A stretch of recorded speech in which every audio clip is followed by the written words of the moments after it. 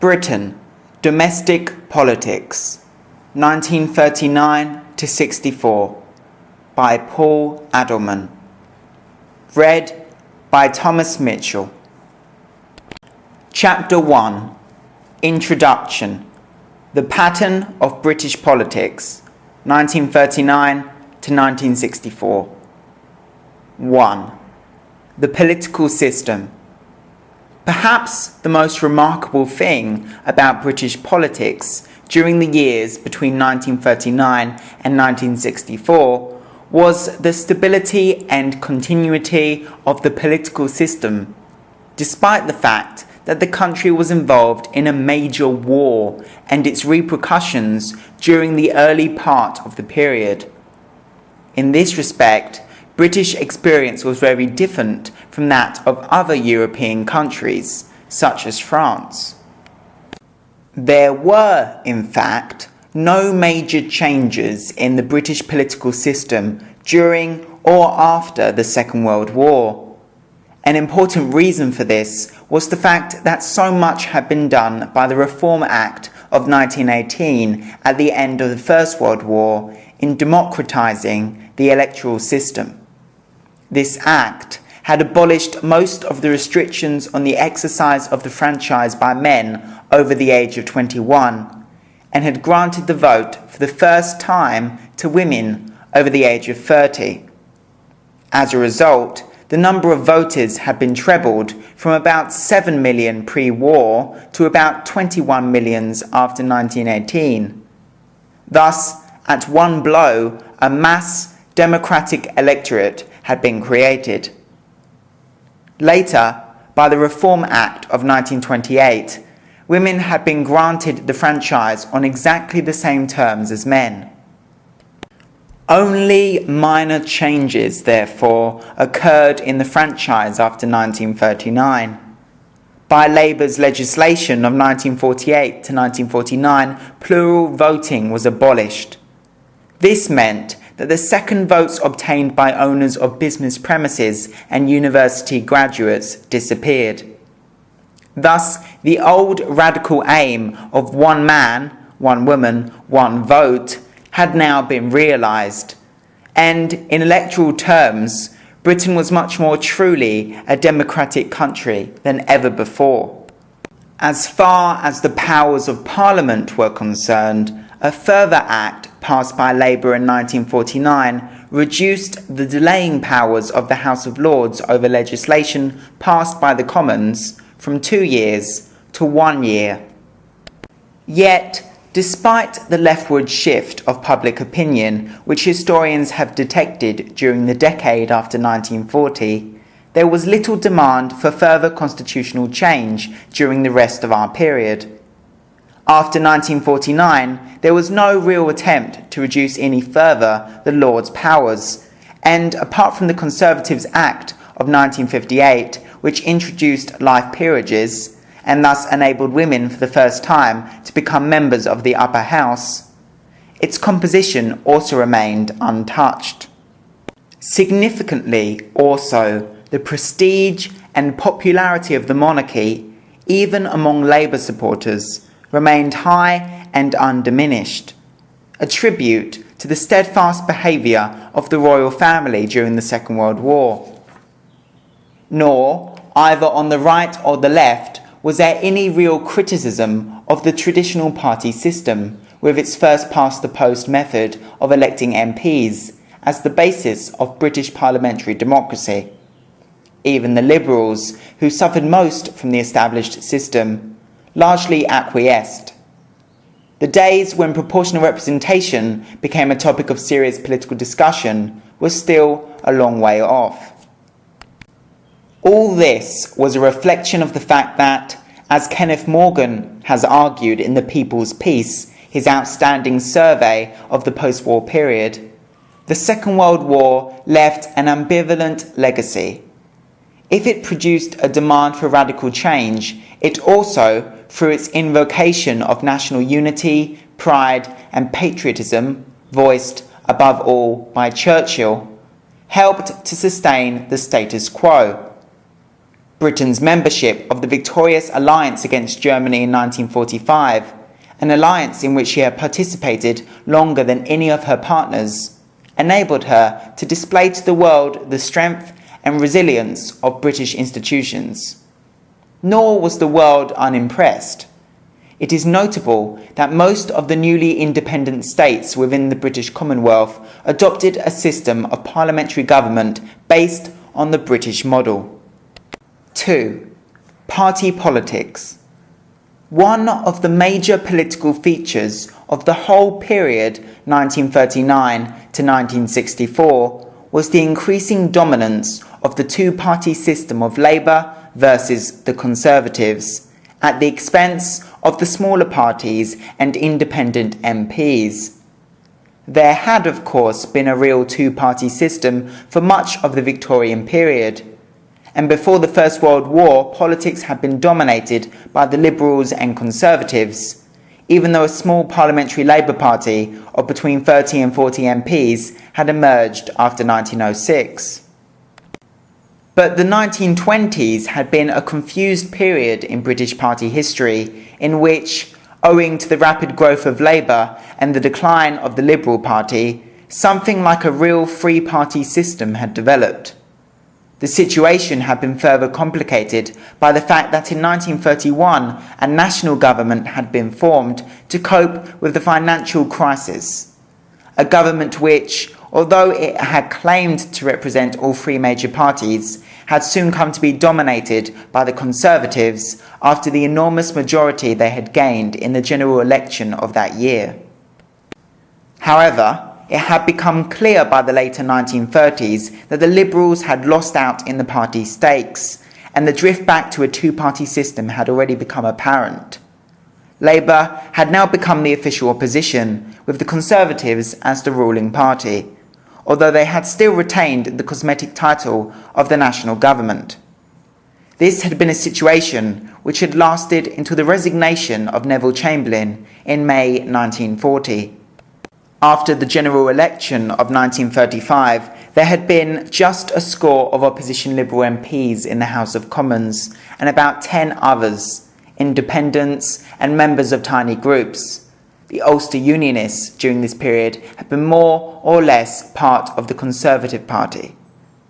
The Liberals had still possessed a residue of political influence, a tribute more to their past than to their present, and had, in fact, been given 2 places in Churchill's coalition in May 1940, although not within the cabinet. During the war, there was no overt party conflict owing to the electoral truce and the eventual cooperation of all 3 major political parties, Conservative, Labour and Liberal, as members of the coalition government. After 1942, this wartime unity extended also to agreement over plans for post-war reconstruction. The coalition finally came to an end with victory over Germany in the spring of 1945.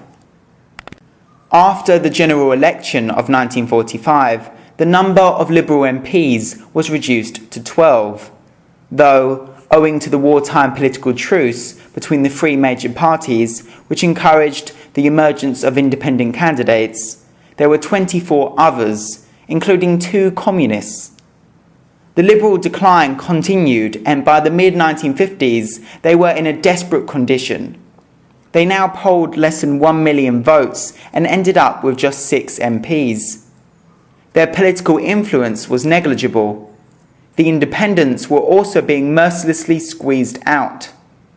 By 1964, at the very end of our period, although the number of Liberal MPs was up slightly to 9, a reflection of the discontents of Tory voters, there was not one independent or representative of a minor party in the House of Commons.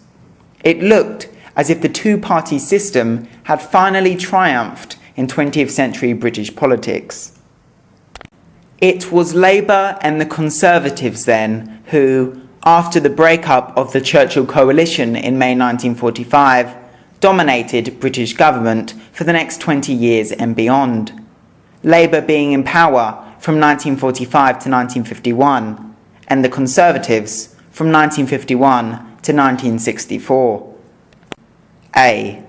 The Labour governments, 1945 to 51. The general election of July 1945 swept Labour into power with an overwhelming majority in the House of Commons. The government that was then formed under the leadership of Clement Attlee proved to be one of the most powerful and constructive in modern British history. It was dominated by a small inner circle of experienced and confident ministers. Attlee himself, together with Ernest Bevin, Herbert Morrison, Sir Stafford Cripps, and Hugh Dalton. They had the loyal support of every major section of the Labour Party, especially the trade unions. It was this that helped to give the new Labour government its unity and strength. On the domestic front, the major long-term achievements of the new government were twofold. The first was the nationalisation programme. This began with the Bank of England in 1946, involved the takeover of a number of major industries, coal, transport, gas and electricity, over the next 2 years, and ended with the nationalisation of iron and steel in 1949. By 1951, about 20% of British industry was under public ownership, and Britain therefore experienced a mixed economy, combining state and private ownership. The second achievement was the introduction of the welfare state. Its foundations were a universal and comprehensive system of national insurance, and the National Health Service, NHS, introduced by Aneurin Bevan in 1948. The whole reform programme was sustained by full employment, economic revival and progressive tax policies, by which the richer you were, the higher the percentage of your income you paid in tax. Despite its overwhelming electoral victory in 1945, what is remarkable in the context of post-war British history is how short-lived Labour's period of power was. After 1949, if not earlier, one can already discern the symptoms of decline within the Labour government. It continued to be beset by balance of payments problems, something which had already undermined its morale in the financial crisis of the summer of 1947. And in 1950 to 51, there was the disastrous impact of the Korean War. Moreover, the unity which had sustained the government so well in its early years was now more difficult to achieve as veterans like Bevin and Cripps retired. And there was growing discord within the reconstructed cabinet over future Labour policy. All this came to a head with the health charges dispute in April 1951 and the subsequent resignation of Bevan. In addition, the middle classes who had helped to produce the electoral success of 1945 were now tiring of Labour austerity and moving back to the Conservative Party, which promised freedom and prosperity. Hence, in the general election of 1950, Labour only just managed to scrape home with a majority of 5. In the general election of 1951, however, the Conservatives, with a majority of only 16, obtained a narrow but firm grip on power. They now began a 13-year period of office, a change in political fortunes which would have seemed astonishing to most political observers in the aftermath of the 1945 election. B. The Conservative governments, 1951 to 1964. Electorally, the 1950s were one of the most successful periods in the history of the Conservative Party. The small majority which Churchill obtained in 1951 was converted into an overall majority of 58 by Sir Anthony Eden in 1955, and this in turn was almost doubled by Harold Macmillan in 1959 when the Conservatives gained an overall majority of 100, a tremendous personal triumph. Conservative success was almost certainly based on the growing prosperity of virtually all sections of the community. But it was also helped by the moderate domestic policies pursued by the Conservative leadership. Churchill, Eden, Macmillan and Hume were all cautious and conciliatory in their attitudes towards Labour's post-war settlement. They were prepared to accept the bulk of its nationalisation programme, the welfare state, and even its trade union legislation. Nor, under the aegis of R.A. Butler and Harold Macmillan, were its economic policies very different in practice from those of the Labour governments. They too were committed to full employment and economic growth through state management of the economy. The fact that the Conservative governments were on the whole prepared to accept Labour's post-war settlement meant that they had no new long-term programme of reform of their own to offer the electorate, and their legislative achievement during their 13 years of power was very limited. Hence the charge of 13 wasted years, which was made against them by their political opponents in 1964. For most historians, in fact, the Conservatives' greatest achievements lie in the fields of foreign and imperial policy, though even there many see Eden and Macmillan building upon the work of their Labour predecessors.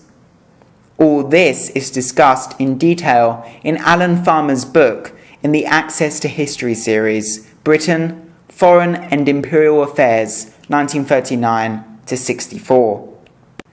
The apparent similarities of Labour and Conservative policies over the whole period, 1945-64, has led some historians to argue that a post-war consensus developed in the field of social and economic affairs particularly, embracing the leaders of both the Labour and Conservative parties. One historian, Paul Addison, has argued in an important book, The Road to 1945, that the origins of this consensus is to be found in the wartime experience and unity of the Churchill coalition government. But the whole notion of consensus is a highly contentious one among historians, and it will be discussed in more detail both in the following chapter and in the conclusion. Despite their electoral success, the Conservatives were dogged by leadership problems during this period, generally linked with moments of political crisis.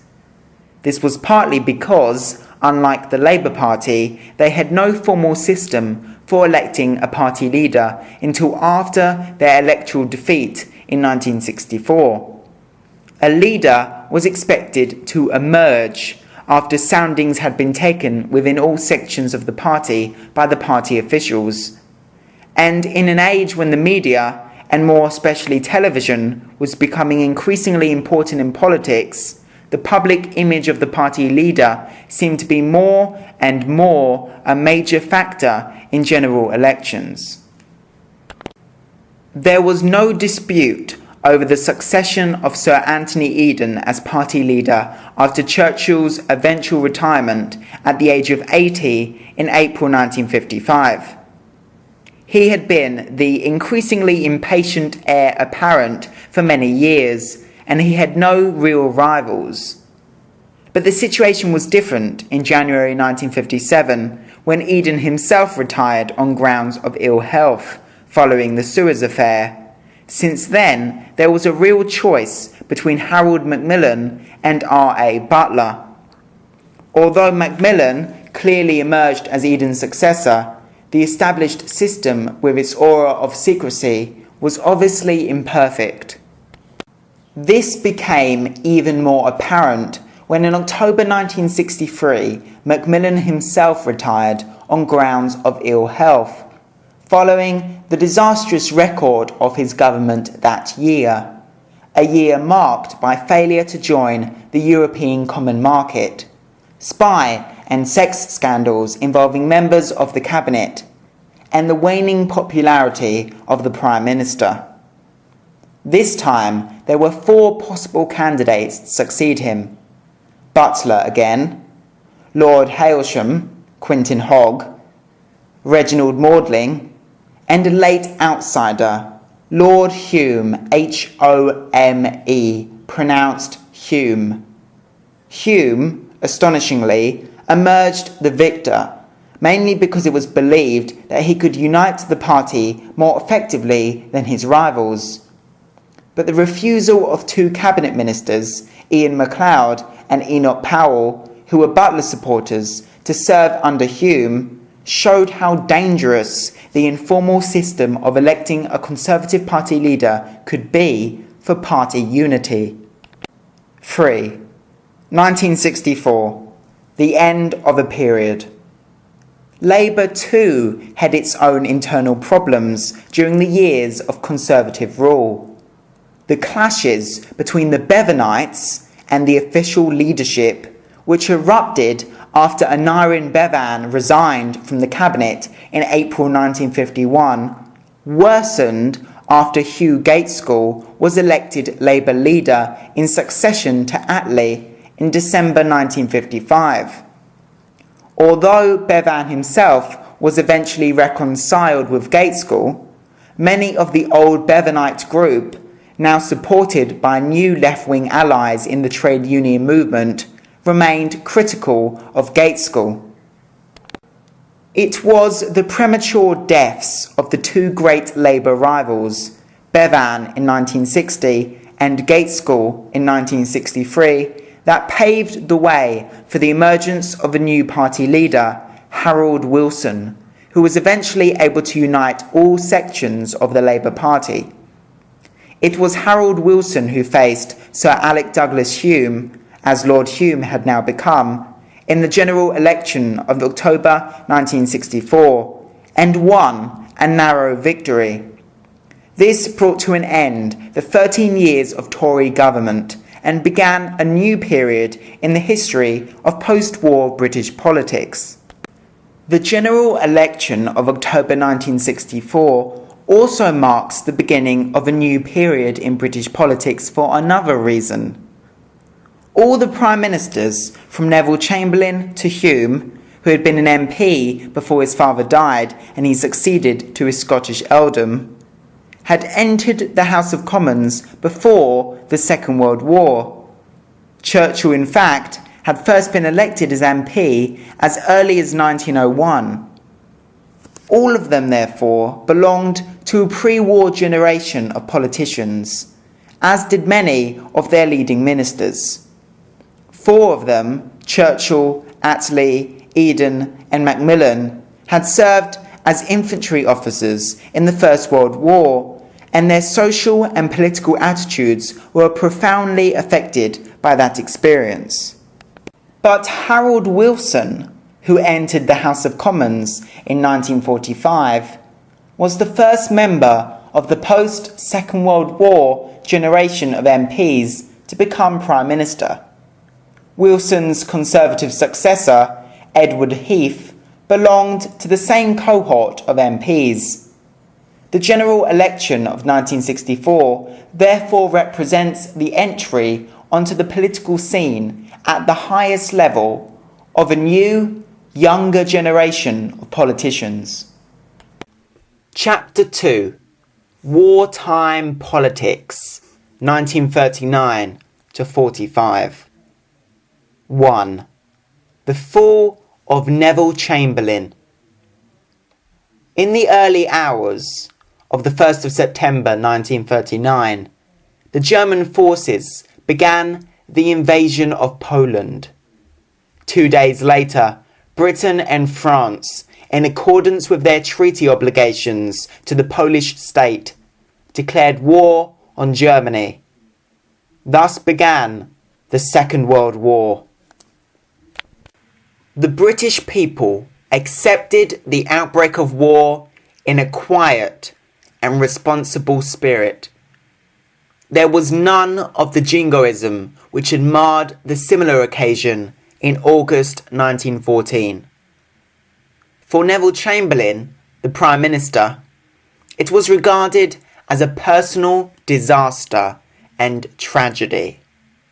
For over 2 years since he had become head of the government in May 1937, with remarkable devotion and dogged determination, he had pursued a policy of accommodation with Germany over her territorial claims in Eastern Europe in order to avoid a general European war.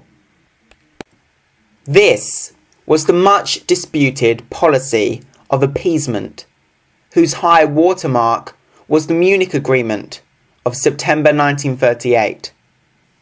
At the time, it had the strong support of the overwhelming majority of Conservatives in Parliament and the constituencies. Only a handful of backbenchers, of whom the most prominent was Winston Churchill, were anti-appeasers, and they remained both unpopular in the party and, as a group, disunited. Now, however, with the outbreak of war, the policy of appeasement seemed to have utterly failed. As Neville Chamberlain said in his gloomy broadcast to the nation on the morning of Sunday the 3rd of September, "Everything that I have worked for, everything that I have believed in during my public life has crashed in ruins." The outbreak of war had little effect on the political situation in Great Britain. A political truce was immediately agreed upon by the three major parties, Conservative, Labour and Liberal, to cover by-elections. This meant that when a parliamentary seat fell vacant, the party which then controlled the seat had the right to nominate a candidate who would be accepted automatically by the other two parties as the new MP. This arrangement did not, of course, apply to candidates from other political parties or independents, a point of some importance since such candidates did stand and win against Conservatives in the later years of the war, and thus provided an important litmus test of the trend of public opinion. The composition of the Chamberlain government changed little. The Prime Minister was prepared to make some gestures towards his political opponents to encourage national unity. But the Labour Party, owing to its personal detestation of Chamberlain, "He always treated us like dirt," said Attlee years later, refused to serve, a decision which was not unwelcome to the Prime Minister. Chamberlain was therefore forced to strengthen his team by the inclusion of the leading Tory dissidents, Winston Churchill, who went to the Admiralty and also became a member of the new War Cabinet, and Anthony Eden. The appointment of Churchill was particularly significant. Though he remained personally loyal to the Prime Minister to the bitter end, his energy, confidence, past political experience and growing popularity meant that he was, in effect, an alternative Prime Minister. Nevertheless, even the inclusion of Churchill and Eden, who was outside the cabinet, did not alter the character of the ministry. It was still dominated by Neville Chamberlain and his henchmen, Halifax, Hoare, Kingsley Wood and Simon, while behind the scenes the Treasury civil servant, Sir Horace Wilson, the arch-appeaser, remained his closest adviser. Neville Chamberlain was not cut out to be an effective war leader.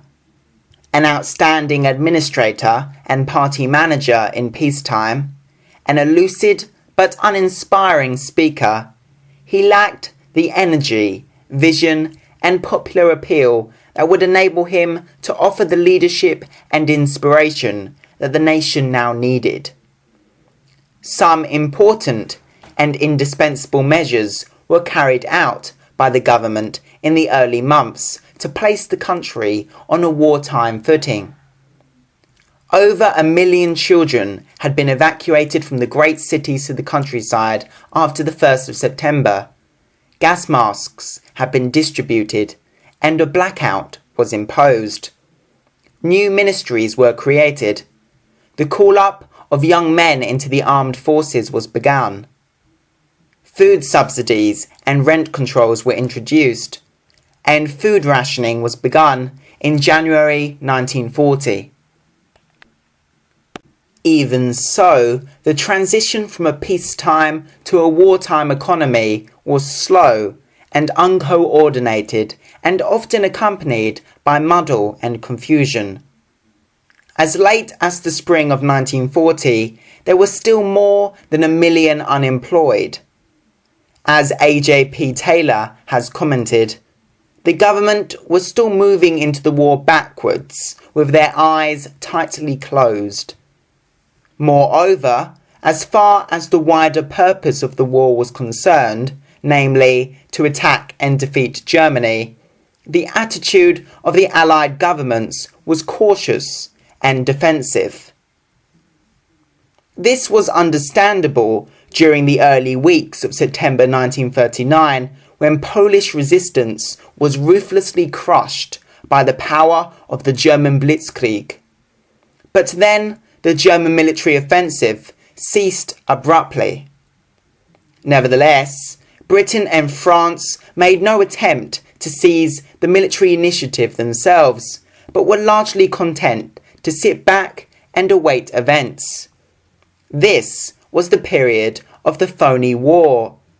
No military activity took place in Western Europe. No air raids occurred. A strange calm prevailed. Ensconced behind the Maginot Line, the French armies, supported by 4 British divisions, believed that they were impregnable and sat tight. The RAF dropped propaganda leaflets over Germany. The British Navy performed its traditional functions of pursuit, patrol, and blockade. Indeed, Neville Chamberlain and other ministers had virtually convinced themselves that naval blockade alone could win the war by depriving Germany of essential raw materials and foodstuffs. Not that the Royal Navy's record in the early months of the war was particularly impressive, despite Churchill's pugnacity. 2 warships, the Courageous and Ark Royal, were sunk by U-boats, and there were very heavy losses to British merchant shipping as a result of submarine action. Only the scuttling of the German pocket battleship Graf Spee in December, after being badly damaged by a British naval force, offset this dismal record. Although Neville Chamberlain still retained much general support among the British public, there was growing unease and bewilderment at the military stalemate. In Parliament, members of all parties were increasingly critical of the government's record. Their fears were soon justified. Early in April 1940, German troops invaded and occupied Denmark, and then moved against Norway. The British government responded to the Norwegian appeal for help by mounting an expedition to seize Narvik and Trondheim. It failed in its main purpose. There was poor planning, lack of coordination between the army and navy, and no real air cover. The British forces were soon forced to withdraw. It was the Norwegian debacle which brought to a head the mounting criticism of Neville Chamberlain's leadership.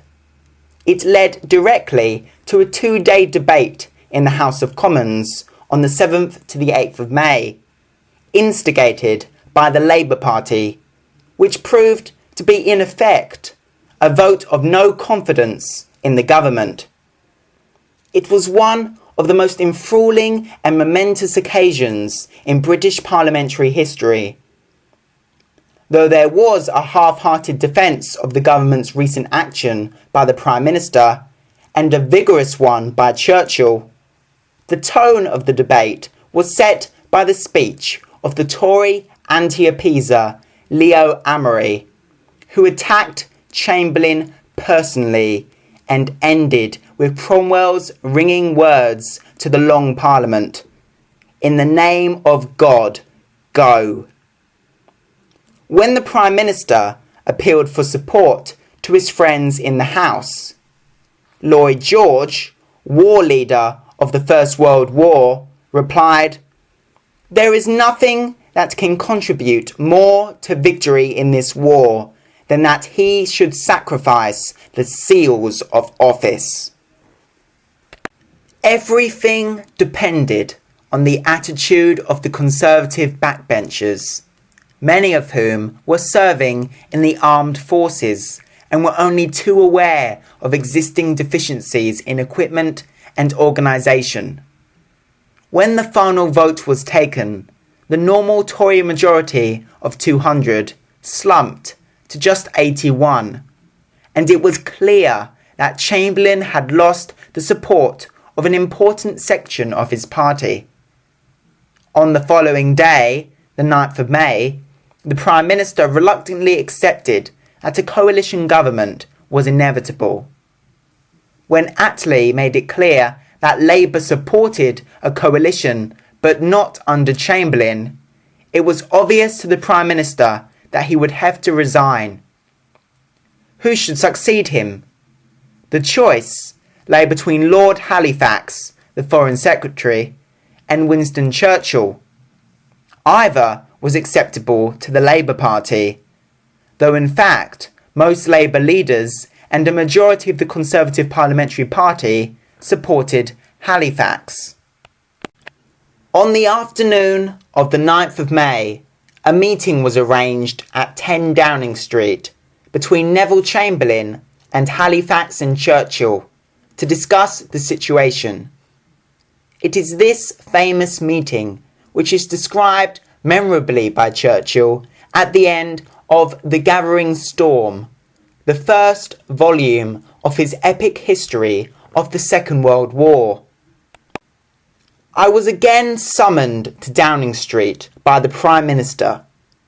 There once more I found Lord Halifax. We took our seats at the table opposite Mr. Chamberlain. He told us that he was satisfied that it was beyond his power to form a national government.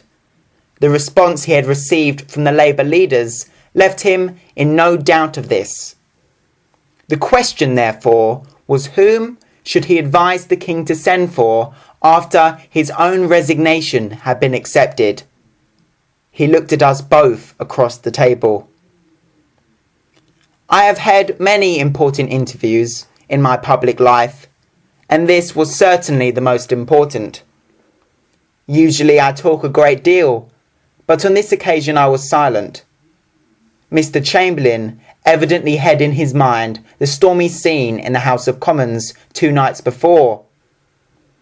As I remained silent, a very long pause ensued. Then, at length, Halifax spoke. He said he felt that his position as a peer would make it very difficult for him to discharge the duties of Prime Minister in a war like this.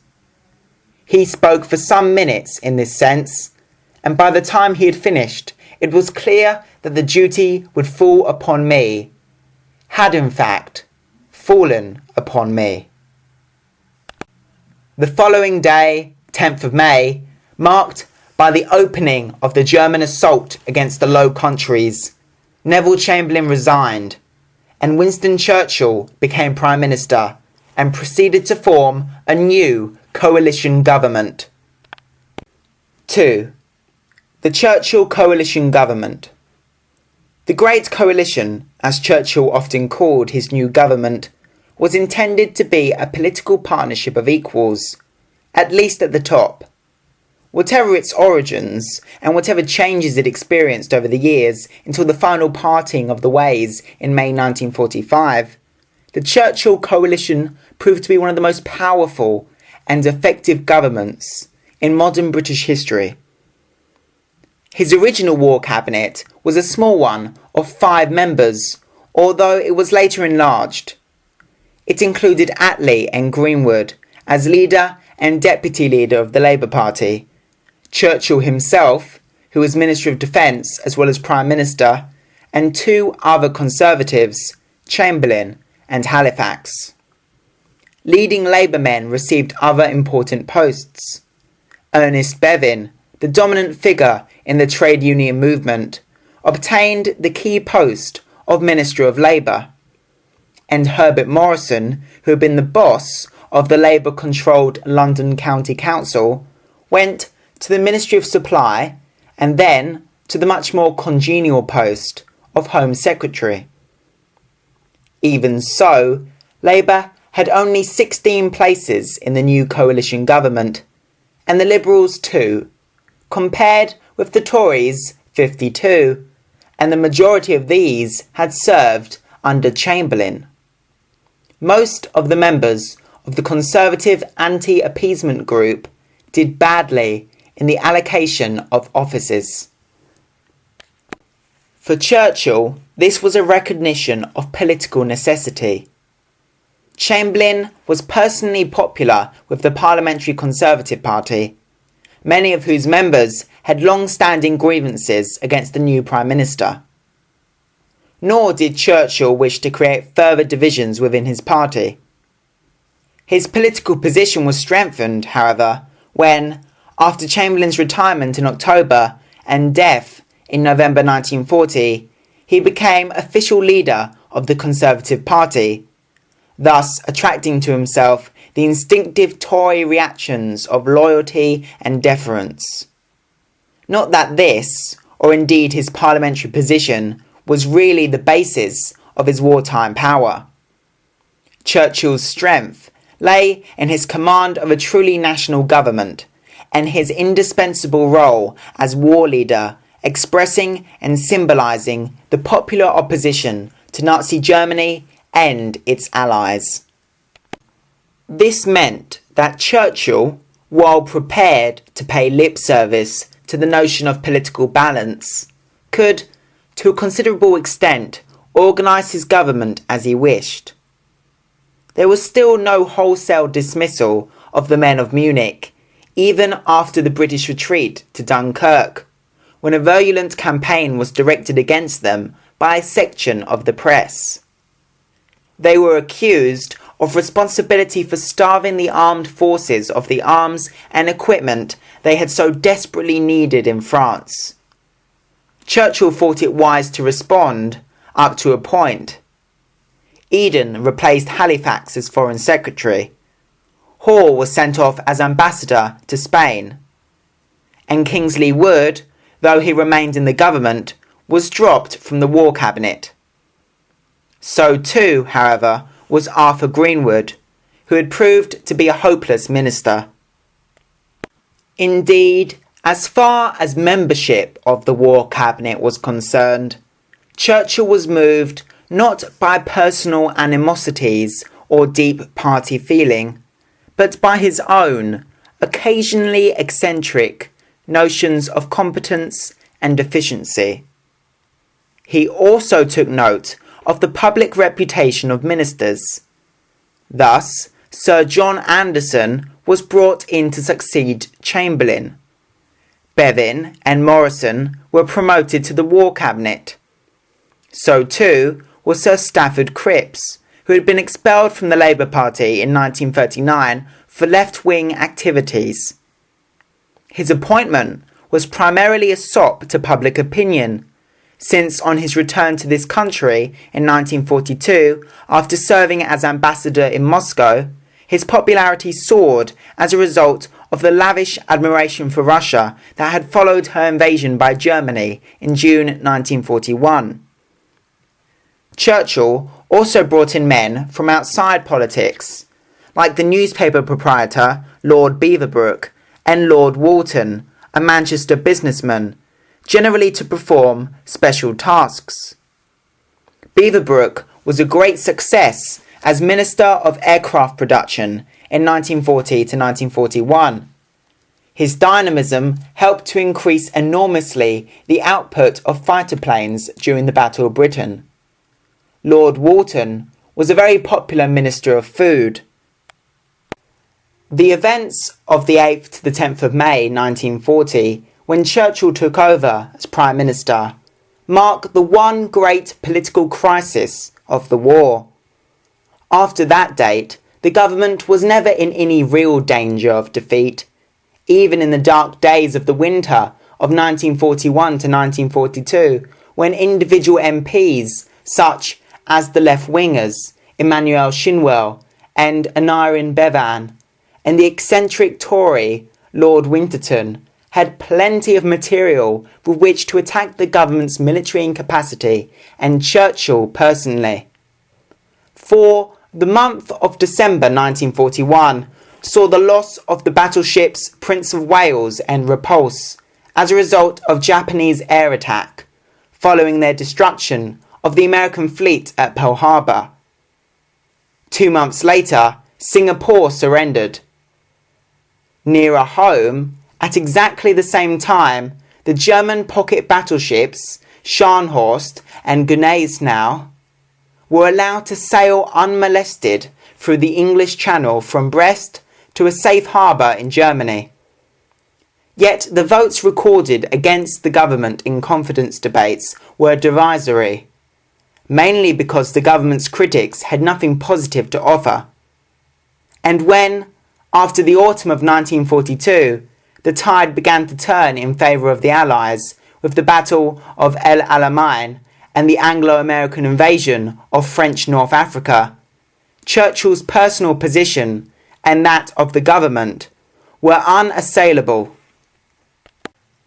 By that time, however, with the prospect of victory coming nearer, opinion at home was beginning to turn towards the problems of the post-war world. Reconstruction, as plans for social and economic reform after the war came to be called, was in the air. It was not a topic with which Churchill had very much sympathy, while a war still remained to be fought and won. 3. The government and reconstruction. By 1942, as even Churchill grudgingly recognised, the public mood in favour of reform was almost irresistible. There were many reasons for this. The formation of the coalition government itself in May 1940 and the disastrous military events which followed had a profound effect. As Paul Addison said in his outstanding book on wartime politics, The Road to 1945, 1940 was the year when the foundations of political power shifted decisively leftwards for a decade. By the autumn of 1942, a major upheaval in public opinion had taken place. Why was this? 2 reasons may be suggested. Dunkirk was one event that drove home in a dramatic and shocking way the revelations of British military unpreparedness. It therefore helped to turn public opinion against those held responsible for this, for appeasement, and, by association, for the pre-war social evils of mass unemployment and social deprivation among the urban working classes. It was a point underlined for all classes by the revelations of conditions among many evacuees, almost all from the poorer areas of the great cities, in the early months of the war. Baldwin, Chamberlain, and their associates were regarded as the guilty men, the title of the outspoken book attacking them and their policies by Michael Foot and 2 other journalists, which sold 200,000 copies in 1940. Such pre-war policies, it was increasingly felt, must not be tolerated again. A people's war, in the slogans of the time, necessitated a people's peace. 1940 also saw a new emphasis on planning for war. The total mobilization of the whole nation and its resources for the war effort. Only through the power of the state to plan and direct could the nation hope to survive and win through to ultimate victory. But planning also implied egalitarianism, equal shares for all, symbolized, as Addison suggested, by the ration book. It was this new commitment to planning, equality and reform that was expressed in wartime through the media, largely dominated by leftist writers and intellectuals such as J.B. Priestley, whose Sunday evening postscripts were heard by millions on the wireless in the summer of 1940. Popular newspapers like the Daily Mirror and the influential magazine Picture Post put over a similar message.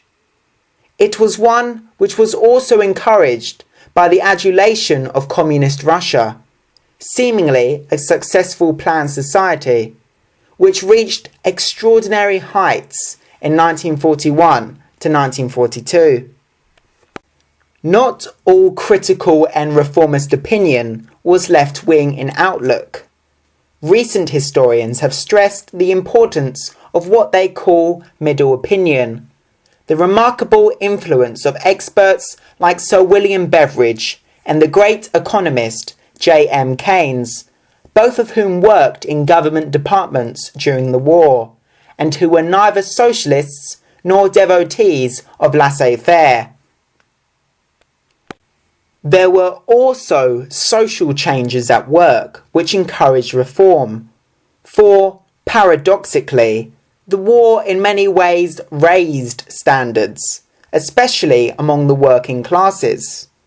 Health improved, partly as a result of wartime diet and free school meals, milk and orange juice. This factor, together with increasing real income and the virtual elimination of unemployment, produced rising expectations. That is, the public's commitment to a society based on continually improving standards of prosperity and welfare. Whatever their private views, it was an ideal to which politicians of all parties were bound to respond. From a strictly party political point of view, it was the Labour Party that gained most from this profound change in the public mood. It both contributed to and benefited from the movement for reform, especially as Churchill was unwilling to provide a lead. Indeed, from the moment war broke out, the Labour Party had seen it not just as a struggle against Nazism, but one in favour of a better post-war Britain.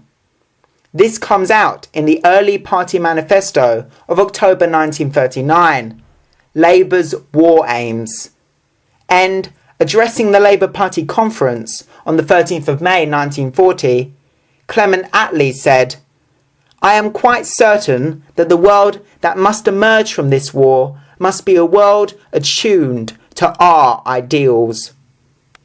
Now, as members of the coalition government, Labour was in a position to seize the initiative in the reform movement. For while Churchill concerned himself with grand strategy, the home front was dominated by Labour's Big Three, Attlee, Bevin and Morrison. Not only did they make an outstanding contribution to mobilisation and defence, they were also able to push their ideas on domestic policy through the government committees on which they served, especially the key Reconstruction Committee, where another Labour man, Arthur Greenwood, was in charge in its early days in 1941. It was largely due to Labour influence and pressure that some important social legislation was passed even in wartime. The means test for the payment of benefit was ended. Allowances and pensions were raised. Bevin's Catering Wages Act aimed at improving conditions in a notoriously backward industry. But inevitably, major legislation had to wait until victory was nearer. 1942 thus proved to be the key year in the development of the government's Reconstruction programme. Sir William Beveridge, an academic and former civil servant who had been closely associated with the liberal social reforms before the First World War, had been appointed by Arthur Greenwood to inquire into the whole field of social insurance.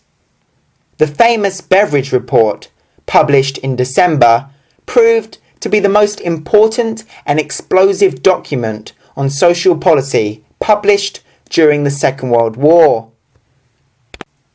In his recommendations, Beveridge proposed a unification of the existing schemes of social insurance in order to provide a universal insurance scheme, from the cradle to the grave, which would safeguard the whole population against the normal interruptions of working life, unemployment, ill health, and old age.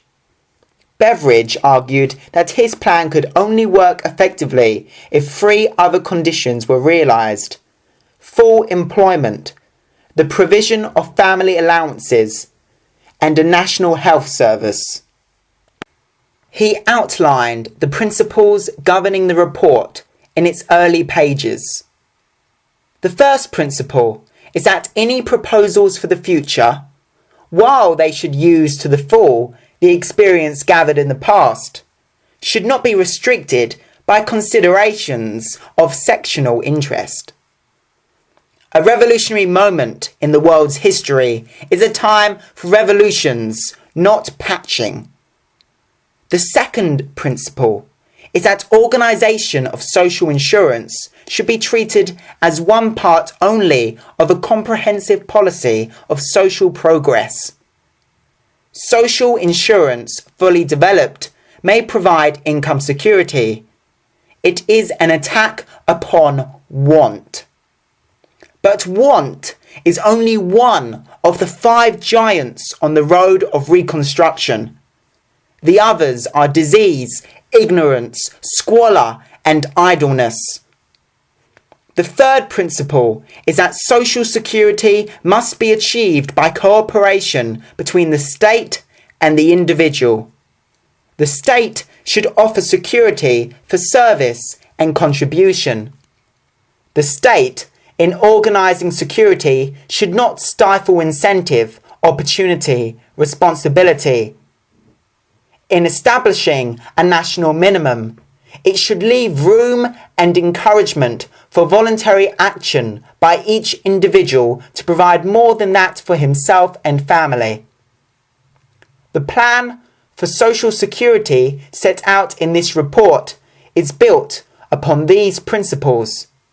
It is, first and foremost, a plan of insurance, of giving in return for contributions benefits up to subsistence level, as of right and without means tests, so that individuals may build freely upon it. It was the assumptions and implications of the report, rather than its details, that caught the public imagination. The response was enthusiastic and overwhelming. 635,000 copies were sold during the war. However, the government's reaction was more hesitant. The Labour ministers were strongly in favour. The Conservatives far less so. Churchill and his Chancellor of the Exchequer, Kingsley Wood, were worried about costs and anxious not to enter into any immediate financial commitments or buoy up the public with false hopes. Nor was the attitude of the majority of Tory backbenchers very encouraging.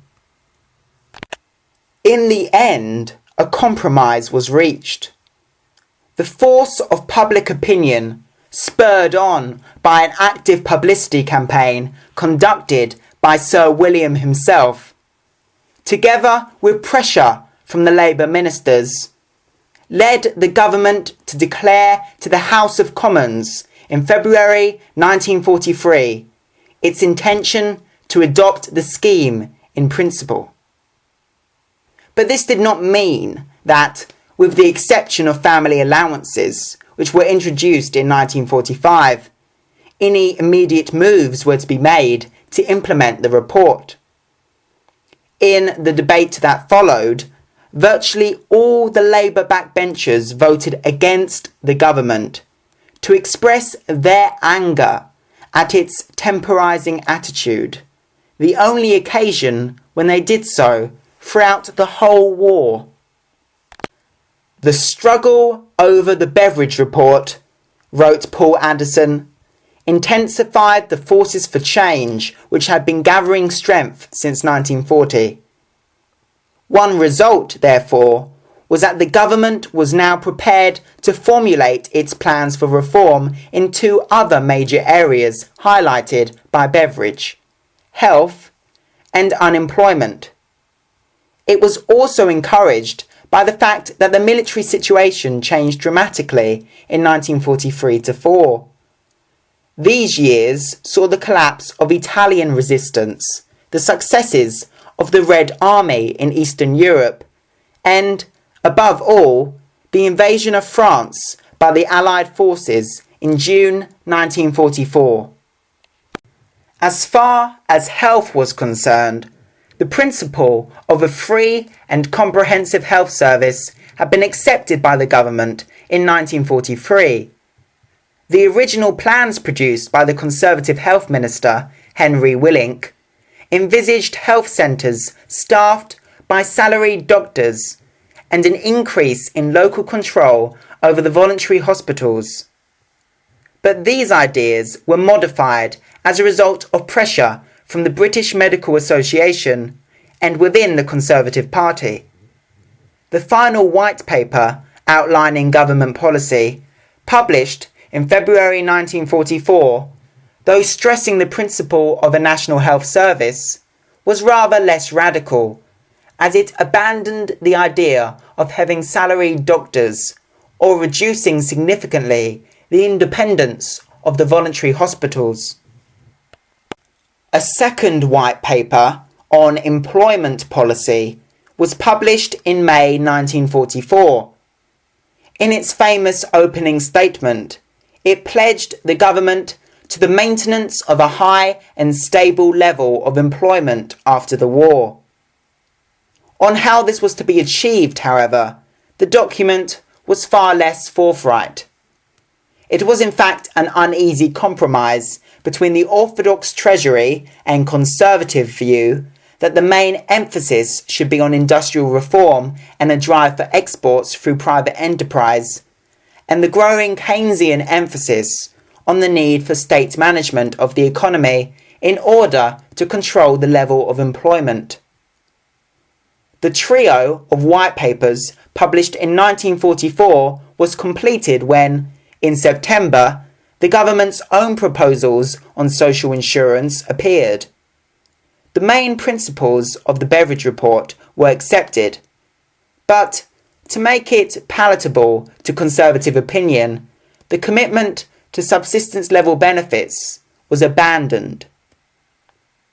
1944 also saw the passage into law of a major piece of legislation, the Butler Education Act. Mainly due to the skill and tact of R.A. Butler, President of the Board of Education, who got little support from Churchill, his original proposals proved to be largely uncontroversial. The Act established for the first time in the history of state education in Britain a free national educational system under the direction of a Minister of Education. In the secondary sector, there was a tripartite division into grammar, technical, and modern schools based on parity of esteem. the school leaving age was to be immediately raised to 15. In return for greater state control over the voluntary church schools, religious education and a daily act of religious worship was made compulsory in all schools. One final proposal completed the pyramid of reform plans built up in 1944. Everyone recognised that housing was bound to be a major priority in post-war development, and this was closely linked with the problem of land development and compensation. But over this latter issue, the parties were deadlocked. All that was achieved in this field, therefore, was an innocuous town and country planning bill. In effect, housing policy was postponed until after the war. The fact that a wide-ranging programme of reform was formulated by a coalition government has led Paul Addison, as indicated in Chapter 1, to argue that a consensus over policy emerged during this period affecting the two major parties, Conservative and Labour. The national unity of the war years, he has written, gave rise to a new consensus at the top which dominated Britain long after the last bomb had fallen. He has suggested that during these years the leaders of both parties came to adopt a roughly similar outlook on the aims of post-war social and economic policy and the means by which they could be achieved. This implied three things in particular: commitment to full employment, the acceptance of a mixed economy, that is, increased state direction alongside a basic system of private enterprise, and a comprehensive welfare service. Addison's view of consensus also implied two other developments. First, that the political outlook of Conservative and Labour leaders was more pragmatic than ideological. That is, they were both concerned with supporting reforms that would actually work and be widely supported, even if they conflicted to some degree with the established principles of their respective parties. As a consequence, there was an inevitable movement by members of both camps towards the middle ground in politics, towards ideas and policies which represented a compromise between socialism on the one hand and free enterprise on the other. And, secondly, as one would expect, the intellectual basis for that middle ground was provided by those high priests of middle opinion, Beveridge and Keynes. Addison's notion of a wartime consensus has been strongly criticised by some recent historians who have argued forcefully that wartime unity and agreement was much more limited than Addison claimed. In 1941-2, for example, Labour ministers strongly promoted their own plans for nationalisation of such industries as coal and the railways when problems relating to their organisation in wartime arose. This led to bitter disputes with their Conservative colleagues in cabinet or committee, for whom such ideas were anathema. Similarly, in the last years of the war, Labour stuck to its own policies over health, land reform and economic controls, and these went considerably beyond what had been agreed to by the coalition. However, Labour's ministers were not prepared to break up the coalition government over these issues. They believed it was tactically wise to squeeze all that could be got from the coalition by way of reform, even if it meant compromise over Labour principles, before a general election came, an election which most of them believed they were unlikely to win. Labour's rank and file were considerably more impatient. They wanted immediate reforms and an even tougher line over policy as the price of remaining in the coalition. Their frustration came out, as we have seen, in their anti-government vote in the beverage debate and in their clashes with Labour ministers, especially Bevin, over government policy. Aneurin Bevan spoke for many Labour MPs when he argued in the Commons that the support of Labour's leaders for the White Paper on employment policy, which merely meant reforming capitalism, undermined the principles of socialism and public ownership. That same year, at the 1944 Labour Party conference, a resolution in favour of wholesale nationalisation, including land, heavy industry and all forms of banking, was introduced by one left-wing delegate, Ian Mikado, and carried in defiance of the National Executive. Hence, as one critic of Addison concludes, party politics were alive and well under the surface of wartime unity. 4. The 1945 general election. By the spring of 1945, with Allied armies driving towards Berlin from both east and west, the position of Germany was hopeless. And on the 7th of May, the German High Command surrendered unconditionally. With the effective end of the European campaign, the question of the government's future became of immediate political importance. Churchill favoured continuing the coalition until the end of the war against Japan, though his party advisers, hoping to cash in on Winston's popularity and the euphoria of victory, favoured an immediate election.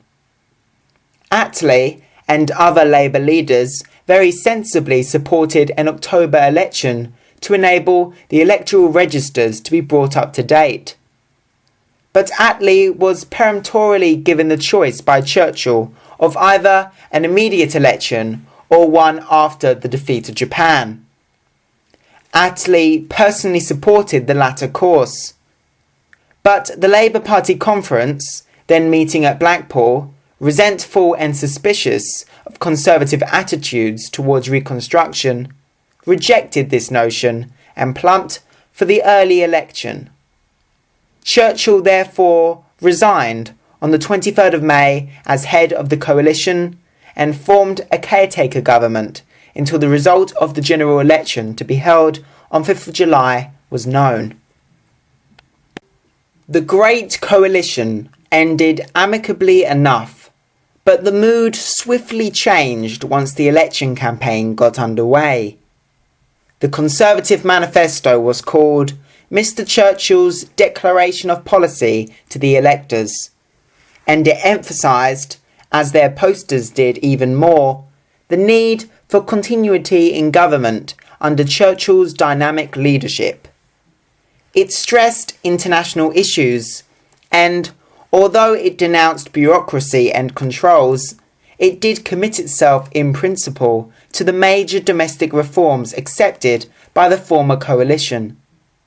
Labour's manifesto, Let Us Face the Future, made no mention of personalities, but indicated clearly and precisely what its programme of domestic legislation would be if returned to office, particularly public ownership and improved social services.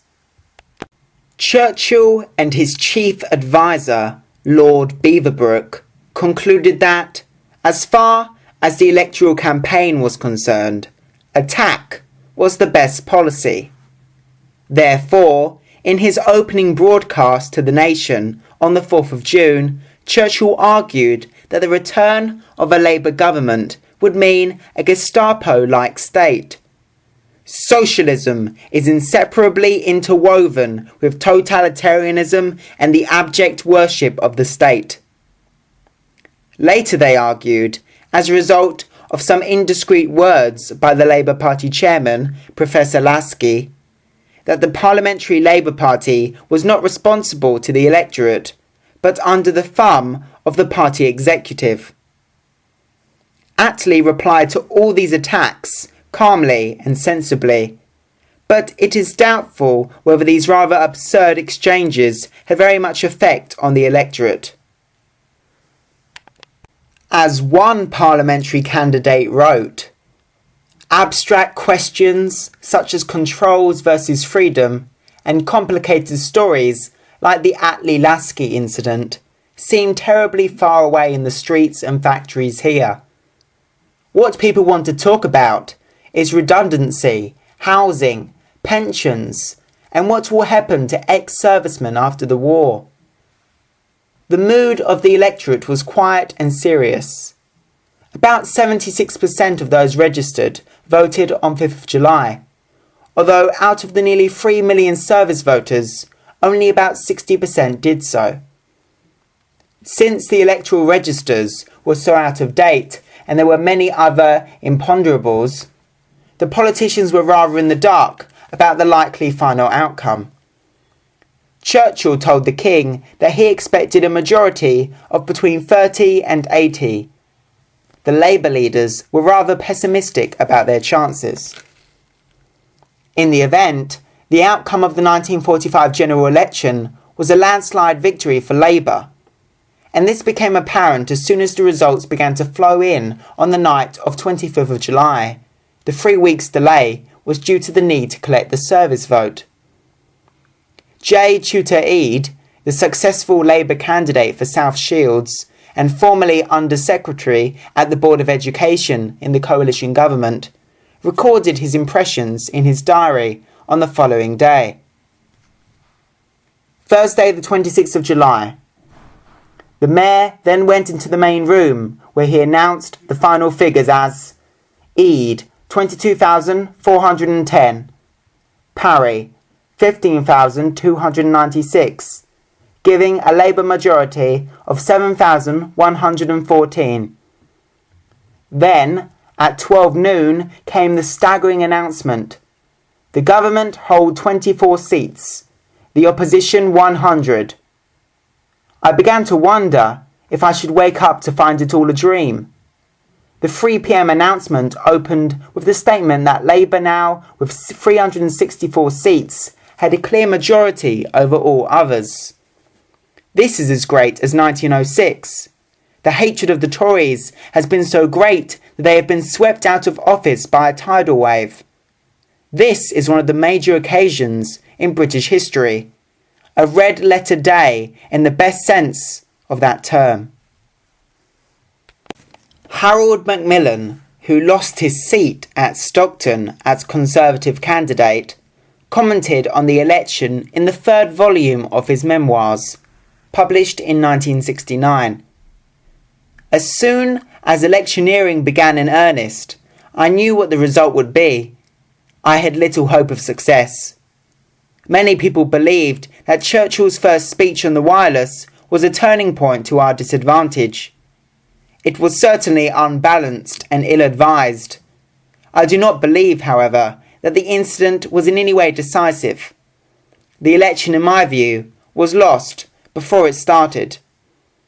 Vast crowds turned out in flocks to see and applaud him, Churchill.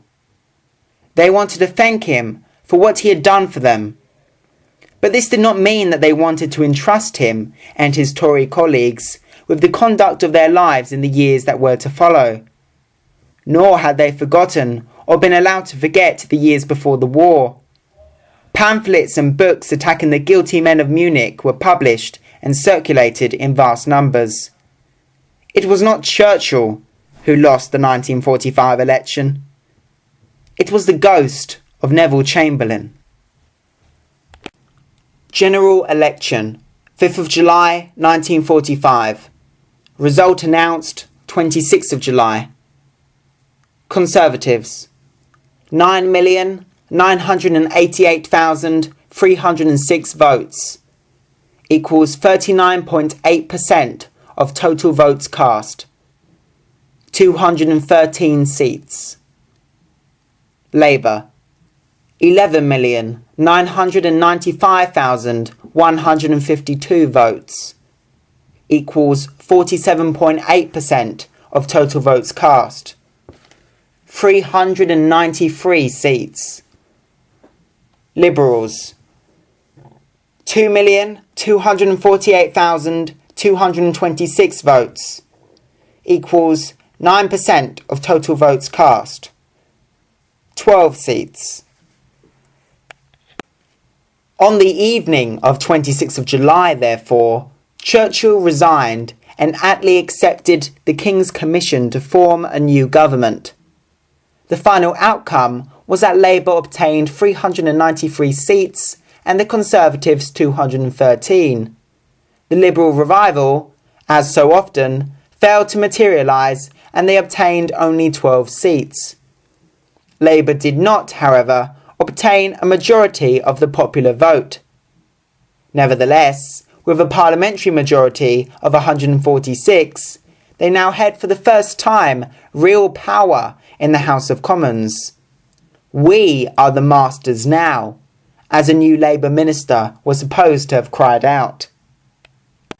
How are we to account for this remarkable victory? It is doubtful whether the detailed party programmes or the election campaign itself had much to do with the final result, although the smear campaign against the Labour Party undoubtedly backfired, while the latter's attack on the pre-war record of the Conservative Party was undoubtedly effective in its way. Indeed, as most historians agree, the Labour Party's victory was primarily due to the voters' assessment of the past. It was the Tories, as we have seen, who were blamed, rightly or wrongly, for pre-war unemployment, appeasement, and the failure to rearm. And it was the Labour Party which gained most from this revulsion against the Tories' pre-war policies and the leftward shift that followed from it.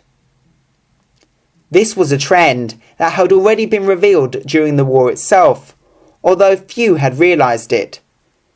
In 1941 to 1942, the Conservatives had lost 3 seats in by-elections to independent socialist candidates. And in 1943, the Gallup poll, ignored by most politicians as newfangled and unreliable, had given Labour a 10% lead over its opponents, a result which it had reiterated on the eve of the 1945 election. This had been a remarkably accurate prediction for the time. The swing to Labour from the Conservatives was in fact 12%. The voters' reaction against the Conservative Party as a result of their memories of pre-war Britain was the major negative factor that helped Labour. But the Labour Party also had 3 positive factors in its favour. First, as a result of wartime experience, there was now more support for collectivism, for planning, for a more egalitarian society, and all this fitted in closely with the Labour ethos. Moreover, these ideas now appealed also to groups outside the old working class core of Labour voters. This in itself illustrates the fact that great electoral upheavals, 1906, 1945, 1979, are often the reflection of deeper changes in intellectual and social attitudes. Robert Blake has suggested, therefore, that the ultimate cause of Labour's victory in 1945 was the conversion of the opinion formers to collectivism and Keynesianism, which dominated British politics for a quarter of a century after the end of the war. Secondly, Labour had proved itself as a party of government and could therefore hope to deal effectively with the major issues of domestic policy on which its thinking had concentrated and in which the electorate was most interested. Finally, it no longer had any effective challenger on the left. The Liberals, with only 306 candidates in the field, had no possible chance of forming a government, and the smaller left-wing parties were negligible.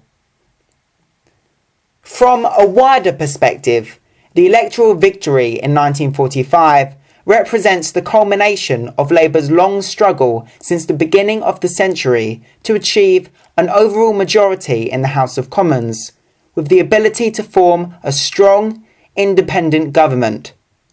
For this reason, and because it coincides with the end of the Second World War, 1945 marks the beginning of a new period in the history of the British people. Chapter 3. Labour in Power, 1945 to 1947. 1. The High Tide of Reform. A. The first Attlee government, personalities and problems. The Parliamentary Labour Party, PLP, which emerged as a result of the 1945 general election, was in many ways a new party.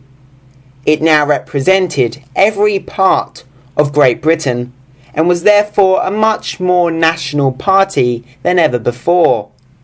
About 2/3 of its 393 MPs were new members, including the three future party leaders, Hugh Gaitskell, Harold Wilson and Jim Callaghan.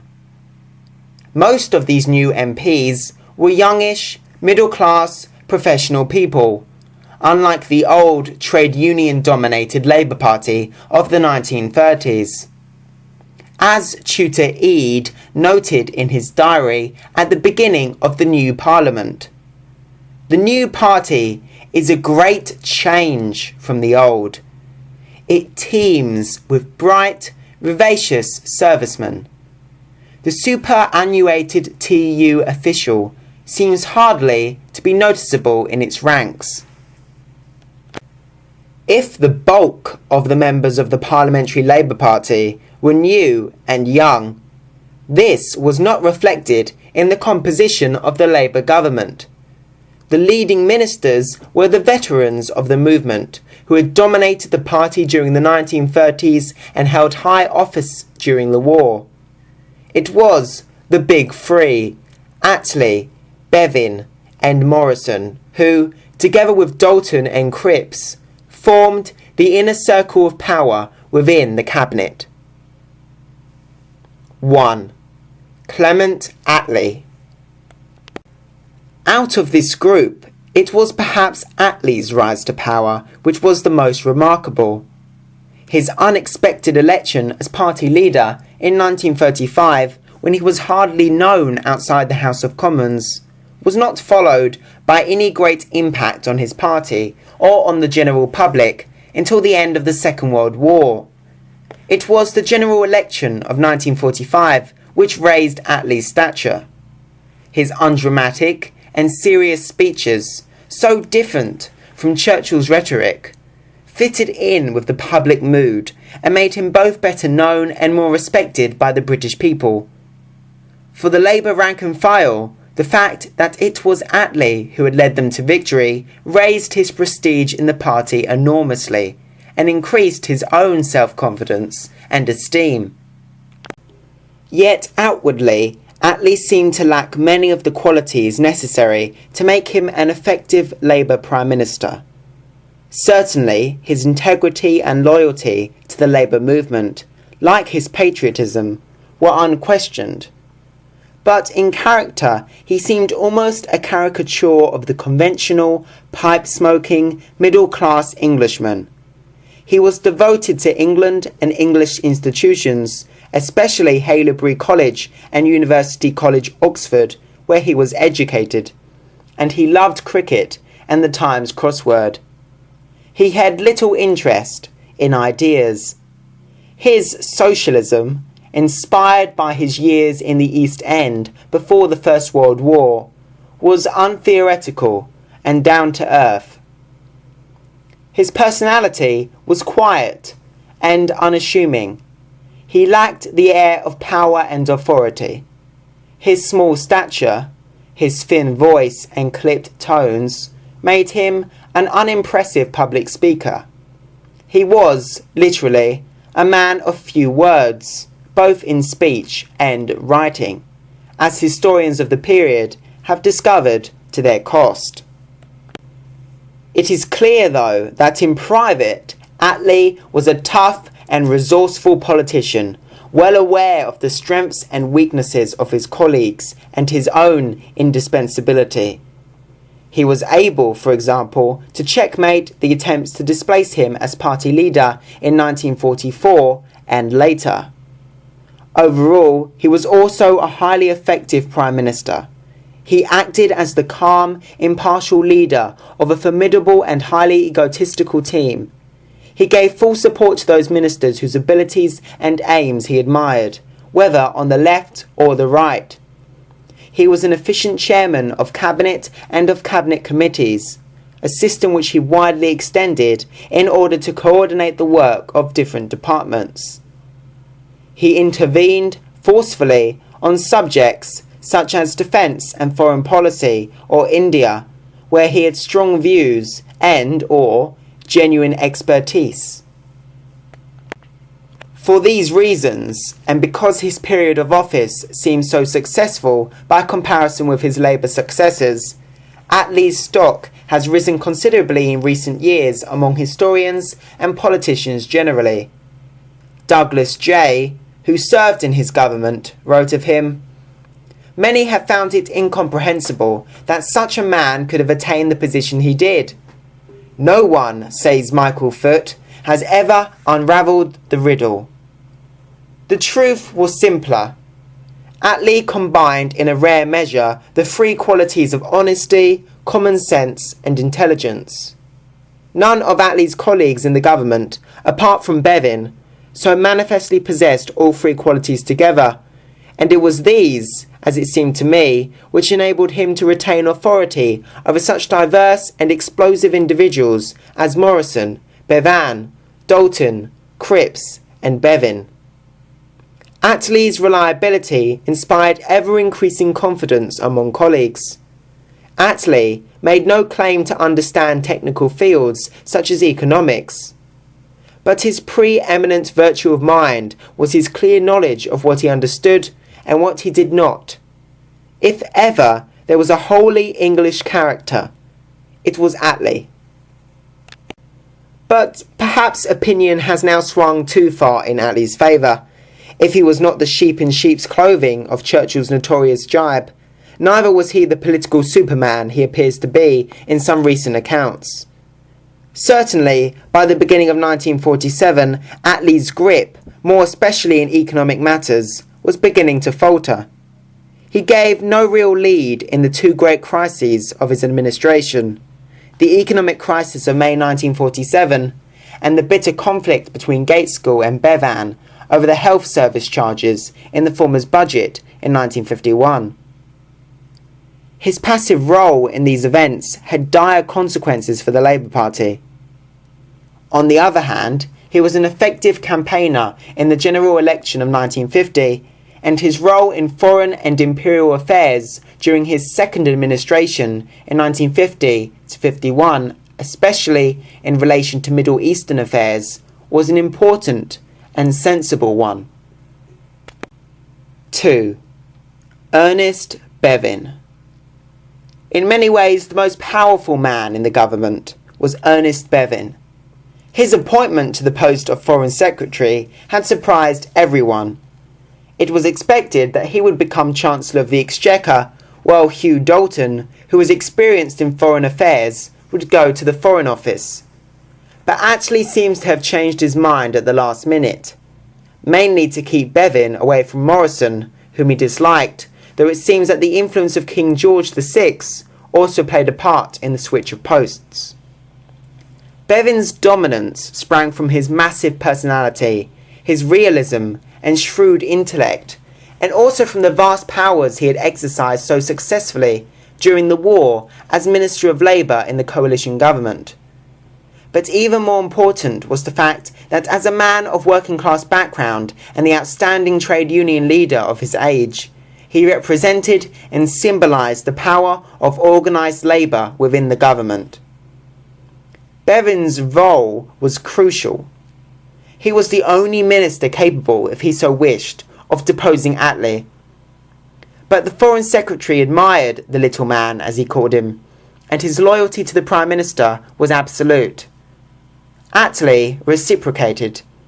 His relationship with Bevan was, he later affirmed, the deepest of my political life, and the alliance between these two very different men formed the rock upon which the unity of the Labour government rested. 3. Herbert Morrison. The third member of Labour's Big Three was Herbert Morrison. The son of a London policeman, Morrison's earlier political career had been built up on his work for the Labour Party in his native city between the wars, notably as head of the London County Council. He had also been a very popular Home Secretary during the war. Morrison was an outstanding organiser. He was the man behind Labour's manifesto and election campaign in 1945. But he was regarded as an intriguer by some colleagues, hence the coolness of men like Bevan. He was also intensely ambitious. He had stood against Attlee unsuccessfully in 1935 for the party leadership, something on which he had set his heart. But in the end, it was an honour which eluded him.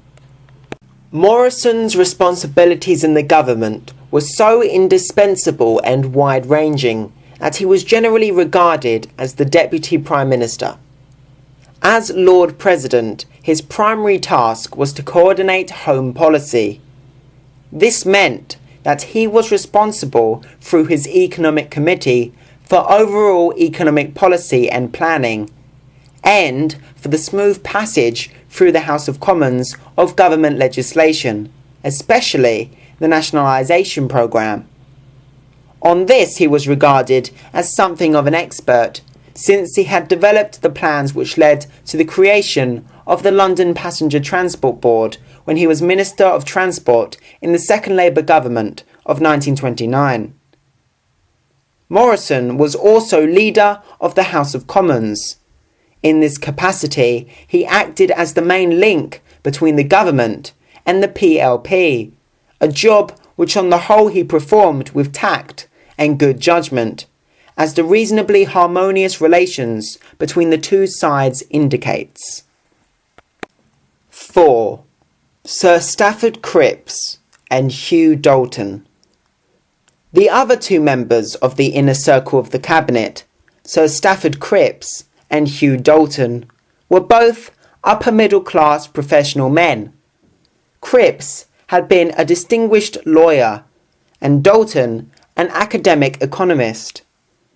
Temperamentally, however, they were poles apart. Cripps was a tall, thin, austere man who had been the idol of the left in the 1930s. His opposition to party policy had led eventually to his expulsion in 1939. During the war, he was given a variety of jobs by Churchill, and his reputation increased. He rejoined the Labour Party in 1945 and was rewarded by Attlee with the post of President of the Board of Trade. He was now more of a technocrat than a left-wing socialist.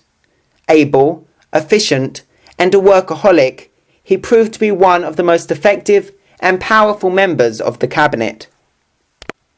Dalton, the Chancellor of the Exchequer, was by contrast a large and breezy individual, loud-voiced, opinionated, and indiscreet. He was one of the more belligerent and self-confident advocates of the government's egalitarian policies, and introduced his budgets with, in his own words, a song in my heart. His career as Chancellor ended characteristically in 1947 as the result of his leak of budget information to a journalist. His political career never really recovered. The left was represented in the cabinet after the premature death of Ellen Wilkinson, the Education Secretary, in 1947, by Emmanuel Shinwell, the Minister of Fuel and Power, and Aneurin Bevan, Minister of Health. Shinwell, one of the original Red Clydesiders who had entered the House of Commons in 1922, was now donning the mantle of respectability, though, as his ministerial career soon showed, he was a disappointing departmental chief. Aneurin Bevan, at 47 the youngest cabinet member, came from a Welsh mining background. A man of outstanding personal and political gifts, he had spent the war years in the Commons sniping at Churchill's leadership and criticising the Labour ministers for their lack of socialist faith. But he was a practical politician who wanted to get things done. As Ernest Bevin said of him, "He can be awkward sometimes, but he's got his head screwed on." Hence, it was a stroke of genius for Attlee to appoint Bevan to an office which turned out to be at the storm centre of Labour's welfare programme, where his real qualities as a socialist and a statesman could be revealed to the full. As a whole, then, the first Attlee government was a powerful and experienced one. It also represented every important section of the Labour movement. It was this that helped to give it its unique unity and strength, and the loyal support of all the major institutions within the Labour Party. The PLP generally towed the ministerial line, though it was more refractory on foreign than domestic affairs. There was a tiny group of fellow travellers who consistently supported the Soviet line, but they were soon expelled as a result of pressure from the authoritarian General Secretary of the party, Morgan Phillips, who maintained a close control of its organisation in the interests of the leadership. More important were the 50-strong members of the Keep Left group, led by R.H.S. Crossman, Ian Mercado and Michael Foot, who were strongly critical of Bevin's foreign policy. They believed that it tied Britain too closely to the policies of the United States, and they demanded an independent socialist foreign policy. But by 1949, as a result of Soviet actions in Germany and Eastern Europe, even that tenuous opposition had fizzled out.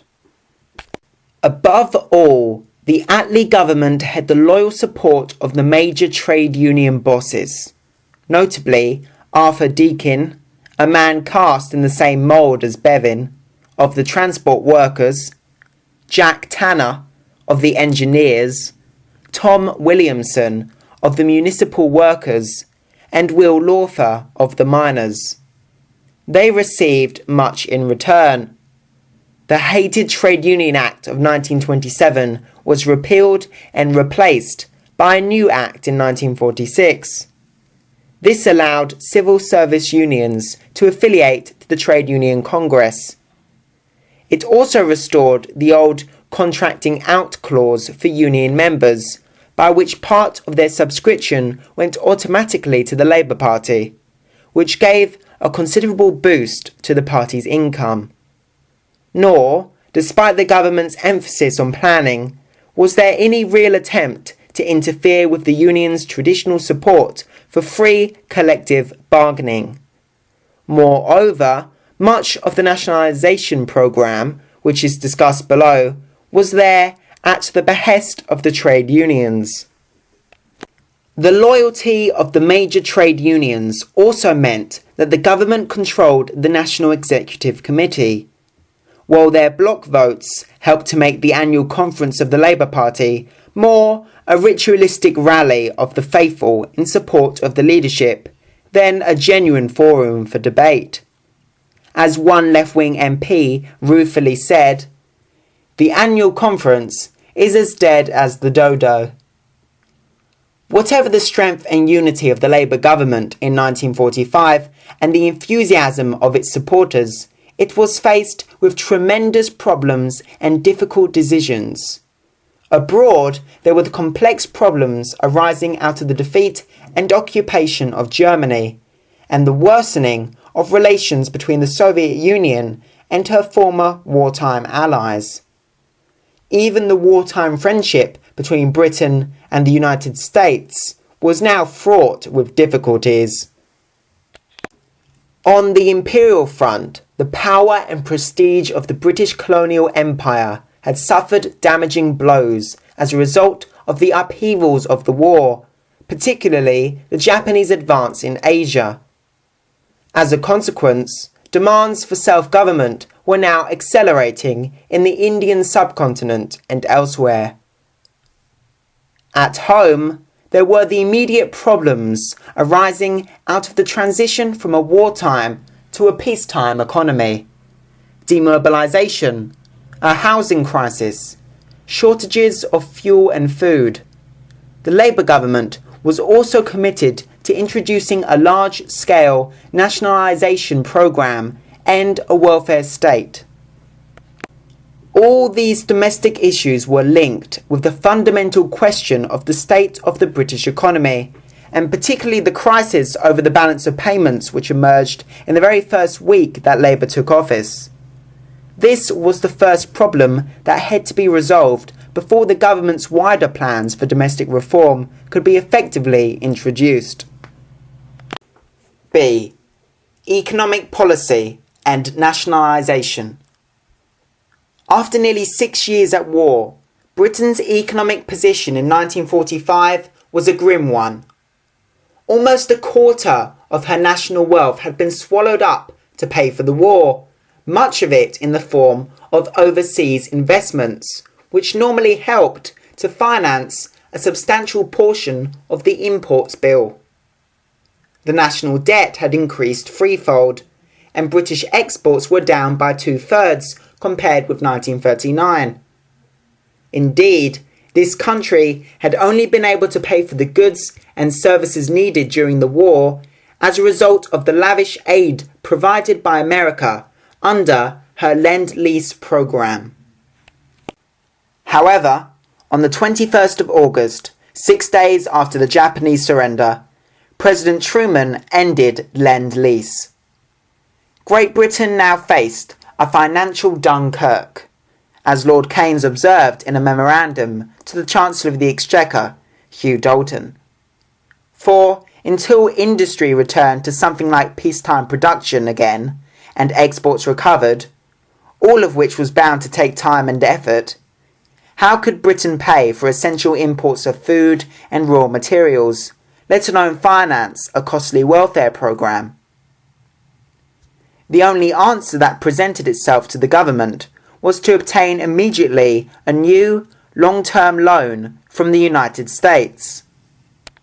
Keynes became the chief British negotiator in securing this, and both he and Dalton hoped that it would take the form of an interest-free loan without strings attached. But owing to the unsympathetic mood of the American negotiators, this proved unattainable. The Americans proposed a loan of $3,750 million over 50 years at 2% interest, repayments to begin in 1951. Furthermore, Britain was obliged to allow sterling to become freely convertible to dollars 1 year after the agreement was ratified by the American Congress. A majority of the Labour ministers and Keynes believed there was no alternative but to accept the American terms. Rejection would mean even further cuts in an already low British standard of living. Shinwell and Bevan were the only two cabinet ministers who opposed acceptance. The PLP went along with the government. The acceptance of the American loan, topped up by a further $1,250 million from Canada, gave Britain the necessary breathing space to enable her to begin the re-equipment of her industry and concentrate on building up export markets. By 1946, industrial production was back to pre-war levels and exports had doubled, though it is important to note that most of the increase was not with North America. This remarkable progress was helped by Dalton's cheap money policy. Industrialists and others could borrow at interest rates as low as 2 to 3%, and by the continuation of wartime controls to encourage production for the export market. The economic boom of the immediate post-war years meant that conditions of near full employment were retained, and this was not upset by the demobilisation of some 4 million of service personnel, which was carried out with reasonable speed and efficiency. The government's commitment to full employment was also underlined by Cripps's generally successful attempts to steer new industries towards the pre-war depressed areas of high unemployment, such as South Wales and parts of the North and Scotland. Apart from full employment, the working classes were also deliberately helped by Dalton's financial policies, which reduced their income tax while increasing that of the rich, and continued food subsidies, as well as introducing generous subsidies for council housing.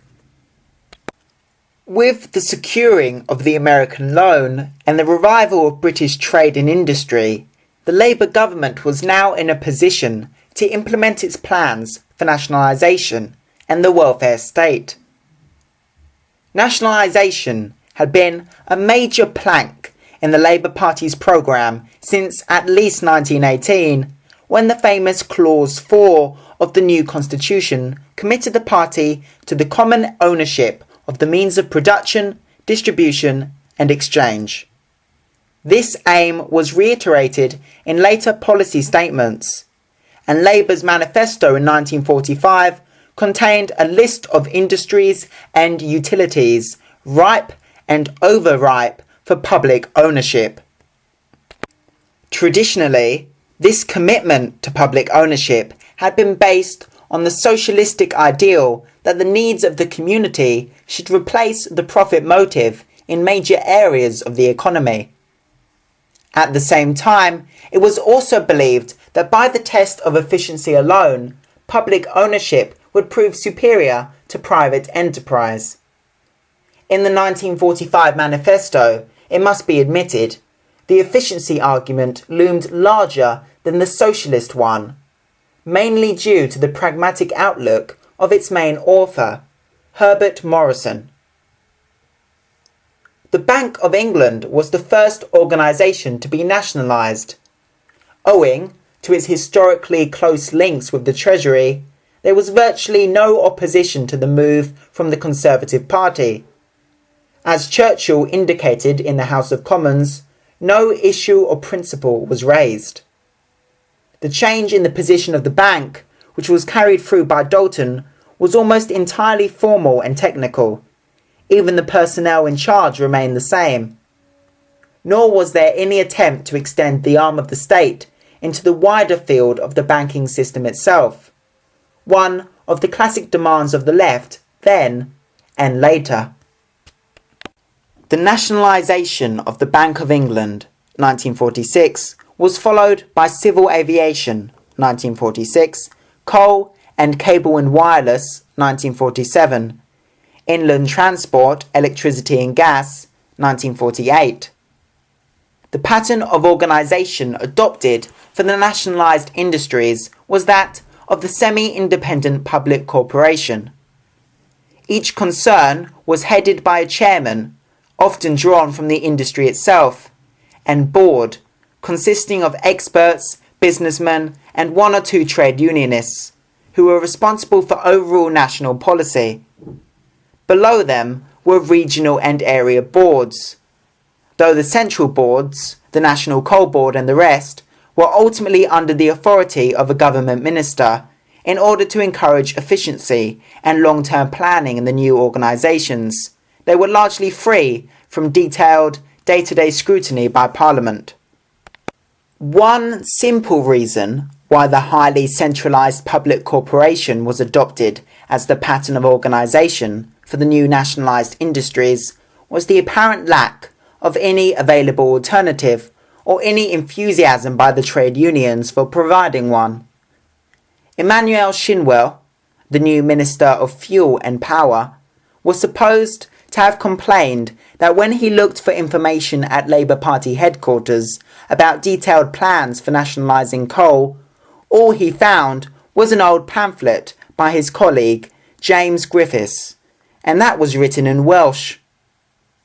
even more important was the strong commitment of Herbert Morrison, who was in charge of the nationalisation programme, to the public corporation ideal. This had been expressed in his book, Socialisation and Transport, 1933, the outcome of his earlier experience in planning the London Passenger Transport Board. There was little but token opposition to this part of the nationalisation programme, though it is true that Conservative resistance was more vigorous after 1947, when the party had recovered its nerve and Labour enthusiasm was beginning to wane. This was partly because many of the proposals concerned public utilities such as cable and wireless or electricity, where state and or local enterprise had always played a significant role. Wartime experience had further familiarised the public with the notion of state control. Nor was it easy to oppose the nationalisation of an industry such as coal, given its admitted backwardness and its appalling record in labour relations. Besides, the emotional commitment of the whole labour movement to the miners' cause was profound and overwhelming. The government was also prepared to make timely concessions to get its legislation through, partly as a result of the Conservatives' vigorous defence of the small road hauliers. For example, this group was excluded from the Transport Bill, which in its final form covered only the railways and large hauliers. The nationalisation pill was also made easier for its opponents to swallow by the generous compensation provided, too generous by far for most Labour supporters. The coal owners, for example, received £164 million for their half-bankrupt industry. If this first major phase of nationalisation was carried through in a relatively peaceful fashion, this was certainly not true of the last item on the agenda, the nationalisation of iron and steel.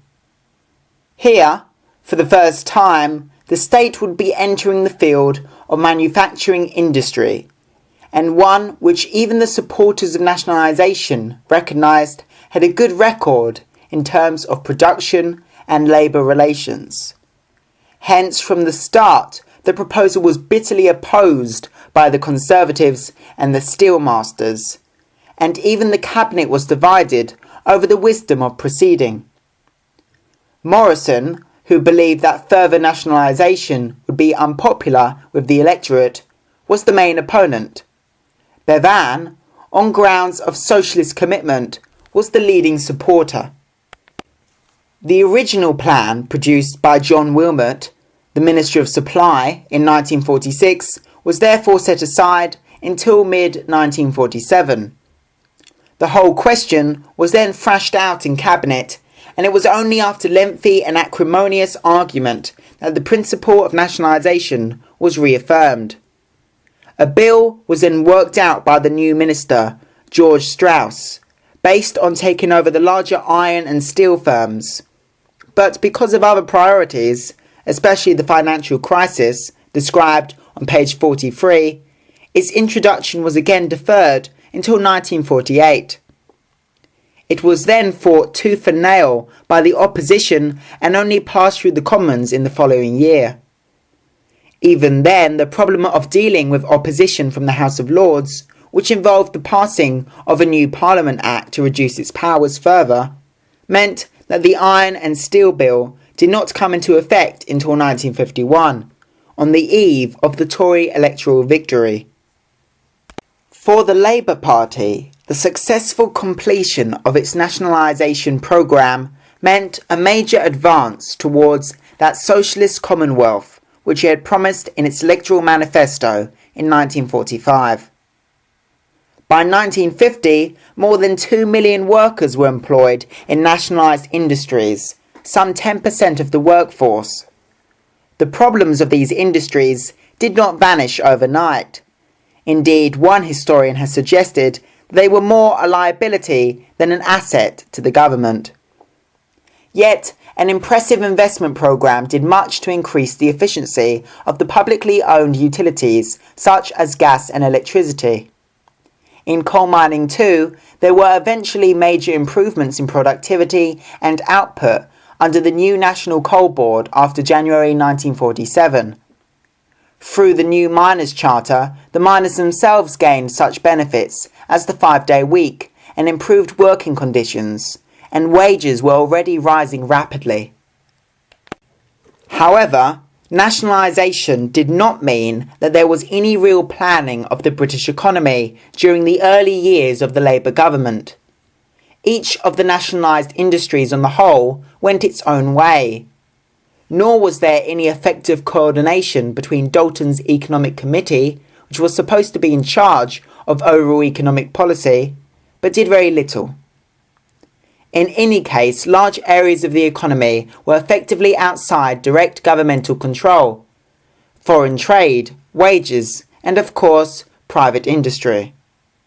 For, despite the advance in public ownership during these years, the plain fact of the matter was that some 80% of British industry remained in private hands. Britain now possessed a mixed economy. Nor was there much public support for further nationalisation. As far as Labour and nationalisation was concerned, the end of the first Attlee government in 1950 heralded, in Kenneth Morgan's words, a twilight period of uncertain, half-hearted commitment. C. The welfare state. The inauguration of the welfare state in Great Britain is rightly regarded as one of the greatest and certainly the most popular achievements of the Labour government. It meant that the state now assumed a major responsibility for the well-being of its citizens in the fields of social security, health, housing, and education. 1. Social Security. The National Insurance Act of 1946, the government's main piece of legislation in the field of social security, was one of the foundation stones of the whole system. On the whole, the Act followed the major proposals of the Beveridge Report. Financially, it was based on the insurance principle of benefits in return for payments, which had been accepted since the Liberal legislation of 1911. But it went much further. The 1946 Act embodied the twin aims of comprehensiveness and universality. This meant that for those enrolled in the scheme, one weekly insurance payment over a working life provided comprehensive cover against sickness, unemployment, and old age. It also applied universally to all paid employees and most of the self-employed and their dependents.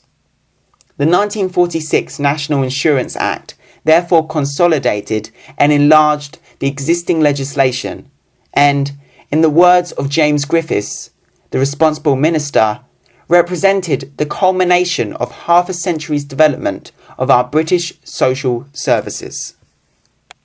The new rates of standard benefit in 1946, £1.60p for a single person, £2.40p for a married couple, roughly followed the subsistence level applied by Beveridge, and, in the same way, the Act also limited unemployment benefit to 30 weeks.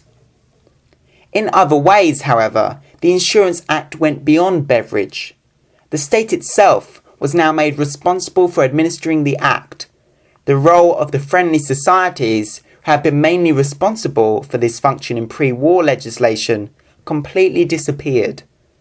Old age pensions, too, were to be paid immediately at the new rates, which were more than twice as high as the then current pension, rather than being phased in gradually as Beveridge had suggested.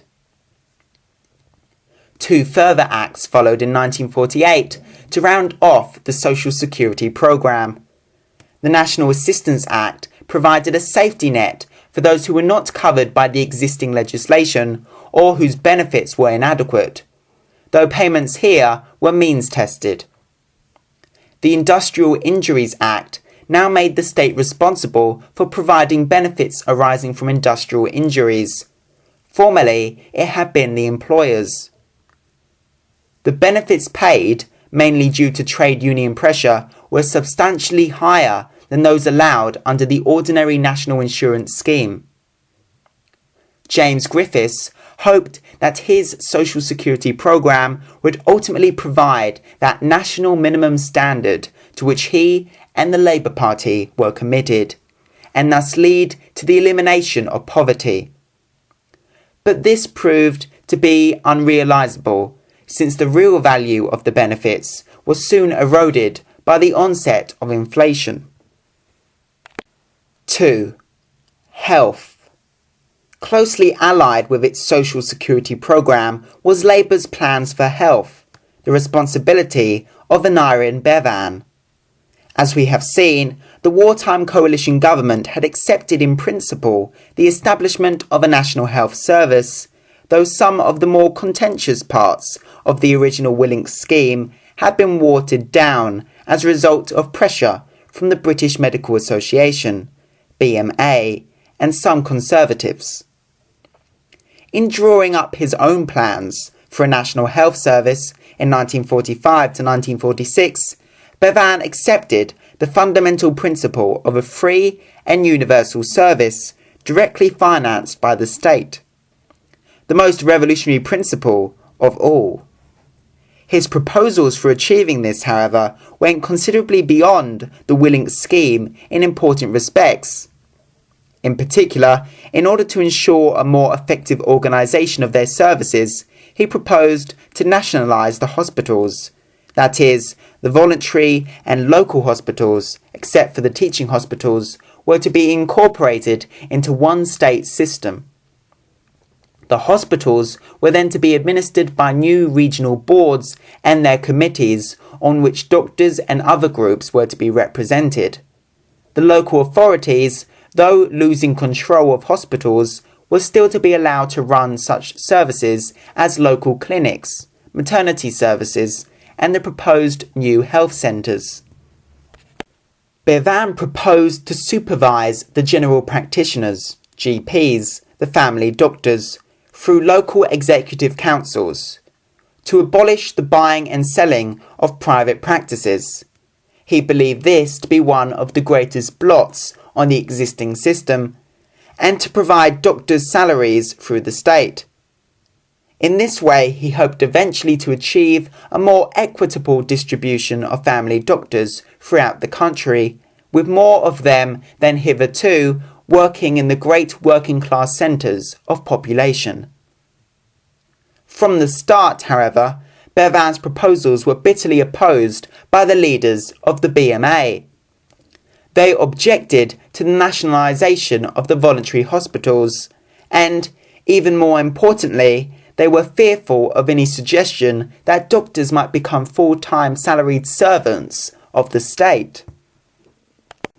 In order to offset this opposition, Bevan was prepared to make certain concessions.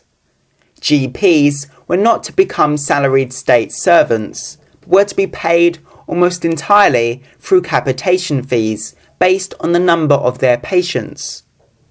Private practice was accepted, and indeed specialists were to be allowed to treat their private patients in NHS hospitals. Later, it was also agreed that private pay beds could be established in these institutions.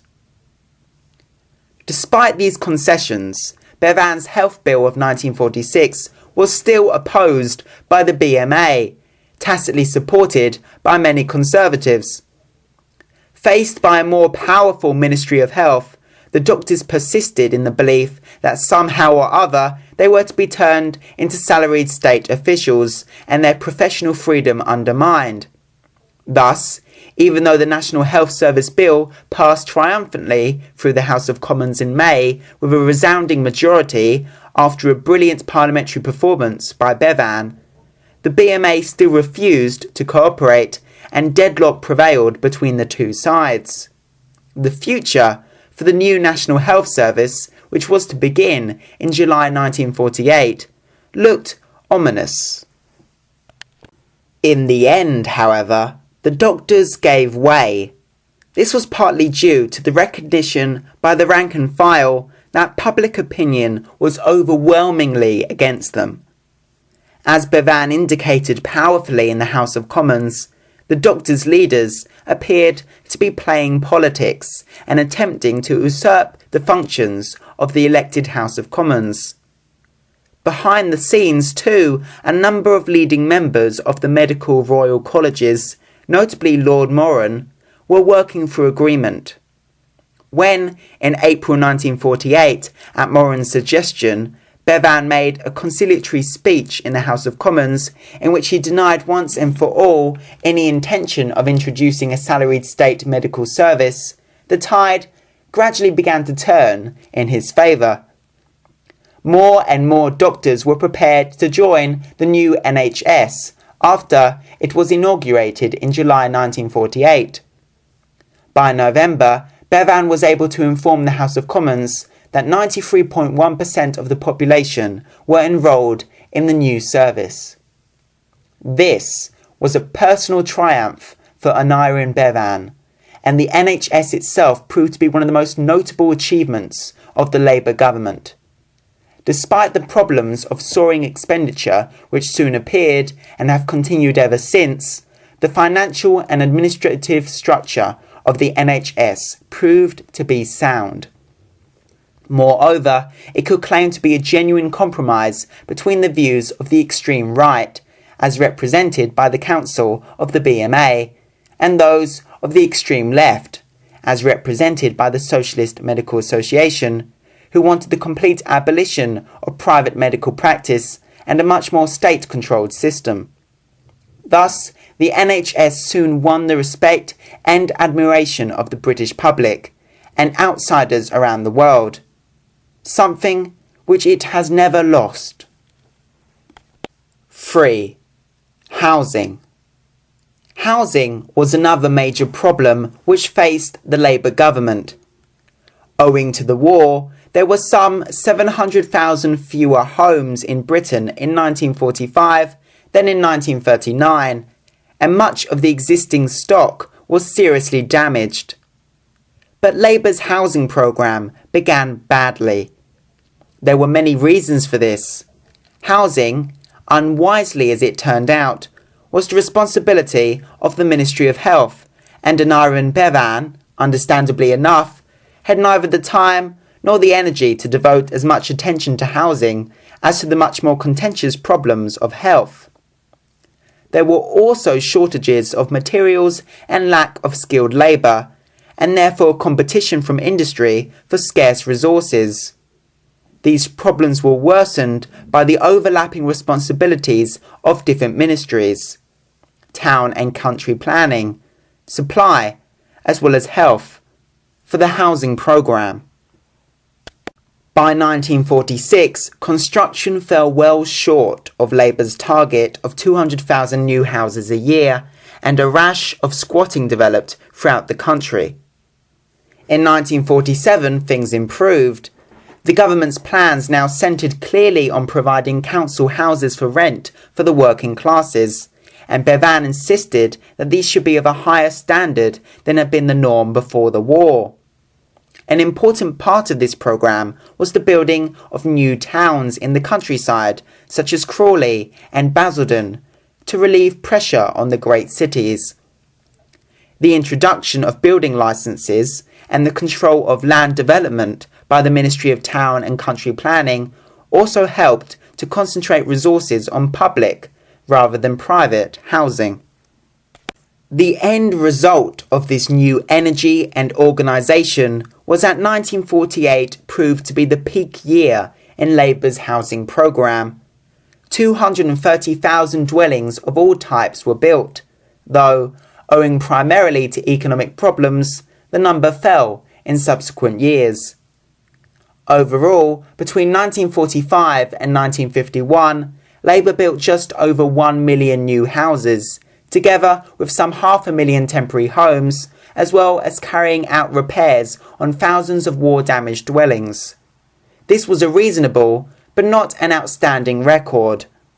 Nevertheless, the emphasis on working class housing for rent at this time was an important and necessary one, particularly by contrast with the 1930s, when the housing boom of that decade had been largely for middle-class owner-occupiers. 4. Education. Labour's approach to education was in many ways the least radical of all the areas of social policy that were tackled. This was surprising, since the Minister of Education, until her premature death in 1947, was the redoubtable left-winger, Ellen Wilkinson.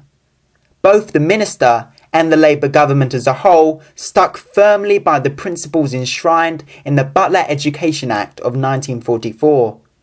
This meant, in particular, endorsing the tripartite division of secondary education into grammar, technical, and modern schools.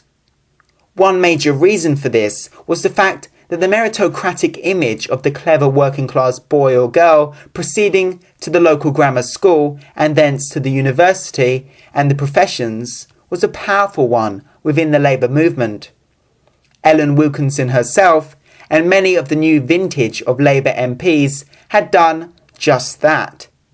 It is this, as well as the low priority given to education in Labour's plans, that perhaps helps to explain the party's acceptance of the post-1944 educational status quo.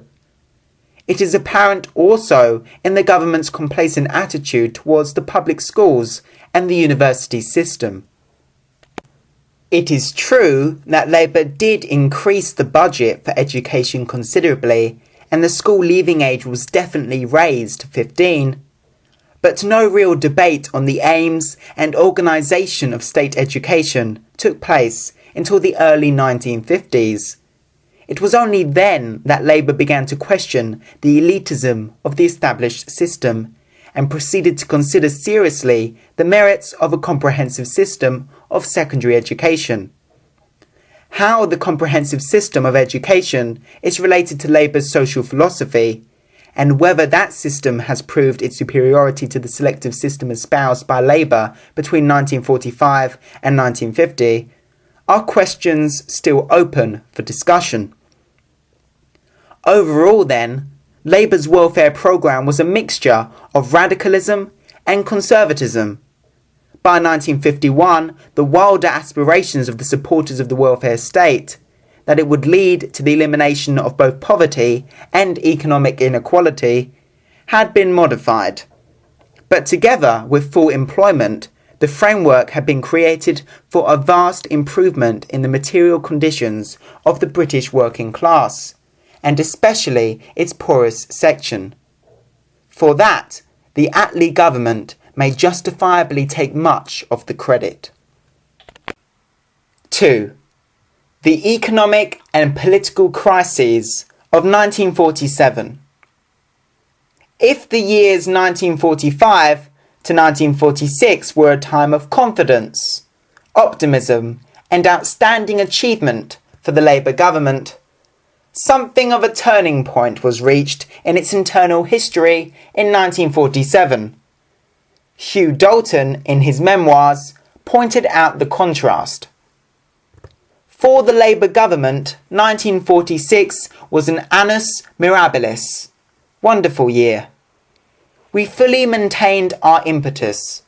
We enacted a heavy and varied instalment of our programme, a record legislative harvest of which we might feel proud. In the Labour Party, substantial unity continued both in and out of Parliament, except in certain issues of foreign policy. Public support of the government all through the country continued unabated. 1946 was the best British parliamentary year since the war. The year 1947 was indeed a black year. There was a fuel crisis and a food shortage. Departmental ministers carried the can. Starve with Strachey, Ministry of Food, and Shiver with Shinwell was a clever Tory jibe. But much the worst of all for me was the intractable unbalance of our external payments, and the much too rapid exhaustion of the United States and Canadian loans.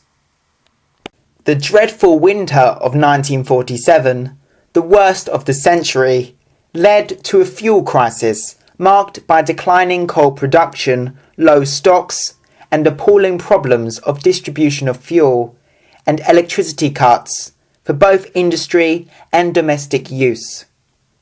The finger of accusation was pointed at Shinwell, who was rightly said to be complacent and incompetent in his handling of the nation's fuel resources. The fuel crisis was followed inexorably by declining industrial production and heavy unemployment. In February, unemployment had reached over 2.5 million, about 15% of the total workforce. Though, with an improvement in the weather, things began to get better in March. All this contributed to a balance of payments problem. The loss of production during the winter of 1947 led to a dramatic fall in exports to the value of £200 million, at a time when imports from the United States were increasing rapidly and, owing to price rises, costing more. The gap could only be bridged by using dollars from the American loan. Indeed, in the first half of the year, about half the American loan was used for just that purpose. In March, Dalton warned the cabinet of the alarming rate at which the loan was being exhausted.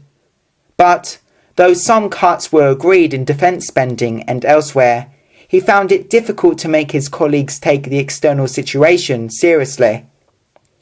Even his own April budget, it must be said, still displayed an unwarranted optimism.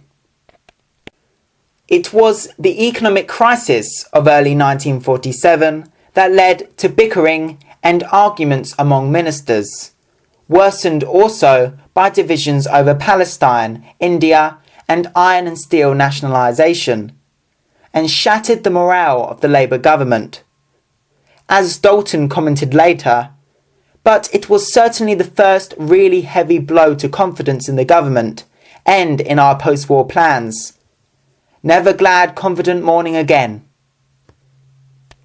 Nor did the situation improve later in the year, for under the original terms of the American loan, convertibility of sterling was introduced on the 15th of July 1947, and as pounds were exchanged for dollars on the foreign exchanges, the outflow of dollars from Great Britain became an avalanche.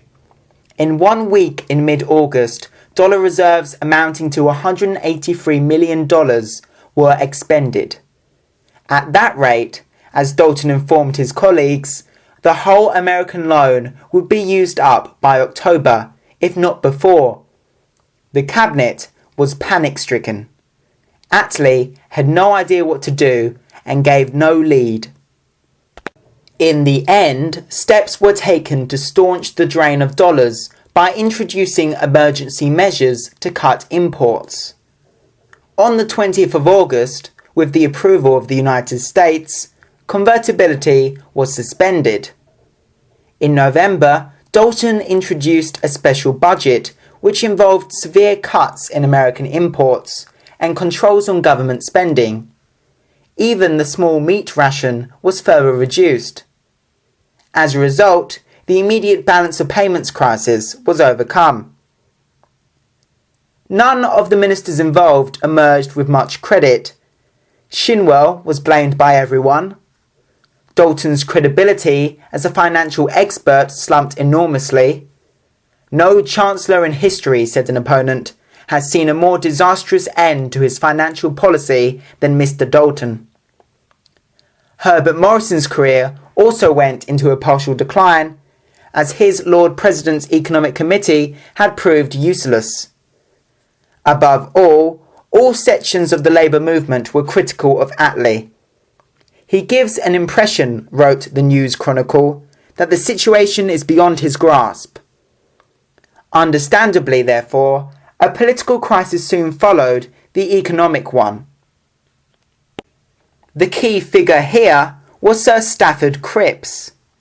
for Cripps's reputation had soared owing to his energy and decisiveness at the Board of Trade, at the very moment when that of most of his senior colleagues had plummeted.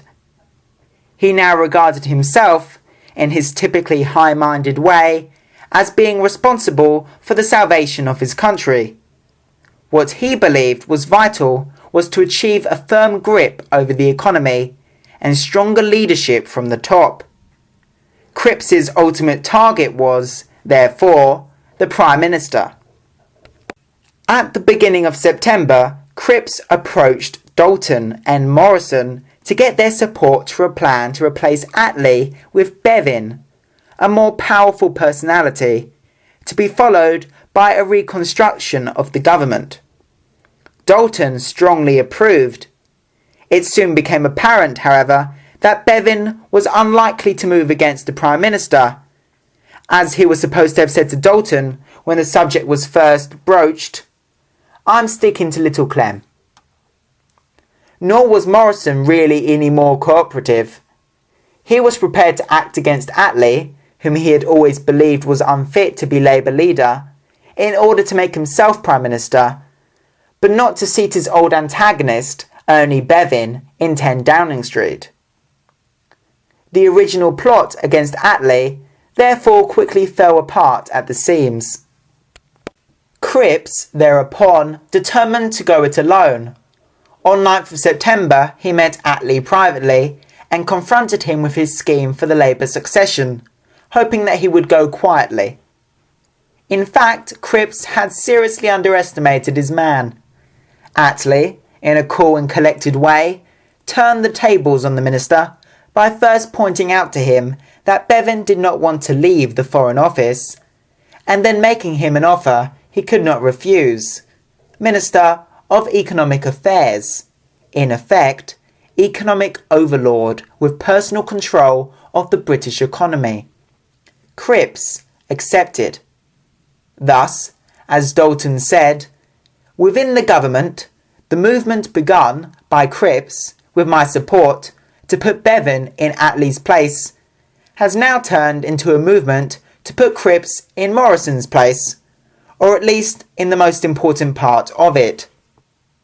Cripps's appointment to his newly created post was followed by the reconstruction of the government. Shinwell was shunted into the Defence Ministry. Herbert Morrison remained as Lord President, but shorn of his economic responsibilities, which were now diverted into Cripps's hands.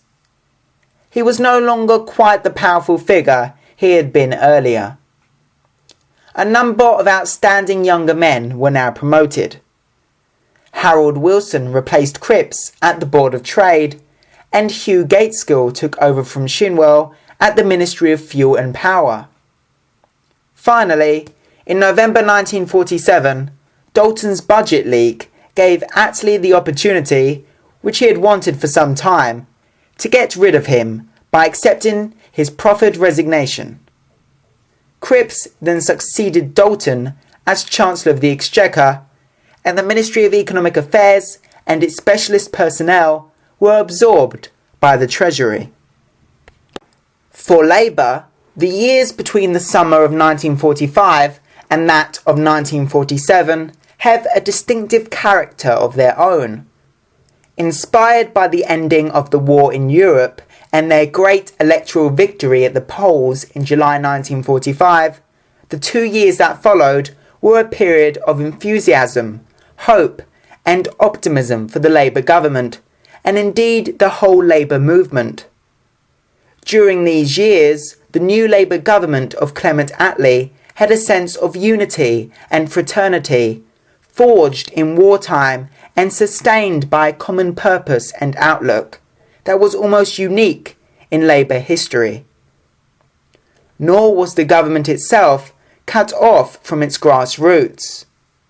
In its ranks, it had representatives of every section of the Labour movement, right and left, trade unionists and corporators, middle class and working class. The government also received the strong support of all the institutions of the Labour Party, from the PLP to the trade union leadership, and Attlee himself and most of his colleagues were held in high esteem. Above all, 1945 to 1947 were the key years in the history of Labour's reform programme.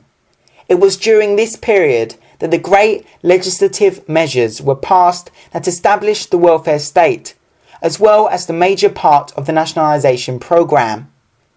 In imperial affairs too, the process of colonial independence was begun with the Great Act of 1947, which established the new states of India and Pakistan. Even in foreign policy, dominated by the massive personality of Ernest Bevin, there were major developments.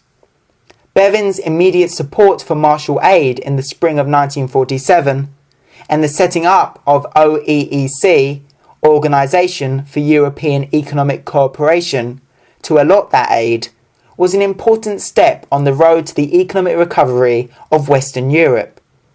Eventually, it led to the establishment of a new security system for the defence of Western Europe, involving the United States. These developments in foreign and imperial policy are discussed in detail in Alan Farmer's book mentioned above. After the summer of 1947, things were never the same for the Labour government.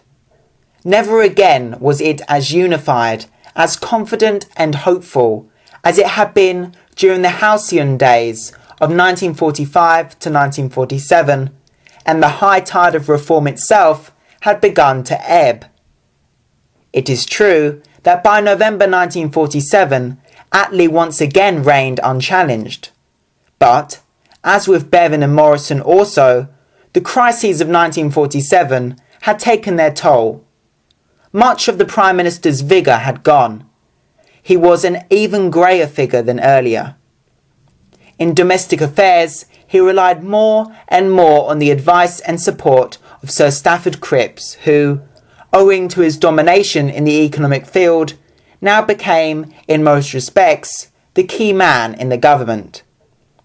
Thus began what Kenneth Morgan calls the Cripps era, which lasted until the Chancellor's retirement through ill health in 1950. Chapter 4. Labour in Power, 1948 to 51. 1. Consolidation and Decline. A. The Cripps era, 1948 to 50. After the outstanding legislation of 1945 to 7, which created a new social and economic order in Great Britain, the years between 1948 and the general election of 1950 mark a period of moderation and restraint in the work of the Labour government. Consolidation became the order of the day. Most ministers were now concerned to defend and consolidate what had been achieved, rather than embark on new and hazardous proposals for further change. To left-wing critics at the time and later, it seemed a betrayal of socialism. To the supporters of consolidation, it seemed sensible and realistic. As we have seen, the morale of the Labour government had suffered drastic blows under the impact of the crises of 1947, and an ageing cabinet no longer had the stamina or resilience to initiate new challenges. Besides, Labour would soon be facing a general election, and, as Morrison in particular insisted, it would be the height of folly to antagonise those middle-class voters whose support had helped Labour to win in 1945. It was an argument made stronger by the fact that Labour after 1947 faced a revitalised Conservative Party with a more progressive image, prepared now to seize every opportunity to get back into power. Above all, however, the clinching argument in favour of consolidation was the simple fact that governmental policy was constrained by the requirements of Britain's external economic situation. The deterioration in the country's balance of payments position had been halted, but not really remedied in August 1947. Upon its solution depended any possibility of maintaining, let alone improving, the standard of life of the British people. This was the immediate problem that faced Sir Stafford Cripps, the new Chancellor of the Exchequer, when he took up office in November 1947. Cripps brought to his task immense authority, self-confidence, and unremitting toil. He combined the moral fervour of an intensely religious man with the intellectual power and attention to detail of the first-class lawyer. In his memoirs, Douglas J., the new Economic Secretary to the Treasury, described Cripps at work. He was a changed man since his Marxist phase in the 1930s. The war had turned him from a doctrinaire into a practical organiser of immense ability. Or rather, his remarkable intellectual capacity was now, apart from his work in the courts, fully used for the first time. His August 1947 speech on the economy had completed the transformation by both raising his political reputation and strengthening his own confidence that the national job he was doing was the most crucial in the government.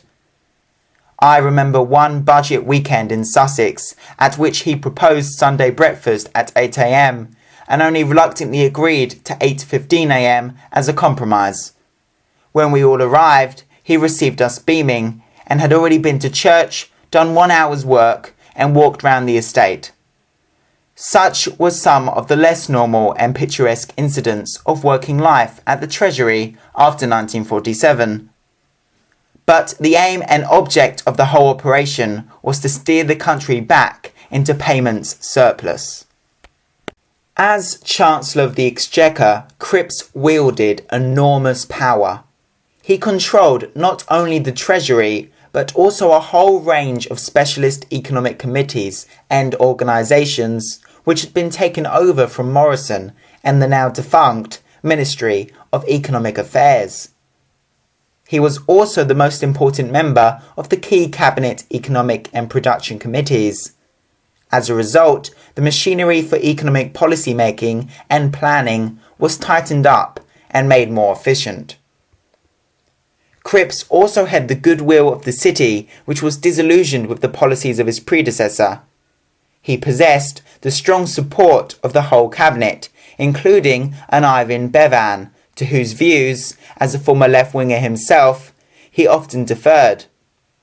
Thus, with the possible exception of Bevin, Cripps was now the dominant man in the cabinet, in whose hands seemed to rest the fate of the nation and the Labour Party.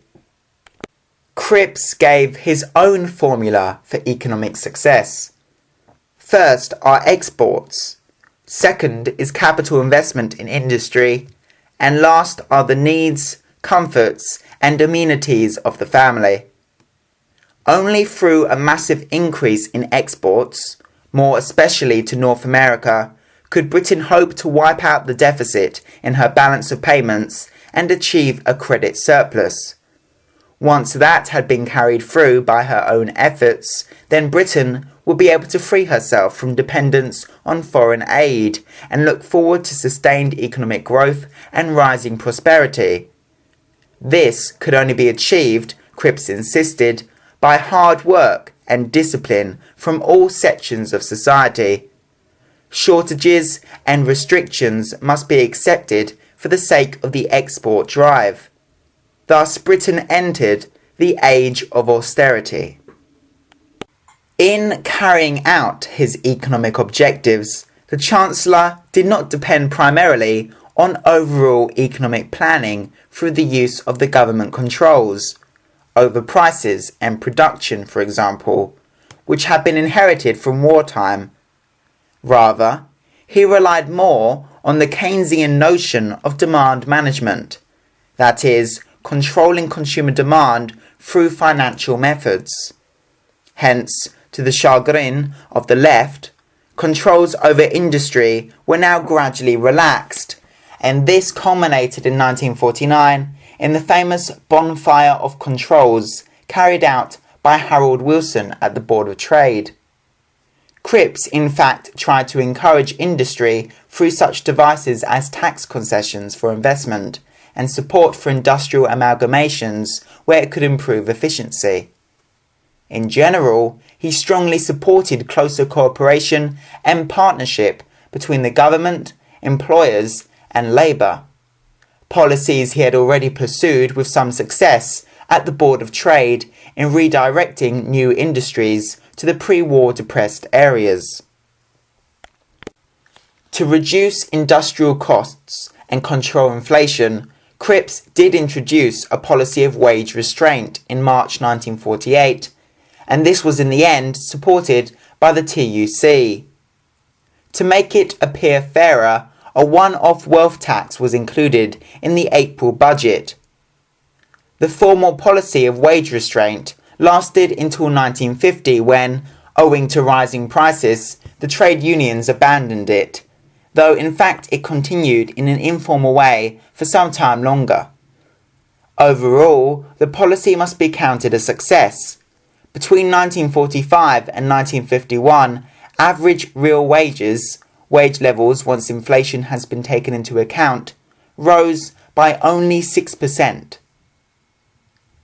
Moreover, this period was one of relative industrial peace, marred only by a number of unofficial strikes, particularly in the London docks in mid-1949.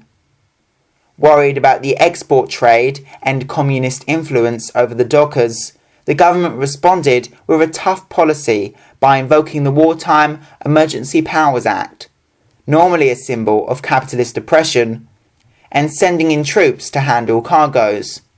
The strike soon collapsed. It was the housewife who really suffered most from the Crippsian policy of austerity. Import controls limited both the quantity and the range of goods available. Clothes rationing remained until 1949. Rationing of most basic foodstuffs and petrol and other goods continued through the whole period until 1950. Bread was rationed, not very effectively, between 1946 and 1948.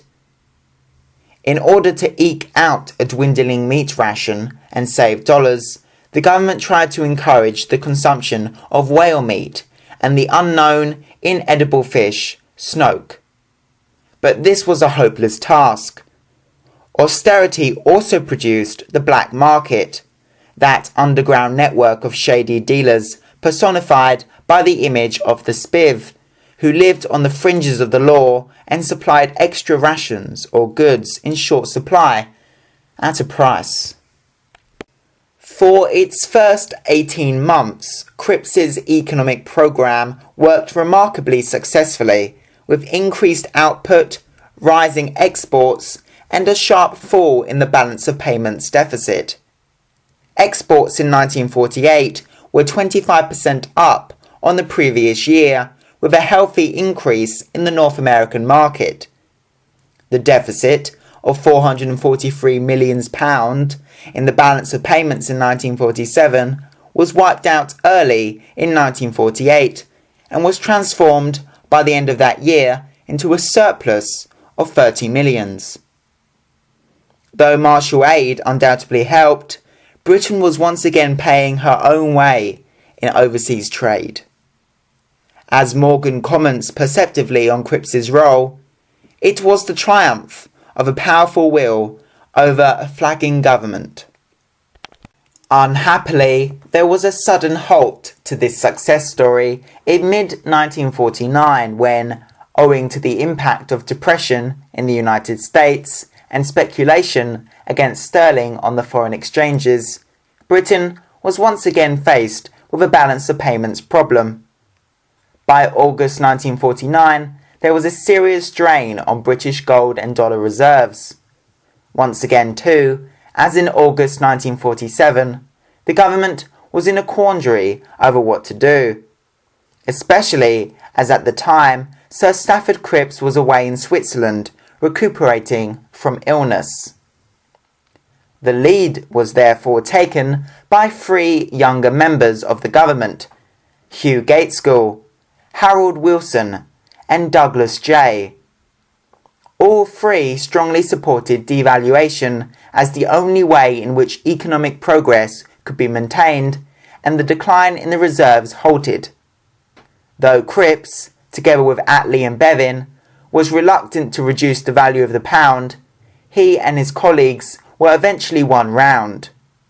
The labour movement too, fearful of the spectre of growing unemployment, also accepted the arguments in favour of devaluation. At the end of August, therefore, a 30% devaluation of the pound was announced, and its value against the dollar fell from $4.03 to $2.40. The immediate results proved to be very satisfactory. The drain on the reserves was checked. Exports increased, especially to North America, where British cars in particular did well as the American economy revived. At the end of 1949, Great Britain's trade balance was once again in the black. By 1951, exports were 150% up on the 1938 figure. The mini-crisis of mid-1949 gave Cripps, who was now back at the Treasury, the opportunity to get to grips with government expenditure in what proved to be the last phase of his austerity programme. Cuts had already taken place in defence spending and imports under his predecessor, Hugh Dalton, but Cripps hoped now to reduce the mounting expenditure on the social services and especially the health service. It was this issue that led to fierce argument within the cabinet in early autumn. Aneurin Bevan passionately opposed the projected policy of cuts, especially in his beloved NHS, and he was supported by Dalton, who had now returned to the government. Morrison inevitably supported Cripps, and so did Gaitskell, who was now rapidly emerging as the most powerful voice in the cabinet on economic affairs after the Chancellor himself. In the end, mainly out of deference to Bevan, a compromise was reached. Further cuts in defence spending were agreed. There was a cutback in housing subsidies, and food subsidies were to be limited to a ceiling of £465 million. The Chancellor's suggestion of prescription charges as a means of raising extra revenue was, for the moment, dropped, though the principle of payment was in fact accepted by the Cabinet. The final outcome in November 1949 was that cuts of £120 million were agreed by the Cabinet, considerably less than the £300 million that Cripps had hoped for. Social services, in fact, got off fairly lightly. The issue of health service charges, however, would not go away. It was to re-emerge with drastic consequences for the Labour Party in 1951. For the moment, though, the party was faced with the challenge of a general election in 1950. In many ways, it was to be the British public's verdict on the Cripps era. B. The 1950 general election. In the later months of 1949, all the signs indicated that the forthcoming general election would be a tough one for Labour. The Conservatives still remained a powerful party. Even in 1945 they had won almost 40% of the popular vote. In the years following, they had improved their organisation and their image. They now accepted the welfare state, the mixed economy, and the commitment to full employment, though they attacked much of Labour's nationalisation programme and the shortages and restrictions which they saw as the accompaniment of socialism. After 1947, the Conservatives gradually began to pull ahead in the opinion polls and did better in by-elections, although they were unable to win any Labour seats before the general election of 1950. In some ways, however, the major problems for Labour in the run-up to the election lay within, rather than outside the party. What policies and tactics should they adopt in fighting the election? Here the clash was between the consolidationists and the expansionists, as they have been called. The consolidationists, led by Herbert Morrison, still an adroit party manager, wished to fight the coming election on Labour's record over the past 5 years, emphasising full employment, the welfare state and economic recovery, and playing down nationalisation. In an attempt to appeal to the middle-class voter, he aimed at portraying Labour as a moderate, responsible, experienced party of government. The expansionists, on the other hand, led by Bevan and supported generally by the Labour left, wished to emphasise Labour's continuing commitment to socialism, and this meant expanding nationalisation into new areas and pursuing policies which continued even more emphatically to favour the working classes. At the same time, the attack on the Conservative enemy must be maintained with vigour.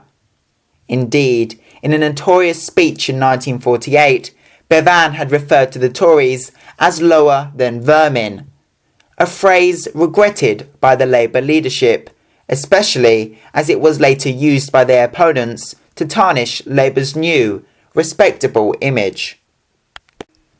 The outcome of Labour's deliberations was their electoral manifesto in 1950, "Let us win through together." This looked to the past rather than the future.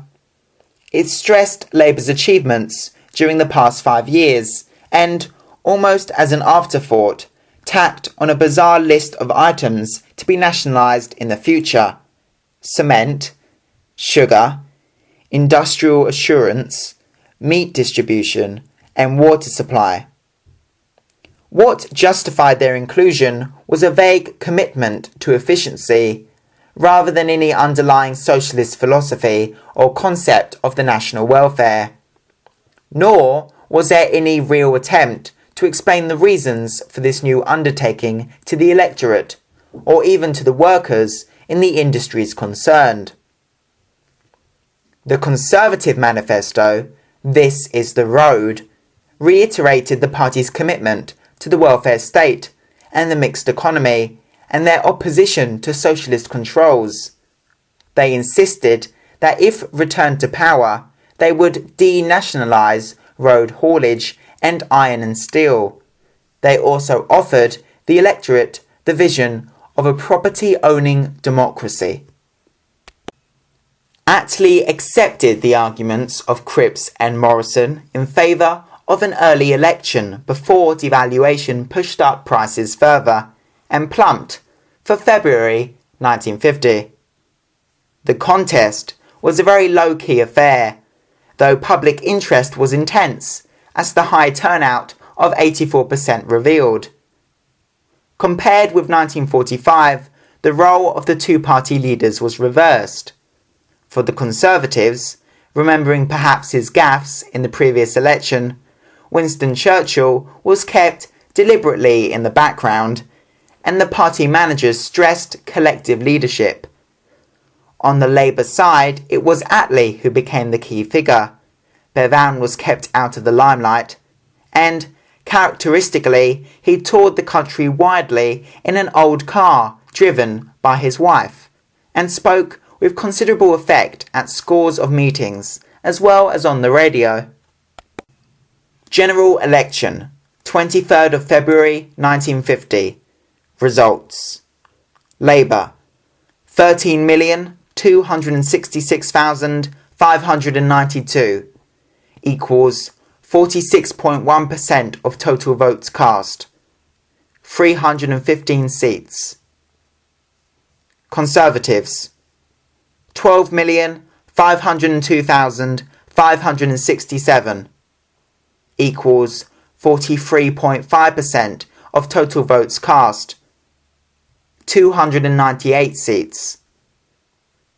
Liberals, 2,621,5 548 equals 9.1% of total votes cast, 9 seats. Others, 290,218 equals 1% of total votes cast, 3 seats.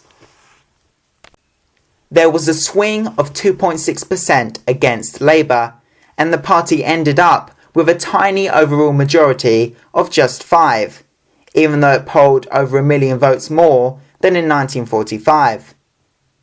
This was a reflection of the way in which the Labour vote was piled up in massive majorities in many working class constituencies.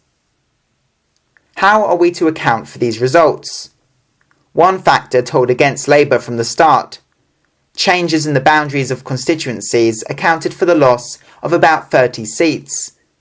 This was hardly offset by the abolition of plural voting by the reform legislation of 1948 to 1949, affecting the business and university graduate vote, which normally helped the Conservatives. What stands out in 1950 is the solidity of working class support for the Labour Party, and this clearly reflects their general satisfaction with Labour's employment and welfare programme and the direction of its economic policies. Conservative attacks on socialist restrictions and shortages cut little ice with the working class voter. Rationing, despite its irritations, meant fair shares for all, and as we now know, led in fact to an improvement rather than a deterioration in the standard of health of the British people. It was the middle classes who were tiring of austerity, controls and high taxation, and for them the Tory cry of "set the people free" had a seductive ring. It was their defection in 1950 that was the major reason for the loss of so many Labour seats. This was particularly true in the home counties and suburban areas around London, where the swing against Labour was well above the national average, and also in the suburbs of the great provincial cities. Whereas the working class proportion of the Labour vote between 1945 and 1950 remained the same, the middle class share during these years slumped from 21% to 16%. "We proclaimed a just policy of fair shares," reflected Hugh Dalton. But the complaint was not so much that shares were unfair, but that they were too small. One other aspect of the results is worth commenting on. That is, the virtual collapse of the minor parties' representation. In 1950, the Liberal Party put forth its greatest effort in terms of candidates since 1929. 475 Liberals stood for election. But of these, only 9 were returned to the House of Commons, 3 fewer than in 1945. In the same way, not one communist was returned out of the 100 candidates who were put forward, and the 2 who had been elected in 1945 both lost their seats. Nor did the handful of independent socialists who stood, mainly fellow travellers who had been expelled from the Labour Party, fare any better. It is the increasing domination of the two-party system that stands out as one of the major features of the 1950 general election. C. The second Attlee government, 1950 to 51. After the disappointment of the recent general election, Attlee proceeded to form his second administration. There were no startling changes. His 3 senior colleagues, Bevin, Cripps and Morrison, despite their poor health, retained their posts. Shinwell remained as an increasingly jingoistic Minister of Defence, and Aneurin Bevan, for the moment, stayed on at the Ministry of Health. 2 moderates were promoted. Gaitskell went from the Ministry of Fuel and Power to the Treasury to become deputy to Cripps, and James Griffiths became Colonial Secretary. But the government's position was an unenviable one. The 5 shining years of majority Labour rule, in Dalton's phrase, were now gone, and with a tiny working majority, the government lacked both effective power and authority. It accepted, therefore, that no new major legislation, such as the nationalisation proposals in its manifesto, could be introduced. All it could hope for was to cling to power and carry out its existing commitments until the right moment came to dissolve Parliament and hold another election, which it would hope to win with a larger majority. Even to pass essential legislation and bills already in the pipeline, such as iron and steel nationalisation, was extraordinarily difficult, as the Conservative opposition harried the government by day and by night, and the Labour whips had to make superhuman efforts to achieve the necessary majorities. On the other hand, such conditions did stiffen the unity and defiance of Labour's rank and file, and the party remained in good heart. This was helped enormously by the fact that 1950 proved to be an outstanding year economically. Output and exports were up dramatically. Wages and prices remained fairly stable, and the revenue surplus of £229 million was so high that the government in fact suspended contributions from Marshall Aid.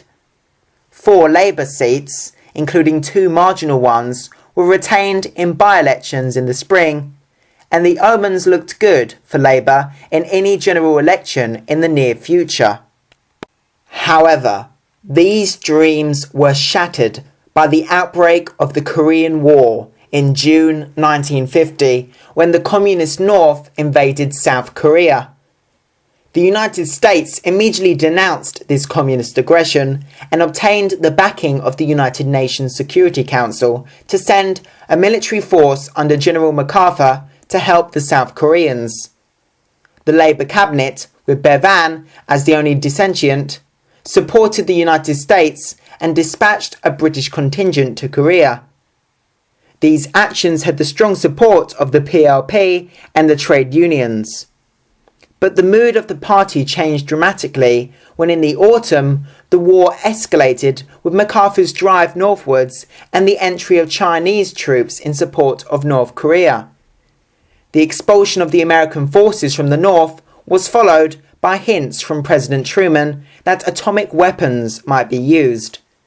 This led to anger and alarm at home. As a result, Attlee flew to Washington in December 1950 to plead with the president for restraint and for a more realistic approach to the problems of the Far East. Attlee got little for his pains. It is true that the Americans gave up the idea of using atomic weapons, but that was not really due to British pressure. The United States remained adamant in its refusal to recognise Communist China, which Britain had already done, or to abandon support for the Chinese nationalist cause. In the end, it was really Britain who yielded to America. Faced by communist pressure in Europe and Asia, in Malaya as well as Korea, and growing anti-British feeling in the Middle East, the Labour government was anxious to go along with America and therefore accepted the need for a large-scale rearmament programme. In January 1951, the Cabinet agreed to the expenditure of an additional £4,700 million on the armed services over the next 3 years, once again with opposition from Bevan, who was now Minister of Labour. In addition, the period of conscription was to be increased from 18 months to 2 years. The PLP agreed. The man responsible for finding the money for this huge new military commitment, 14% of the national income, was Hugh Gaitskell, who, on the retirement of Sir Stafford Cripps in the autumn of 1950, became Chancellor of the Exchequer. Cripps died, worn out, 2 years later. Gates School was well aware of the damaging effects such a rearmament programme would have on the British economy, and particularly on the flourishing export trade, owing to the inevitable reallocation of resources required. Nevertheless, on political grounds, to maintain American support, he accepted the programme, and he worked with remarkable energy and single-mindedness to carry it out financially. Early in the new year, in working on his budget, Gates School came to the conclusion that the NHS must make a contribution to the extra revenue needed, and proposed charges for dentures, spectacles, and a shilling for prescriptions. In this way, the vexed question of health charges again came before the Cabinet. It had already arisen on 2 previous occasions, when Cripps was Chancellor, but had been dropped owing to rigorous opposition from an Ivan Bevan. However, the principle of health charges had been agreed by the Cabinet, and when the subject had been discussed for the second time, in April 1950, the Health Minister had accepted a ceiling on NHS expenditure. On the present occasion, the Cabinet supported Gates School's proposed health charges at its meeting in March 1951, though the suggested shilling on prescriptions was dropped. Once again, however, Bevan disagreed, and this time he was supported by Harold Wilson. Bevan reiterated his opposition to the rearmament programme as he believed that the communist threat was exaggerated, and, on socialist grounds, insisted on maintaining the principle of a free NHS. Though he accepted, as he had done earlier, the need to place limits on health expenditure, he pointed out that the amount to be saved by imposing health charges was a tiny fraction of the total budget. £13 million out of £4,000 million. Moreover, the proposed estimates for the social services were now considerably less than the total suggested for defence. Why not make up the £13 million by cutting the rearmament programme? Bevan also indicated in a public speech that if the proposed charges went through, he would consider resigning from the government. Thus began the conflict between the 2 outstanding younger members of the Cabinet, Hugh Gates School and Aneurin Bevan, that was to prove so disastrous to the future of the Labour Party. It seems clear that there were deeper differences at work than just arguments over budget finance. Certainly, there were temperamental differences between Gates School, the hard-headed product of Winchester College and Oxford, and the mercurial Welsh miner's son. But there was also personal rivalry. Bevan was disappointed and angry when Gates School, a younger and less politically experienced man, was appointed Chancellor of the Exchequer, and this was compounded when, on Ernest Bevan's retirement from the Foreign Office in March 1951, he died a few weeks later, the post went to Herbert Morrison, a man whose ignorance of foreign affairs was notorious. For his part, Gates School was unyielding in his determination that the health service charges must be applied. In a wider sense, moreover, he was distrustful of Bevan's brilliance and egotism. He felt that he could easily become a destructive force within the Labour Party. Amid this profound clash of ideas and personalities, Attlee gave no real lead.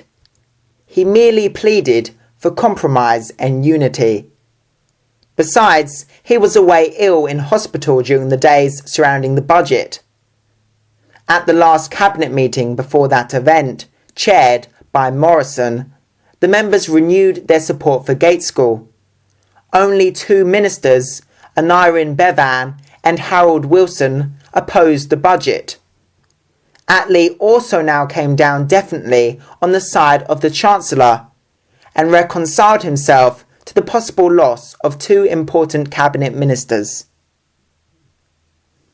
The budget itself, presented on the 10th of April, was a great personal, parliamentary triumph for Hugh Gaitskell, but it was very much in the Cripsian austerity mould.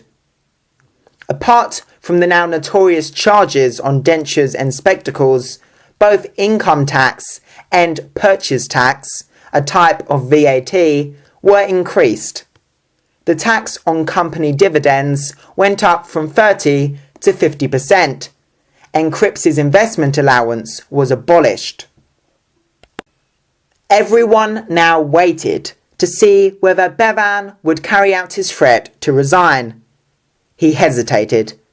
Attempts at compromise were made by Dalton and others to keep him in the fold, but these overtures ended abruptly when the left-wing weekly Tribune, with which Bevan was closely associated, delivered a stinging personal attack on Hugh Gaitskell.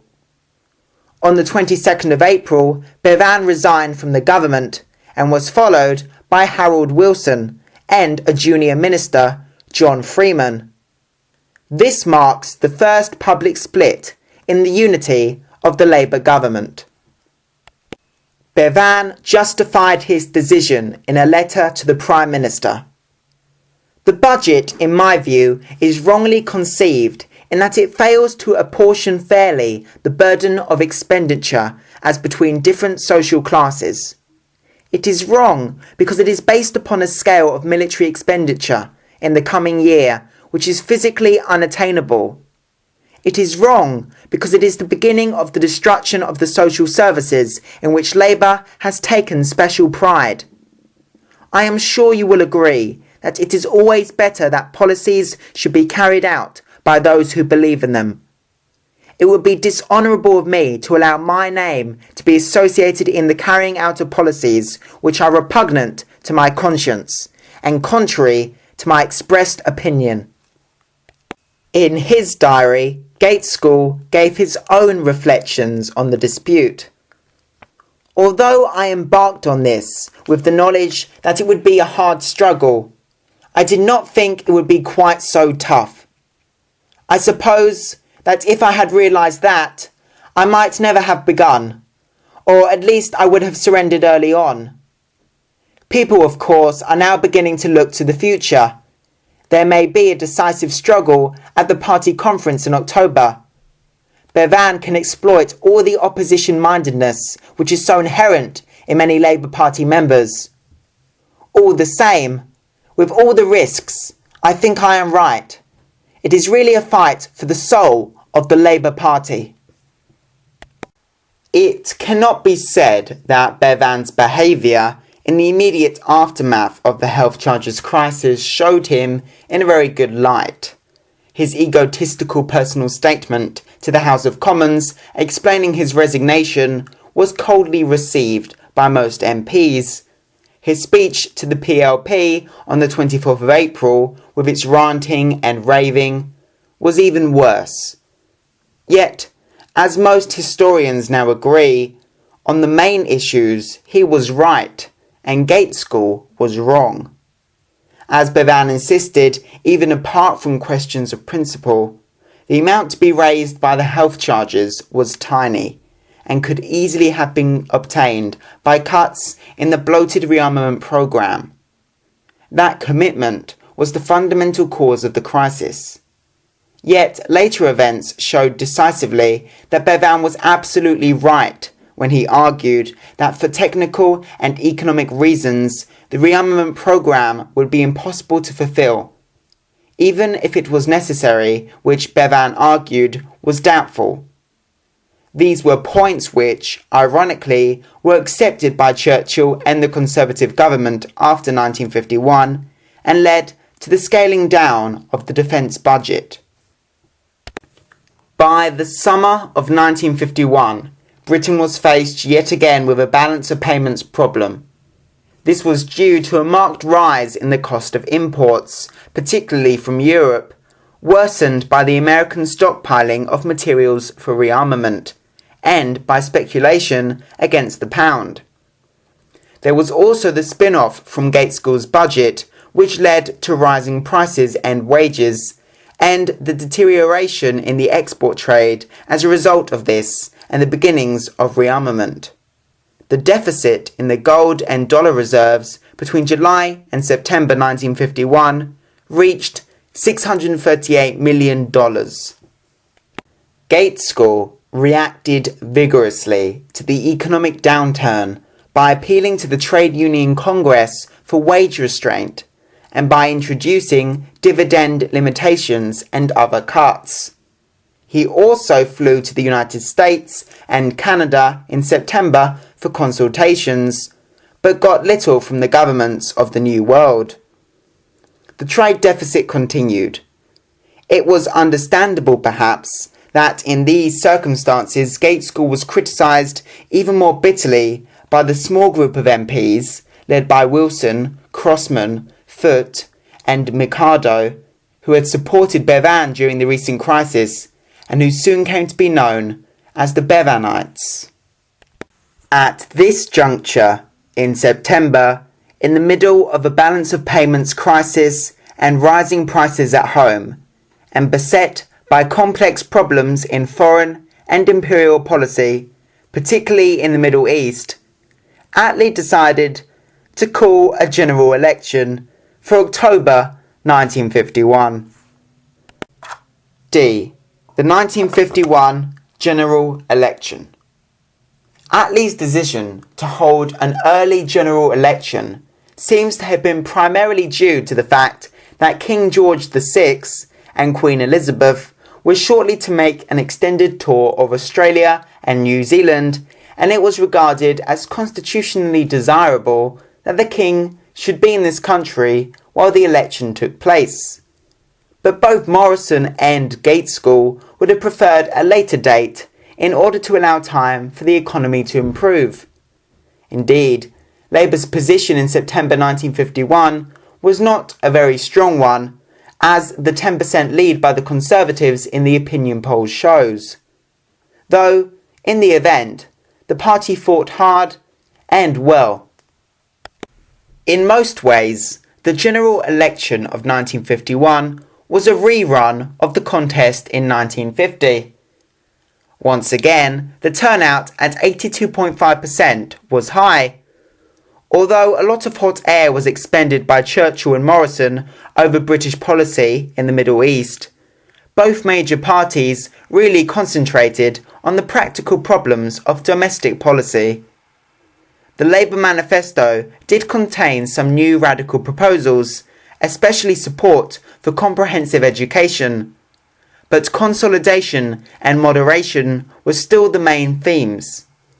This time, there was no specific reference to any nationalisation proposals. Even the word socialism failed to get a mention. Once again, Labour provided mainly a vigorous defence of its record and dire warnings of the dangers to the new order if the Tories were returned. The Conservatives, in both their manifesto and the campaign, stressed as before their commitment to full employment and the welfare state, and support for freedom as against socialist controls. They also sought to exploit divisions within the Labour Party arising out of Bevan's resignation. They did, however, produce one important new commitment, the pledge to build 300,000 new homes a year if elected. The result of the election was a small swing of 0.9% to the Conservatives, and this meant that they won 23 additional seats and ended up with 321 MPs. Labour gained 295 seats, and its total vote at nearly 14 millions was the highest it has ever obtained.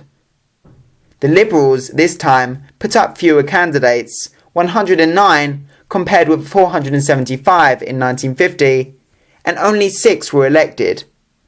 The Conservatives therefore ended up with an overall majority of 17.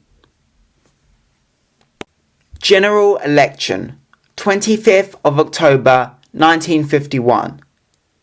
Conservatives, 13,717,538. equals 48% of total votes cast, 321 seats. Labour, 13,948,605 equals 48.8% of total votes cast, 295 seats. Liberals, 730,556 equals 2.5% of total votes cast, 6 seats. Others, 177,329 equals 0.6% of total votes cast, 3 seats. The reasons for this result are not hard to find. Neither foreign policy nor the Bevanite issue were very important. The major concerns in the election were the cost of living and housing, and both figured prominently in the Conservative campaign. Hence, the middle-class reaction against Labour revealed itself again, especially in London suburbia and the South East.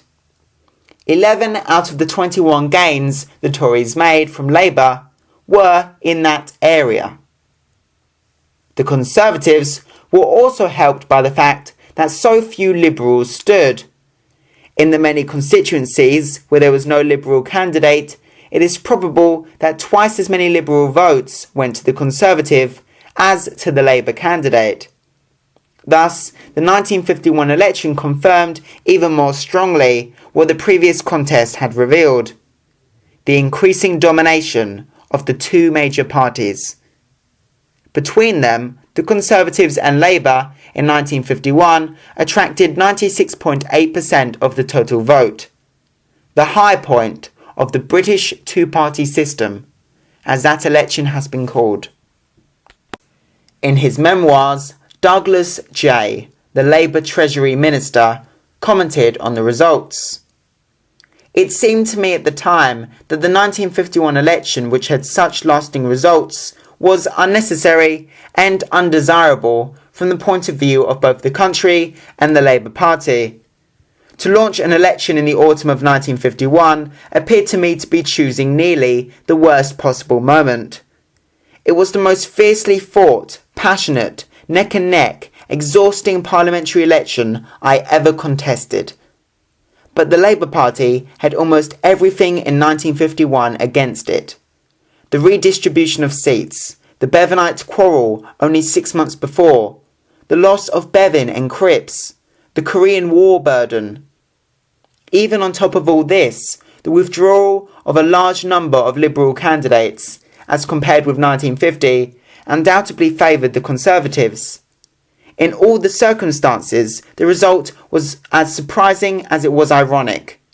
It was indeed a close-run thing. On the evening of the 26th of October, Clement Attlee resigned office as Prime Minister and was succeeded by Winston Churchill. The 13-year rule of the Conservatives had begun. 2. Conclusion.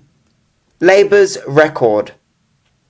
By any standard, the Labour government of 1945 to 1951 was one of the most powerful and creative administrations of the 20th century. For the Labour Party itself, it has acquired an almost legendary status. In its unity, its personnel, its self-confidence and optimism, its solid support from the working class, and its achievements, it represents for all sections of the party the most successful of all Labour governments. In the words of its sympathetic historian, Professor Kenneth Morgan, it marks the climax of British democratic socialism. Nor has the influence of the Attlee government been confined only to the Labour Party. It has received the reluctant admiration of Tories like Harold Macmillan, who called it one of the most able governments of modern times. Indeed, until the advent of the Thatcher Revolution in 1979, the Conservative Party was content to accept much of the new order in industry and social policy created by Labour between 1945 and 1951. What, then, were Labour's main achievements in domestic policy? In considering this question, it is important to remember that we must see the Labour government in context.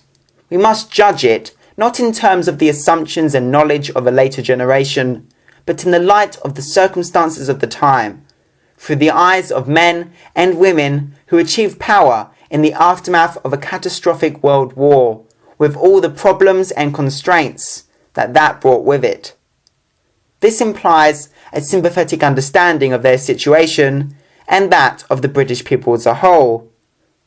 Peter Hennessy's recent book, Never Again, Britain, 1945 to 1951, 1993, is a brilliant example of this approach. On the other hand, the historian is concerned not just with describing policy, but also with evaluating it, seeing it in perspective, as is often said, and assessing its consequences over time. These are difficult but important questions in historical interpretation, which we shall meet again. For many commentators, the greatest achievement of the Labour government was the virtual elimination of unemployment, thus removing the greatest scourge of the industrial working class in the pre-war period. It is true that the fundamental cause of full employment was the economic boom of the immediate post-war period, but it was certainly helped by the priority given to it by Labour and by the government's emphasis on industrial production, the export drive, and the relocation of industry, as well as its financial policies. Side by side with full employment went the introduction of the welfare state, though, as later social investigators have shown, Labour's welfare programme did not in fact lead to the elimination of poverty or much diminution of economic inequality. It did at least provide the necessary framework for doing so. The new standards of pensions, child allowances, the emphasis on good standard council housing, and, above all, the introduction of a free and universal national health service all helped to eliminate the grosser forms of poverty and ill health which had blighted the lives of so many working-class families in earlier years. By doing so, Labour's welfare state, together with full employment, helped not only to improve their material well-being, but produced a new pride and hope among the working classes themselves, as well as encouraging more sympathetic attitudes towards social problems in society at large. By contrast, nationalisation was one of the more ambivalent features of Labour's programme. Even when they were sympathetic to the arguments in its favour, most people, except for special groups such as the miners, accepted what was done with resignation rather than any great interest or commitment. The structure of the new, highly centralised, publicly owned industries seemed to produce organisations which were bureaucratic and remote, and after 1947, any genuine enthusiasm for them seemed to fade. All these developments depended upon sound economic progress, and historians have seen this as one of the major achievements of the Labour government, especially in view of the poor state of the economy in 1945. There was a remarkable expansion of production and exports in the 5 years up to 1951, accompanied by only a slow rise in the cost of living. Manufacturing output increased by 50% during these years, and the volume of exports rose by 67% between 1947 and 1950. Despite intermittent crises, the balance of payments improved considerably during this period, achieving a surplus of £244 million in 1950, before the onset of the Korean War. It was during these years, therefore, that the foundation was laid for the affluence of the later 1950s and 1960s. On the other hand, recent economic historians have pointed to the fact that the future for long-term economic growth in Great Britain had not yet been secured. It is true that there was important expansion in some of the newer industries, especially car production, but Labour's economic progress was based primarily on the old heavy industries, coal, iron and steel, shipbuilding, out of date in equipment and organisation, and not very efficient. Nor was the level of capital investment very impressive. What obscured these problems was the fact that Great Britain was as yet faced with no great economic rivals in Europe. But that was a situation that was bound to change in the near future as countries such as West Germany, France and Italy recovered from the war. Despite these achievements, left-wing historians have argued that the Labour government made no real attempt to introduce socialism. There was no effective economic planning. Only a tiny section of private industry was brought under public control. There was no all-out attack on wealth and privilege and the institutions which sustained them, such as the City of London, the public schools, the House of Lords, and the monarchy. A system of welfare capitalism, rather than socialism, prevailed. There is much truth in this indictment. Certainly, as Kenneth Morgan says, the Attlee government does not emerge on the whole as a body of committed or instinctive radicals. Nevertheless, the left-wing view gives a seriously misleading view of the work of the Labour government. It ignores the problem of priorities which was bound to face any reforming government which came to power at the end of the Second World War. Socialism cannot come overnight, as the 1945 manifesto said, as the product of a weekend revolution. It pays little attention to the powerful economic constraints, especially external factors, which then operated against the rapid introduction of full-scale socialism. Even so, it is worth stressing that the Labour government carried out all the main policy commitments contained in its electoral manifesto. The left-wing critique also underestimates what was done, often in a radical way, to improve the conditions of life and expectations of the British working class and provide a more just and humane society. As Peter Hennessy has written of the period 1945 to 51, it is largely the achievement of these years and the wartime experience that 1951 Britain, certainly compared to the UK of 1931 or any previous decade, was a far better place in which to be born, to grow up, to live, love, work, and even to die. Whether that progress amounts to socialism in an ideological sense is a question which takes us to the very heart of the debate among historians and political observers over the record of the Attlee government. Indeed, it also looks forward to the later arguments within the Labour Party itself over what the aims and policies of the party should be in the post-Attlee era, some of which are discussed in Chapter 6. But these are problems on which the historian can offer evidence, but no definite answers. Every person must decide for him or herself what meaning should be given to the elusive concept of socialism. As far as the situation after 1945 is concerned, however, it is relevant to point out that there is little evidence that the working classes clamoured for more extreme socialist measures. All the evidence points the other way. The general elections of 1950 and 1951 showed a British working class which was more consciously pro-Labour than ever before, while at the same time extreme left-wing candidates, whether communist or independent socialists, obtained only derisory votes at the polls. Chapter 5. The Conservatives. Party Reform and Recovery, 1945 to 57. 1. Conservative Party Reform. The results of the 1945 general election were a bitter blow to the Conservative Party, most of whose members had expected a decisive verdict in their favour. It brought to an end a period of Tory power which had lasted, apart from brief periods in the 1920s, virtually since the First World War. Churchill was determined to continue as Conservative leader, and the party as a whole accepted this with enthusiasm. But he was not a very effective leader of the parliamentary opposition. His attendance at the House of Commons was very erratic, and this only worsened the demoralisation of the Conservative backbenchers during these years. He was, as he said later, deeply distressed at the prospect of sinking from a national to a party leader.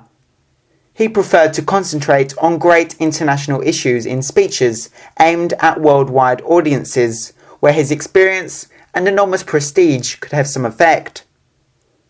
Churchill eventually accepted, as did the bulk of the Conservative Party, that the magnitude of the recent electoral disaster implied the need for reorganisation and a reformulation of Conservative policy. This gave a real opportunity to the Tory reformers, especially R.A. Butler, who had already displayed his reformist credentials as the author of the 1944 Education Act.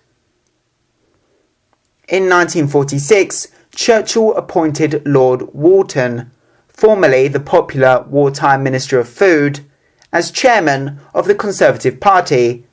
Walton concentrated on building up membership and raising money on a wider scale at constituency level.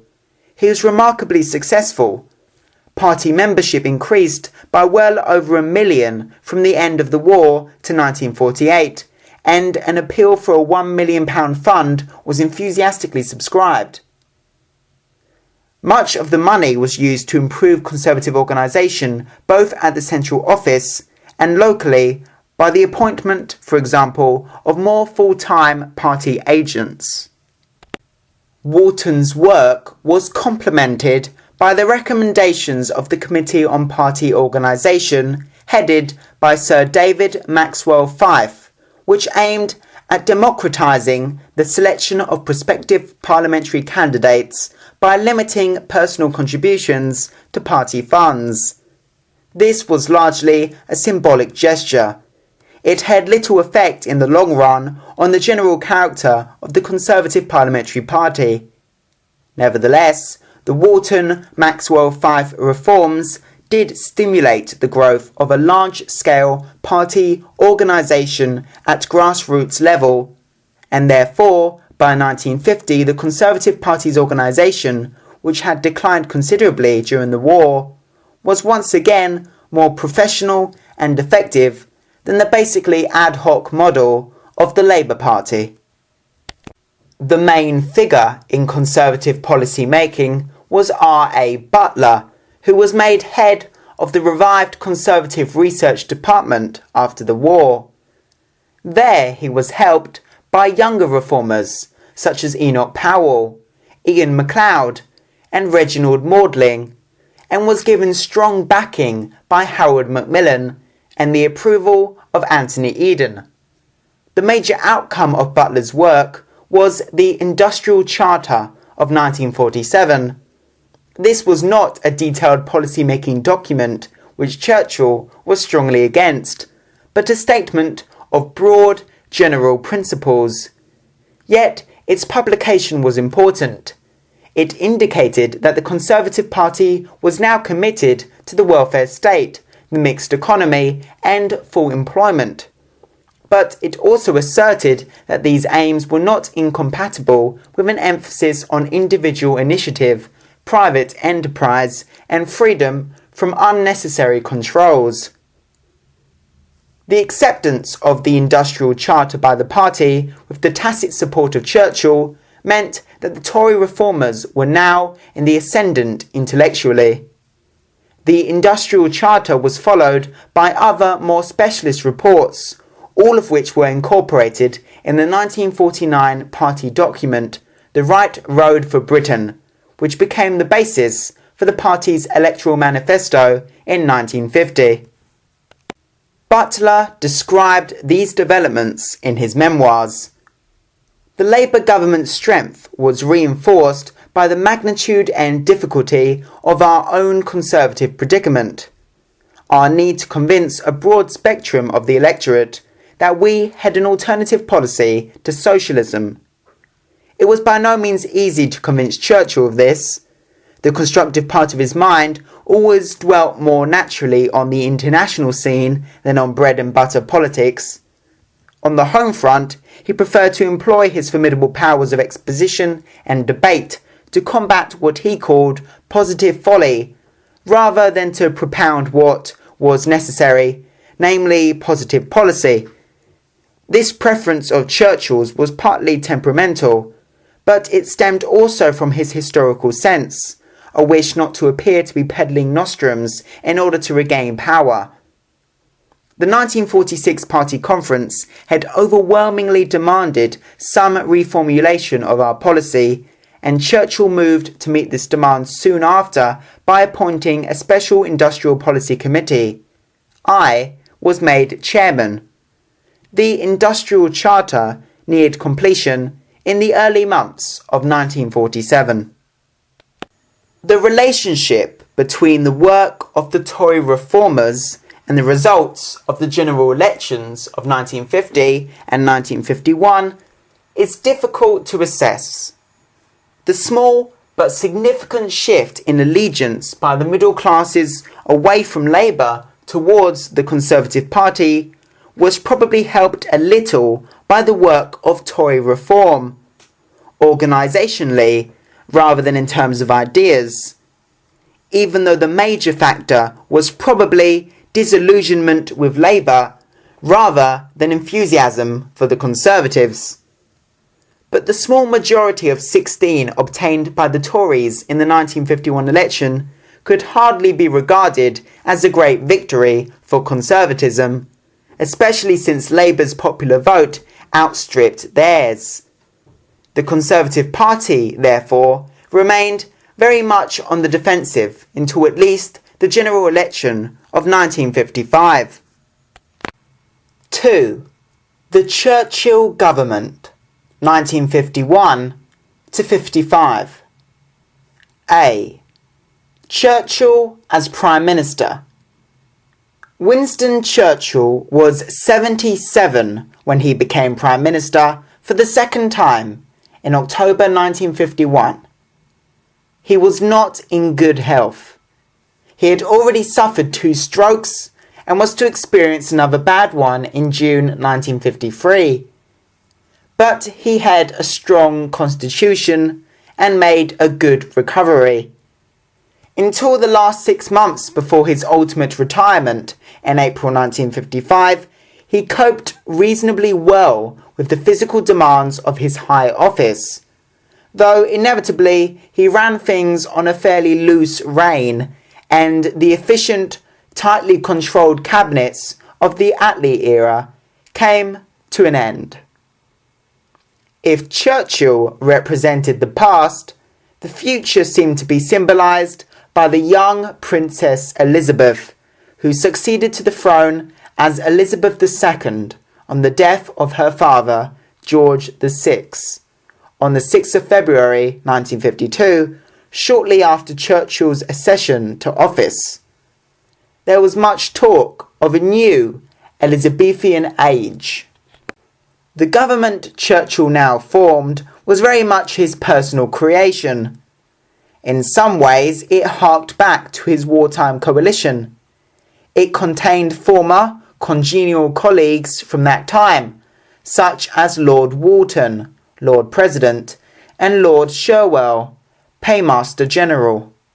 And L. Alexander, the wartime commander, became Minister of Defence in March 1952 when Churchill relinquished that office. Sir Anthony Eden returned as Foreign Secretary and the Prime Minister's inevitable successor. But his own ill health and his impatience at Churchill's prolongation in office meant that relations between the two men were, in private, very strained. Churchill's administration also included a number of ministers whose roots did not lie within the Conservative Party. Lord Simmons, Lord Chancellor, Gwilym Lloyd George, Food Minister, and Sir Walter Monckton, Minister of Labour. Indeed, Churchill went so far to stress the non-partisan character of his government as to offer a post to Clement Davies, the leader of the Liberal Party, though this was refused. On the other hand, an influential member of the cabinet was that epitome of old-fashioned Toryism, Lord Salisbury, great-grandson of the great Victorian Prime Minister. Even more significant was the fact that Tory reformers were given key posts in the government. R.A. Butler was appointed Chancellor of the Exchequer. Harold Macmillan became Minister of Housing. Maxwell Fyfe went to the Home Office, and in May 1952, mainly as a reward for his brilliant parliamentary counterattack on a speech by Aneurin Bevan, Ian MacLeod became Minister of Health.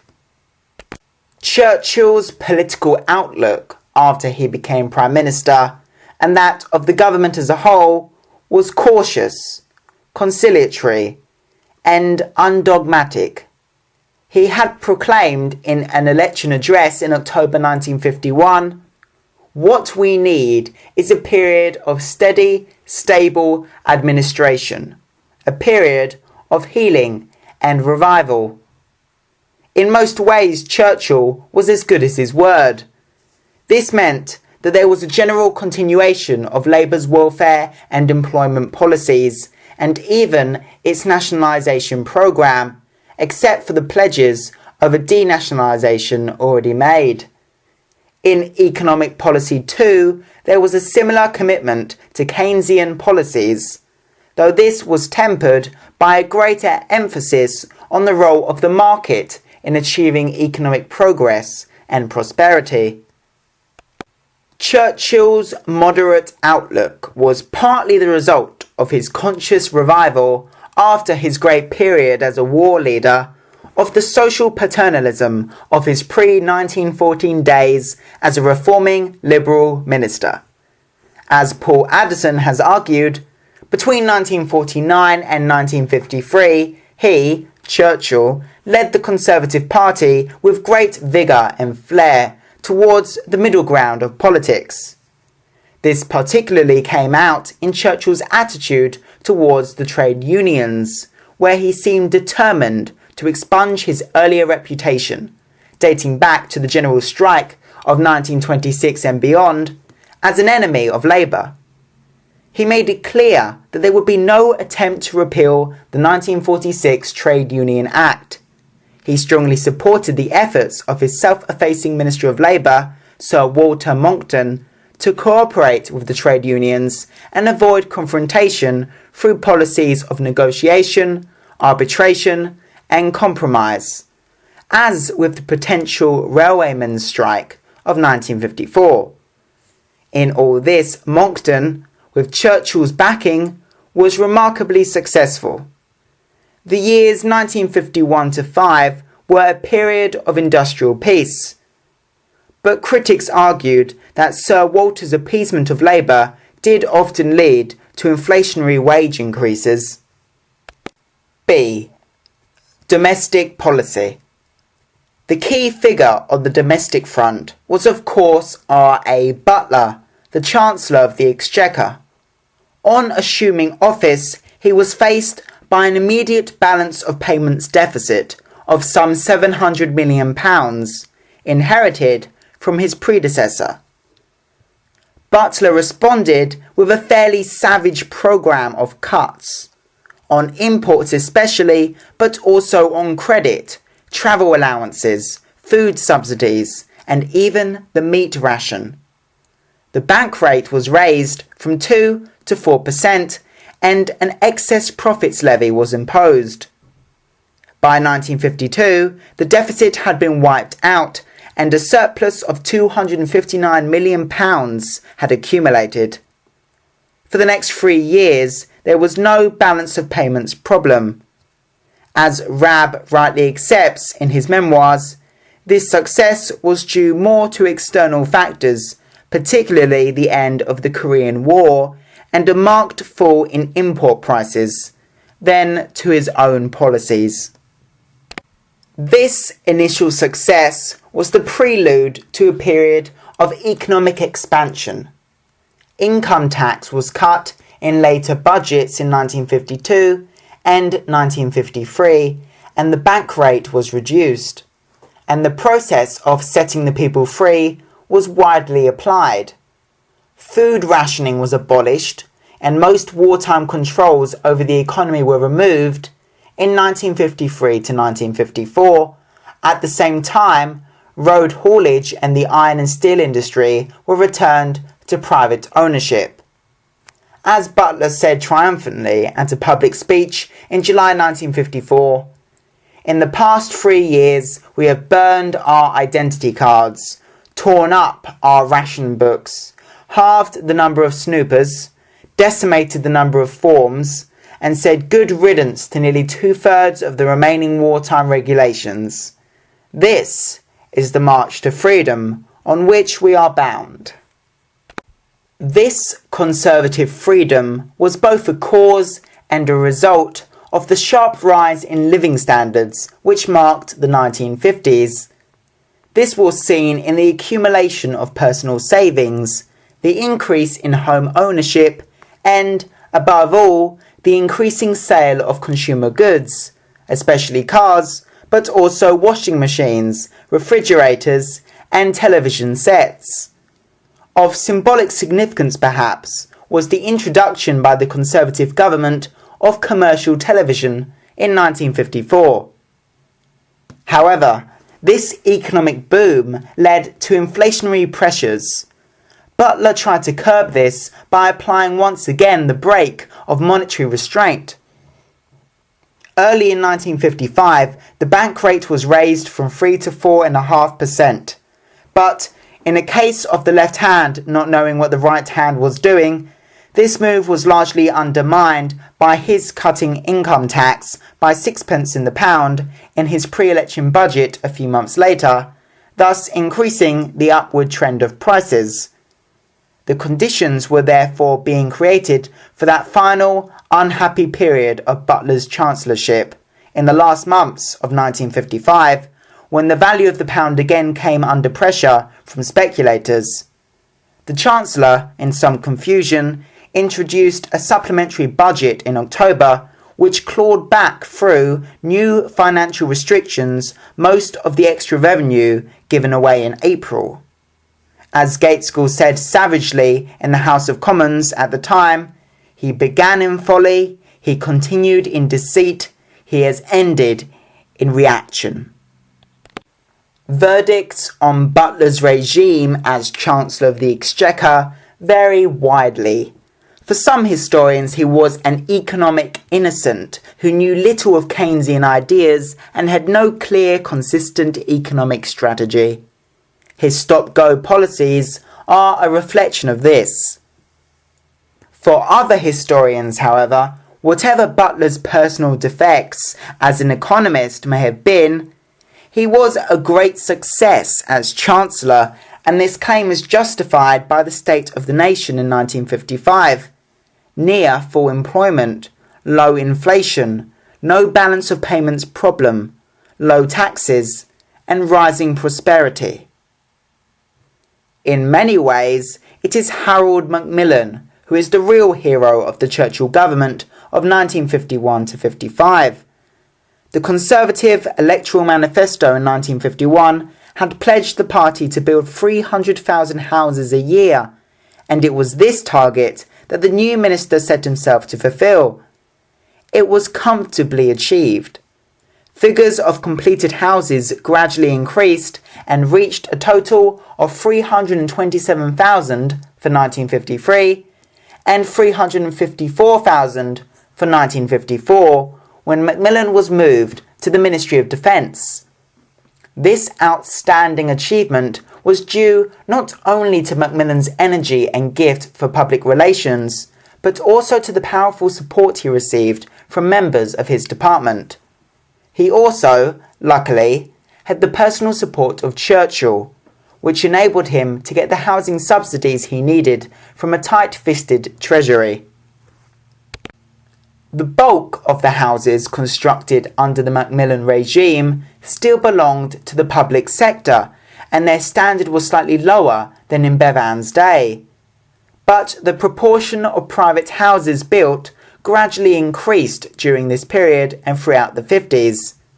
This was helped by a relaxation of the licensing system and the controls over land, as well as by easier mortgage facilities. By the end of 1954, about 30% of houses built were for private sale. By the end of the decade, the figure was well over 50%. This was a tremendous personal and political triumph for Harold Macmillan, which pushed him into the front rank of Conservative ministers. There were critics at the time, however, who regretted the overemphasis on domestic housing at the expense of long-term industrial building. It is true also that, by contrast with Labour's housing programme, it was the better off sections of the working class and the middle class who gained most from the government's programme. But this was a social trend which was bound to benefit the Conservative Party electorally, as Macmillan certainly realised. Housing was only one branch of the social services where expansion took place after 1951. As Churchill pointed out, we have improved all the social services and we are spending more on them than any government at any time. This was undoubtedly true. Expenditure on the social services under the Conservatives increased both in real terms and as a percentage of total public spending. It rose from 39.2% of total public expenditure in 1951 to 43% in 1955. Labour's accusation that the Tories were out to destroy the welfare state was clearly wide off the mark. Education was rather a backwater under the uninspiring minister Florence Horsburgh. But Ian MacLeod proved to be a vigorous Minister of Health. The main charge in NHS financing was the introduction of a 2 shilling 20p prescription charge without any great public outcry, a proposal which had caused ruptions in the Labour government earlier. MacLeod also set up the Gwylder Board Committee in 1953 to report on the finances of the NHS. In its report 3 years later, it showed convincingly that the NHS was both efficient and cost-effective. Even so, there were enormous gaps and anomalies in public health expenditure, and the shortage of proper hospital provision in particular became increasingly evident in the 1950s.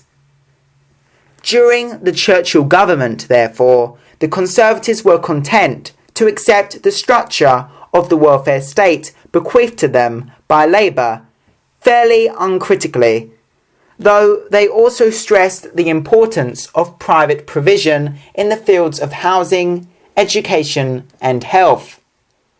In all social policy departments, as Anthony Selden, the government's historian, has written, consolidation rather than innovation was the order of the day. By the last months of 1954, it was fairly evident to everyone that Churchill, now over 80, was no longer able to carry on as an effective Prime Minister. But he was still reluctant to go. In the end, after much prevarication and some pressure, the old man indicated that he would retire as Prime Minister in the spring. On the 6th of April 1955, Churchill gave up his office, and at last Sir Anthony Eden came in to his long-awaited inheritance as Prime Minister. Churchill's Indian summer as Prime Minister after 1951 was longer and perhaps more successful than anyone had anticipated. Certainly, it was a considerable achievement for a man of his age, only comparable to the last years of Gladstone. Though his ministry was neither innovative nor spectacular, it has received remarkably high praise from recent historians. 3. The Eden Government, 1955 to 7. A. The general election of 1955. After making only a few changes to the government he inherited from Churchill, Eden decided to call an early general election for May. Everything seemed to favour the Conservatives, as their by-election records and the opinion polls indicated. At home, there was rising prosperity, helped along by Butler's sixpence of the income tax, the end of rationing, and expanding social services, particularly in housing. Abroad, Eden, as Foreign Secretary, had achieved a number of outstanding diplomatic successes over Germany and Western defence, Egypt and the Sudan, and the problems of Southeast Asia. For details, consult Alan Farmer's book. The Conservatives entered what turned out to be a very unexciting contest, united and confident. Eden proved to be a popular and effective campaigner, particularly on television, where, in the words of one newspaper, he managed to convey a sense of calmness, optimism, decency, and compassion. By comparison, the ageing Attlee appeared a dim and out-of-date figure, and the Labour Party itself, riven by the disputes between the Bevanites and their opponents, was incapable of mounting an effective challenge. General election, 26th of May, 1955.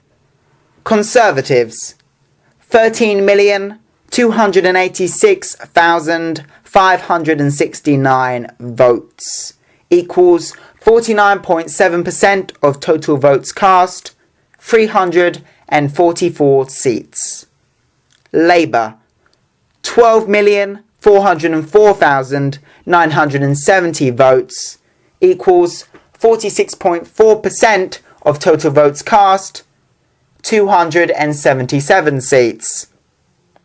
Liberals, 722,405 votes, equals 2.7% of total votes cast, 6 seats.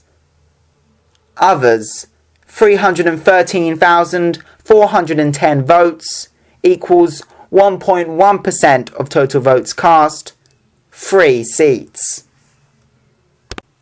The outcome of the election seemed almost a foregone conclusion, and this probably helps to explain the lower turnout, 76.7%, compared with the two earlier contests.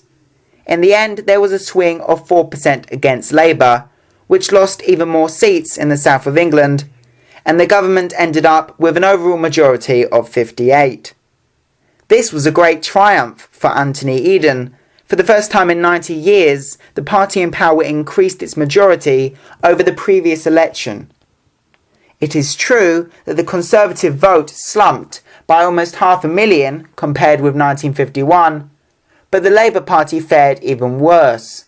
Its vote was down by 1.5 million. The position of the Liberals remained virtually unchanged. B. Eden as Prime Minister. Anthony Eden carried on as Prime Minister after the successful general election on a great tide of popularity, respect and goodwill. Even the Labour opposition was impressed. Though he had suffered and continued to suffer from bouts of ill health, he looked a youthful 58, especially by comparison with his venerable predecessor, and in appearance and manner he seemed the epitome of the English gentleman. Nor, despite his aristocratic background, was he on the right wing of the Conservative Party. He sympathised with the Tory reformers after 1945, and, as his own ministry showed only too clearly, he was more than happy to continue Churchill's paternalist welfare and Labour policies. He incarnates, as well as any man, wrote the Daily Telegraph, the new conservatism.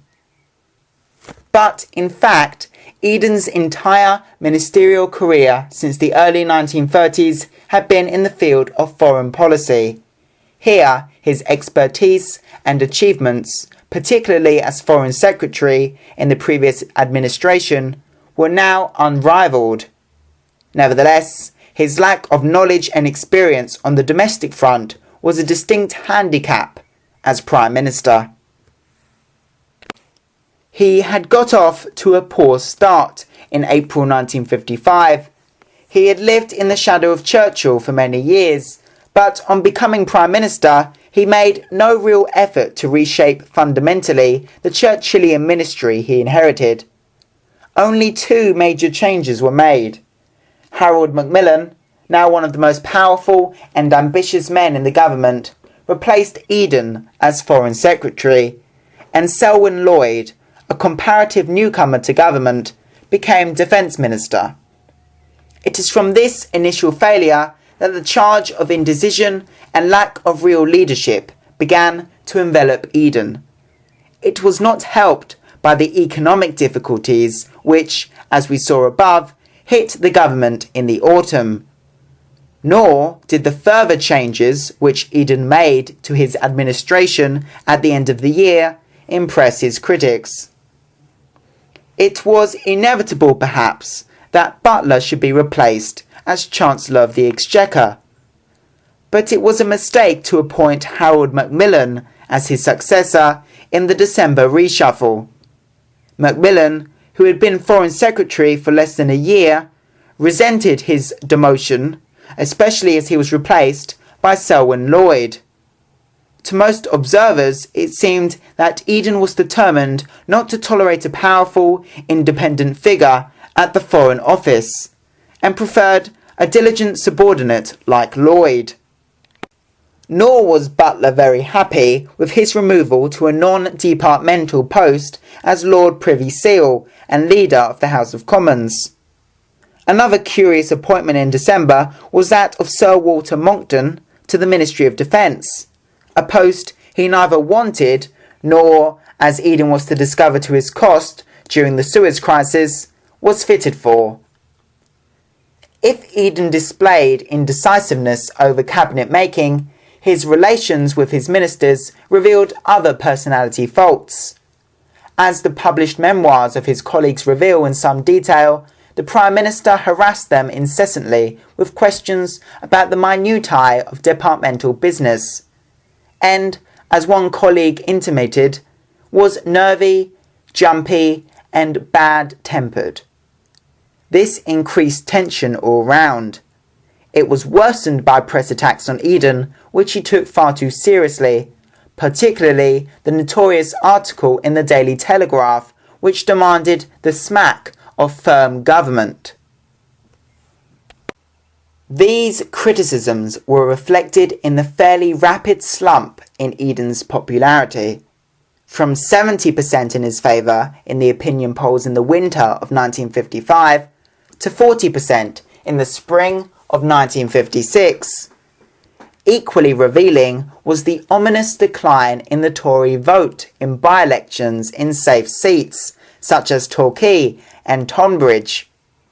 All in all, many would agree with the Conservative historian Robert Blake that Eden lacked the prime ministerial temperament. Anthony Nutting, a member of the government who resigned over Suez, commented later on Eden's position at this time. He had lost his grip on events, it was said. His inexperience of financial and economic problems was beginning to show. He had no control over his ministers. He was not a leader in the Churchill tradition. He was essentially a tactician who planned his advance in limited moves, weaving and attacking according to the strength and direction of the prevailing pressures. It was a difficult situation for the toughest politician. But Eden was not tough. He had not been hardened by criticism, and the storm which had struck him so suddenly and so soon after becoming Prime Minister hurt his pride and shook his confidence. And from now on, the nervous pressures and tensions were to grow almost week by week. This was revealed in Eden's clumsy handling of later government domestic policy and his often weak performances in the House of Commons. Here, he was now opposed by Hugh Gaitskell, a much tougher adversary than Attlee, whom he succeeded as Labour leader in December 1955. Eden gave no real lead, for example, over the problem of capital punishment, which was debated at some length in the House of Commons in mid-1956. He made a poor speech in March of that year over the dismissal of Glubb Pasha, the British officer who commanded the Arab Legion in Jordan. By the early summer of 1956, writes a recent biographer, Eden was discredited to a large extent among those actively involved in British politics. C. The Suez Affair and British politics. President Nasser's announcement of the nationalisation of the Suez Canal on 26 July 1956 led to a wave of outrage and protest in Great Britain. For Eden, Nasser's action was not only a blatant attack on vital British interests in the Middle East, but a personal affront. And it was Eden who now took direct control of British policy towards Egypt. Publicly, his major aim was to force Egypt to relinquish control of the canal and establish an international regime instead. Privately, he also hoped for the overthrow of Nasser and his replacement by a government more friendly to Britain. Though the Prime Minister hoped to obtain his will over the canal by negotiation, he also made it clear that the use of force by Great Britain, alone if necessary, could not be ruled out. Indeed, from the very beginning of the crisis, steps were taken to mount a military expedition which could, if necessary, be used against Egypt. Hence, as far as the political situation at home was concerned, the main problem posed by the Suez Affair related to the use of force. When, and under what circumstances, could force be legitimately used against Egypt? And if Eden decided that military force was to be used, could he then rely on the support of his cabinet, parliament, and public opinion generally to back his policy? In the days that followed the opening of the Suez Crisis, Eden easily secured the support of the House of Commons for his policy. Even Gaitskell denounced the seizure of the canal as high-handed and totally unjustifiable. Within the Parliamentary Conservative Party, however, there was not unanimous support. A small group of MPs were worried about the possible use of force. On the opposite side, there was the Suez Group of 40 to 50 MPs, led by Captain Waterhouse, who had opposed the earlier concessions made to Egypt by Eden in 1953 to 54, and now demanded quicker and tougher direct action against Nasser. A large section of public opinion also agreed with the Prime Minister over the possible use of force, though there was no clear-cut majority in its favour during the summer months of negotiation. Within the cabinet, there were also reservations. From the beginning of the crisis, a small inner cabinet, the Egypt Committee, had been established by the Prime Minister to handle the situation, consisting of Lloyd, Macmillan, Salisbury, Hume, and Monckton. All the members of the committee agreed with Eden that we must be prepared to use force in the last resort, and Macmillan was particularly belligerent. But both Salisbury and Monckton were more cautious. They insisted that every possible step must first be taken to achieve a peaceful settlement. Monckton turned out to be the most irresolute member of the committee and in fact resigned on grounds of ill health as Minister of Defence in early October, though, in order not to destroy the impression of government unity, he stayed on as a member of the cabinet. Various proposals put forward for a peaceful settlement of the Suez Affair by the United States and at the United Nations in September got nowhere. In early October, however, there was something of a breakthrough when Selwyn Lloyd and the Egyptian Foreign Minister agreed on 6 principles for a negotiated settlement. It looked as if Eden might be denied his projected confrontation with Nasser. The Conservative Party conference, however, which met on 11th of October, was in no mood for compromise. The views of the Suez Group were dominant, and a resolution introduced by Captain Waterhouse was passed triumphantly. At all cost and by all means, Nasser's aggression must be resisted and defeated. This attitude encouraged Eden to join the discussions now taking place between France and Israel, directed against Egypt. The outcome of this was the secret agreement signed by representatives of the free governments at Paris on the 24th of October, by which Israel was to attack Egypt. Britain and France were to intervene on the pretext of protecting the canal, and this was to be followed by Anglo-French military action against Egypt. Though details of the collusion were not provided by Eden, the whole cabinet was informed on the following day, 25th of October, of the Anglo-French plan, and though there were some reservations, cabinet members gave it their approval. Most of the members must have realised that there was some arrangement with Israel. On the 29th of October, Israel attacked Egypt. Britain and France went through the motions of delivering their ultimatum to both sides, and on the 31st of October, their warplanes attacked sites in Cairo and destroyed the Egyptian airfields and air force. These events polarized opinion in the country. The press, the public, and the politicians were all bitterly divided, but mainly on party lines, since the Labour Party during the summer had come out against the use of force except with the authority of the United Nations. There were great public meetings, marches and demonstrations, reminiscent of the 1930s. There was uproar in the House of Commons on the 30th of October, and the session was suspended for 30 minutes by the Speaker.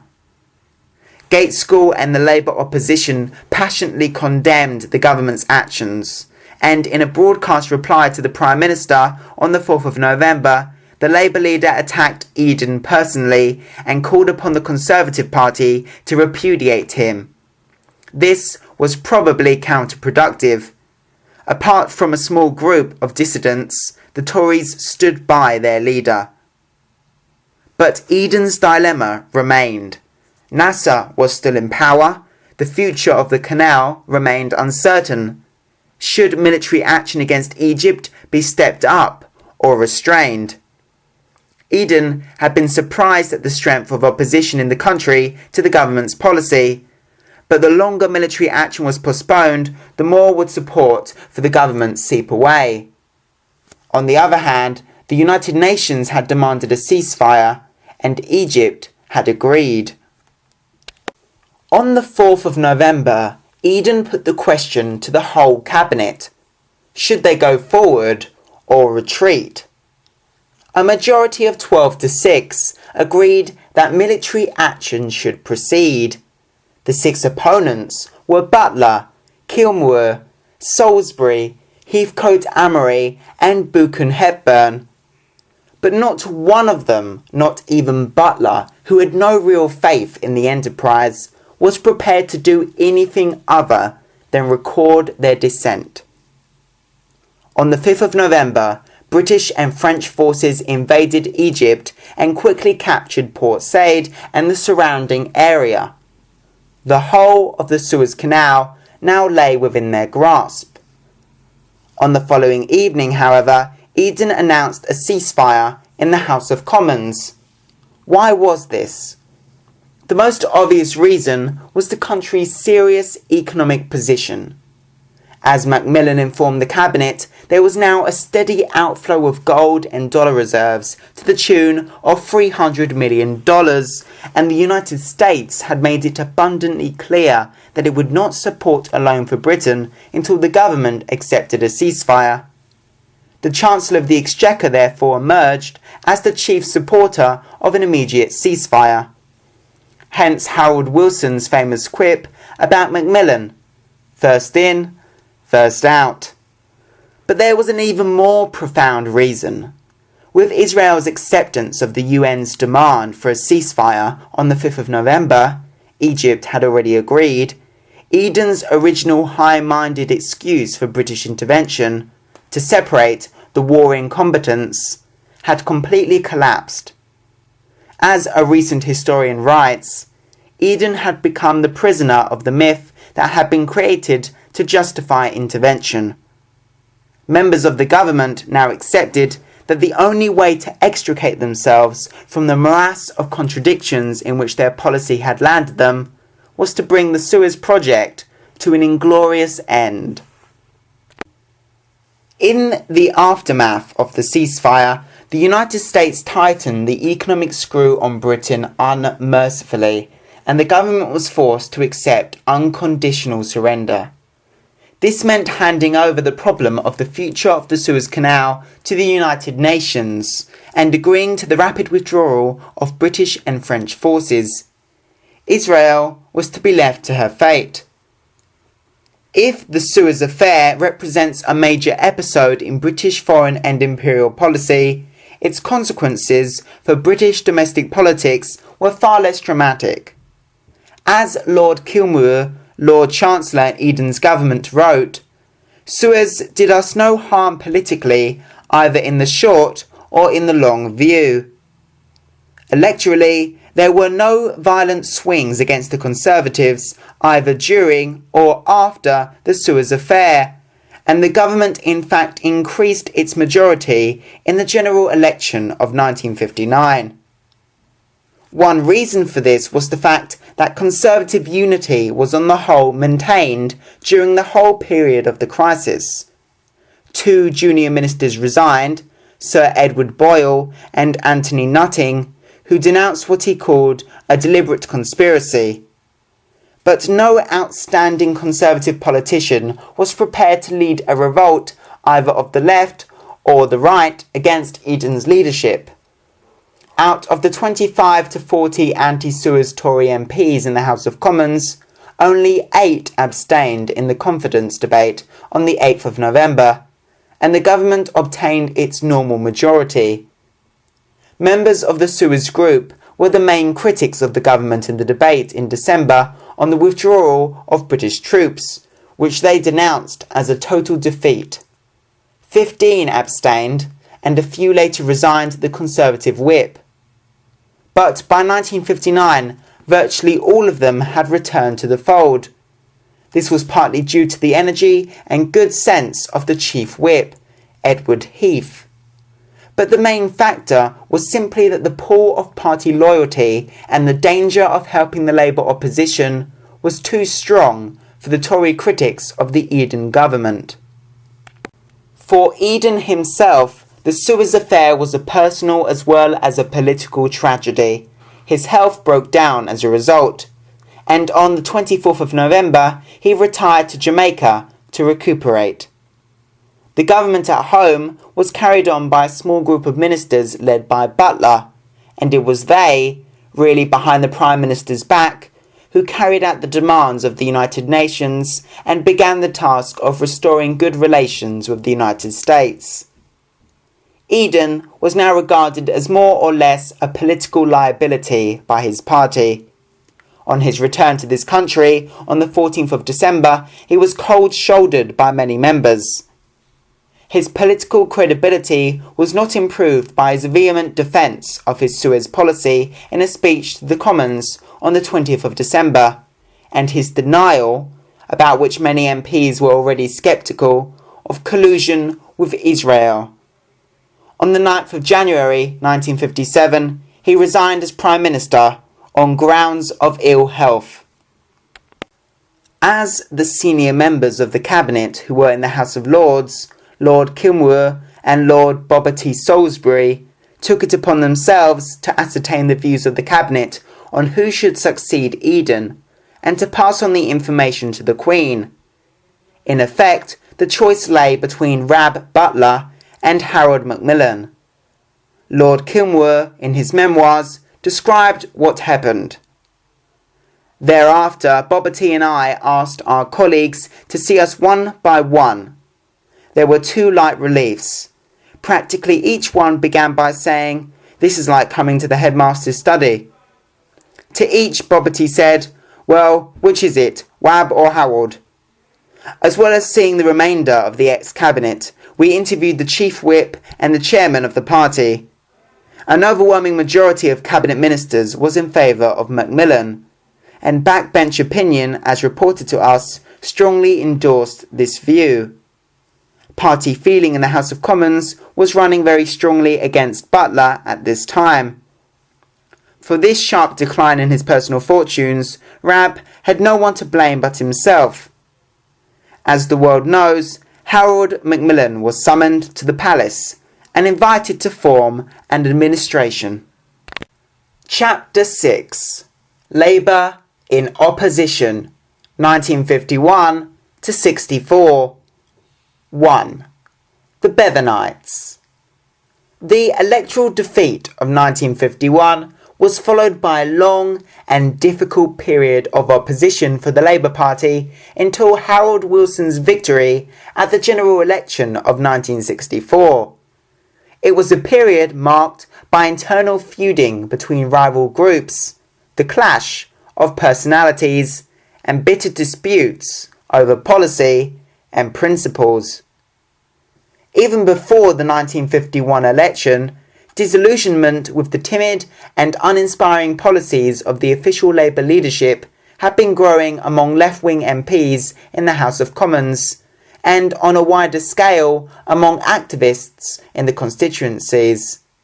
Aneurin Bevan's resignation from the cabinet over the health service charges in April 1951 provided these critics with a natural and formidable leader.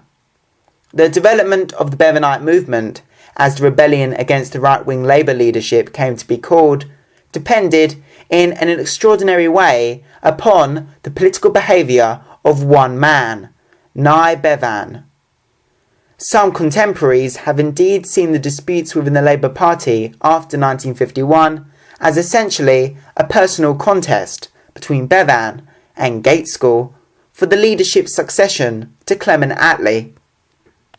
In the House of Commons, the members of the Bevanite group were on the whole those Labour MPs who had been associated with the Keep Left movement in the 1940s. Now, as then, the outstanding figures were Ian Mercado, R.H.S. Crossman and Michael Foot, and they and Bevan met regularly to exchange ideas and discuss policy and tactics. Mercado was the key figure in organising links between the Bevanites in the House of Commons and the constituencies. Foot was editor of the influential left-wing weekly Tribune, virtually the mouthpiece of the movement, and Crossman, formerly an Oxford lecturer, prided himself on being the ideas man. Harold Wilson, as an ex-minister, was also an important, though more discreet, member of the inner group. What were the aims of the Bevanites? On the domestic front, they supported further nationalisation. As Aneurin Bevan said, it is essential that we should keep clear before us that one of the central principles of socialism is the substitution of public for private ownership. There is no way round this.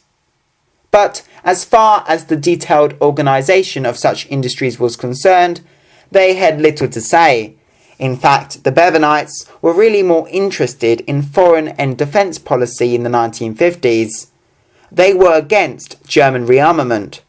They were vitally concerned with the burning question of a British independent nuclear deterrent, particularly after the Conservatives' decision in 1955 to manufacture the hydrogen bomb.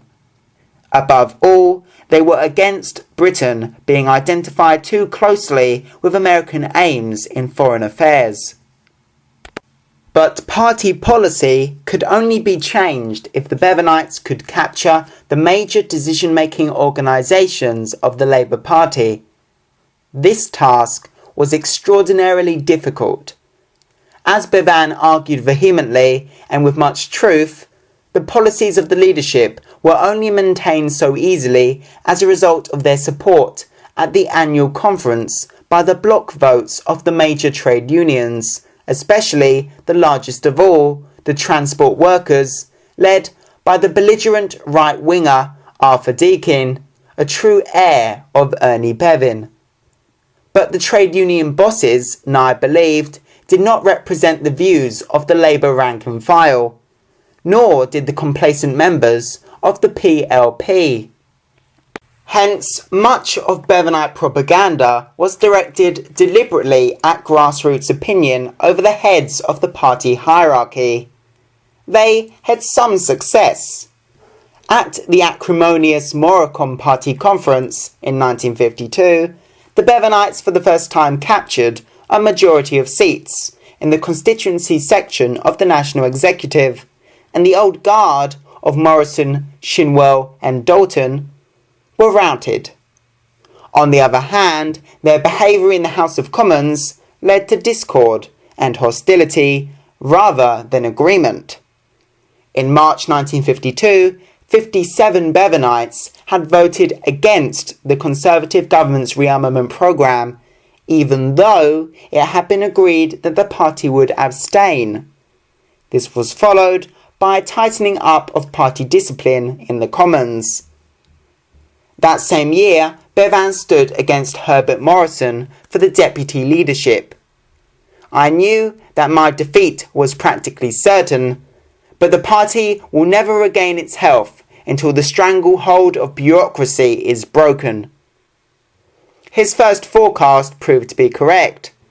2 years later, in 1954, he stood against Hugh Gaitskell for the party treasurership, and this was again heavily defeated, though he did obtain the bulk of the votes in the constituency section. But the trade unions were strongly pro-Gaitskell.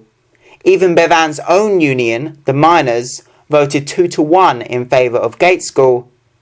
This was a reflection of the union's ingrained hostility to factionalism and disunity in the labour movement, and their belief, largely justified, that Gaitskell would act as the hammer of the Bevanites. In disgust, Bevan resigned from the Labour shadow cabinet that same year, without consulting his Bevanite colleagues. To his annoyance, Harold Wilson accepted the vacant place. The culmination of Nye's period of rebellion came in the spring of 1955, when he and 62 other Labour MPs abstained, in defiance of party orders, in a debate on the hydrogen bomb. But this time he also attacked Attlee's leadership. For this offence, Bevan had the whip withdrawn for a short time, which meant that he was excluded from membership of the PLP, and only narrowly escaped being expelled from the party. Significantly, on this occasion, both Crossman and Wilson supported the party line. In the eyes of the right-wing Labour leaders, particularly Morrison, Deakin and their younger colleague, Hugh Gaitskell, the Bevanites had shown that they were a disloyal and disruptive force in the Labour Party by organising themselves as a party within a party, by their vilification of Labour leaders, and by their refusal to accept majority decisions. Deakin and Gaitskell especially supported tougher action against them, but Attlee, always anxious to maintain the outward semblance of party unity, favoured a more conciliatory approach. In fact, the divisions between the two sides were far less deep and clear-cut than the behaviour of the major protagonists would lead us to believe. This was reflected in Bevan's own genuine ambivalence towards the problem of Labour Party unity. As John Campbell suggests in his brilliant study of Nye Bevan, though often in revolt, Bevan was never a happy rebel. His purpose in politics was the winning and using of power. As early as 1951, Crossman in his diary had hinted at some of these problems. December the 3rd to the 4th, 1951. Bevan is an extraordinary mixture of withdrawnness and boldness. From what he said, you would have concluded that he was an uncompromising protagonist of an all-out fight for power.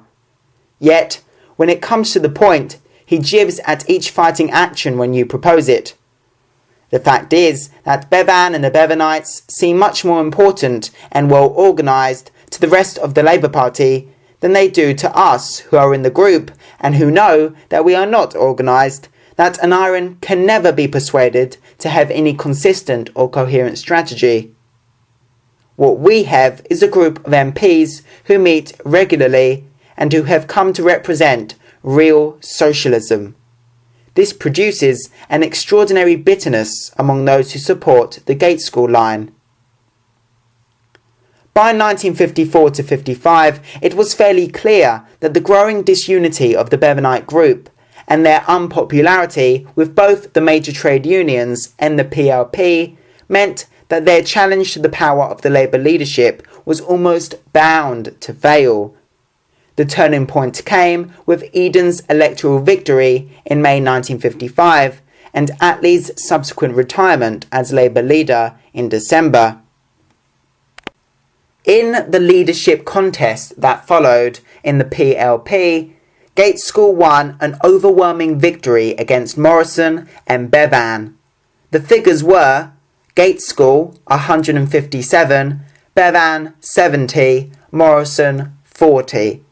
It was felt that Morrison was too old for the post and Bevan was mistrusted by most of his parliamentary colleagues.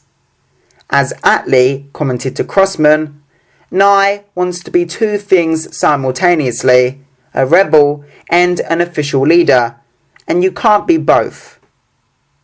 Bevan now accepted Gates School's leadership of the Labour Party as a fait accompli and returned to the fold.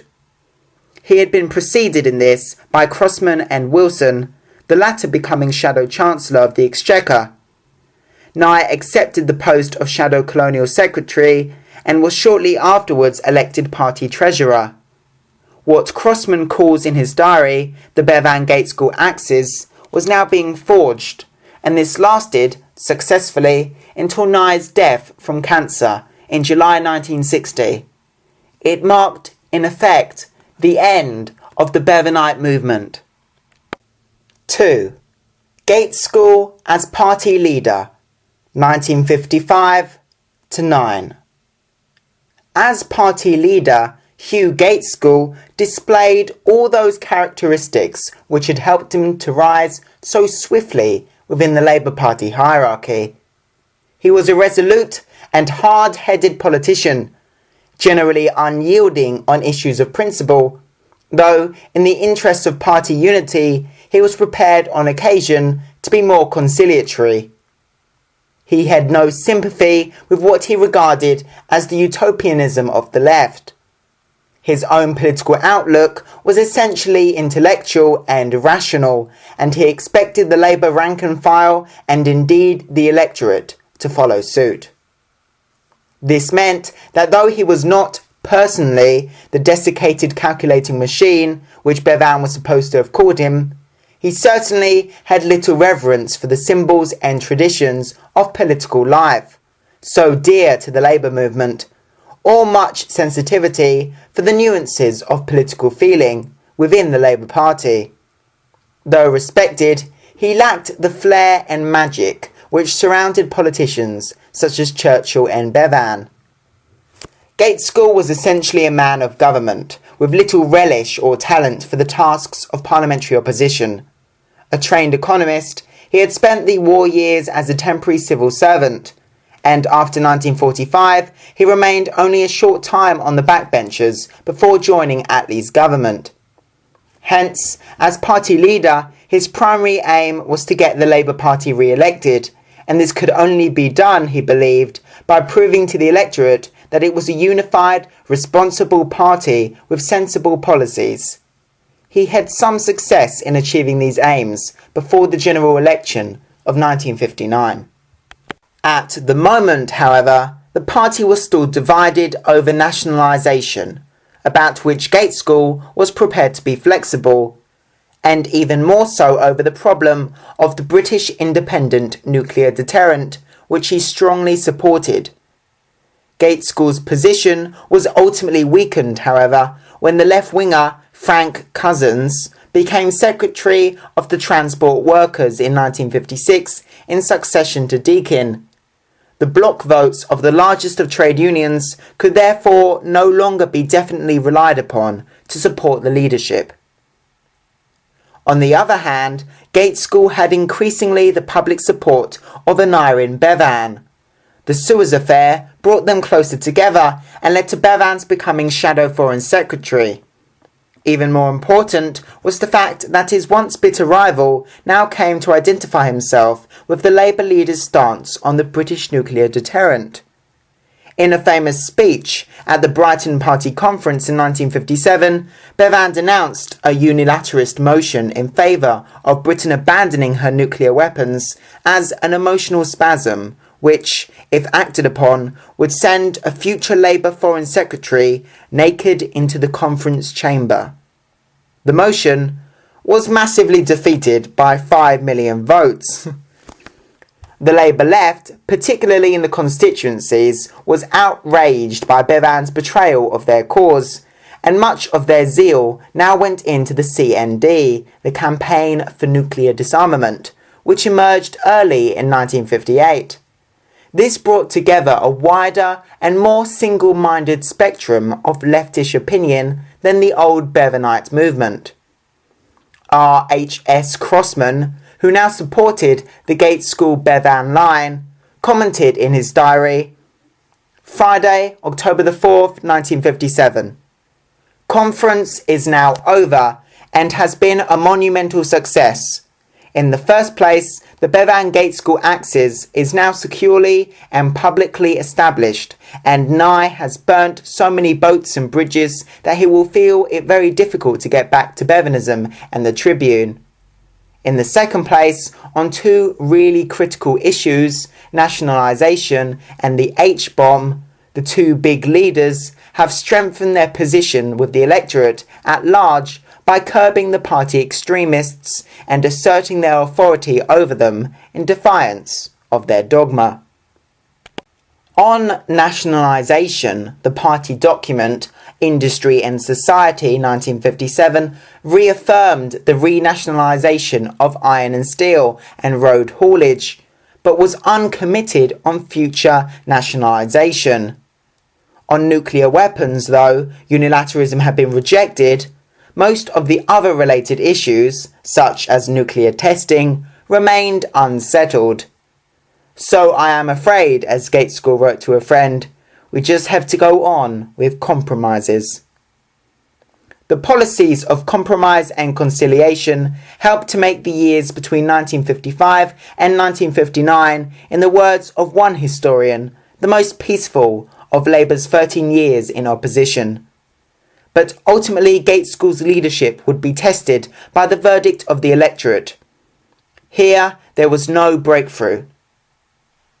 Though Labour mounted an impressive campaign and was reasonably optimistic, the Conservatives under Harold Macmillan won a notable victory in the general election of October 1959 with a majority of 100 seats.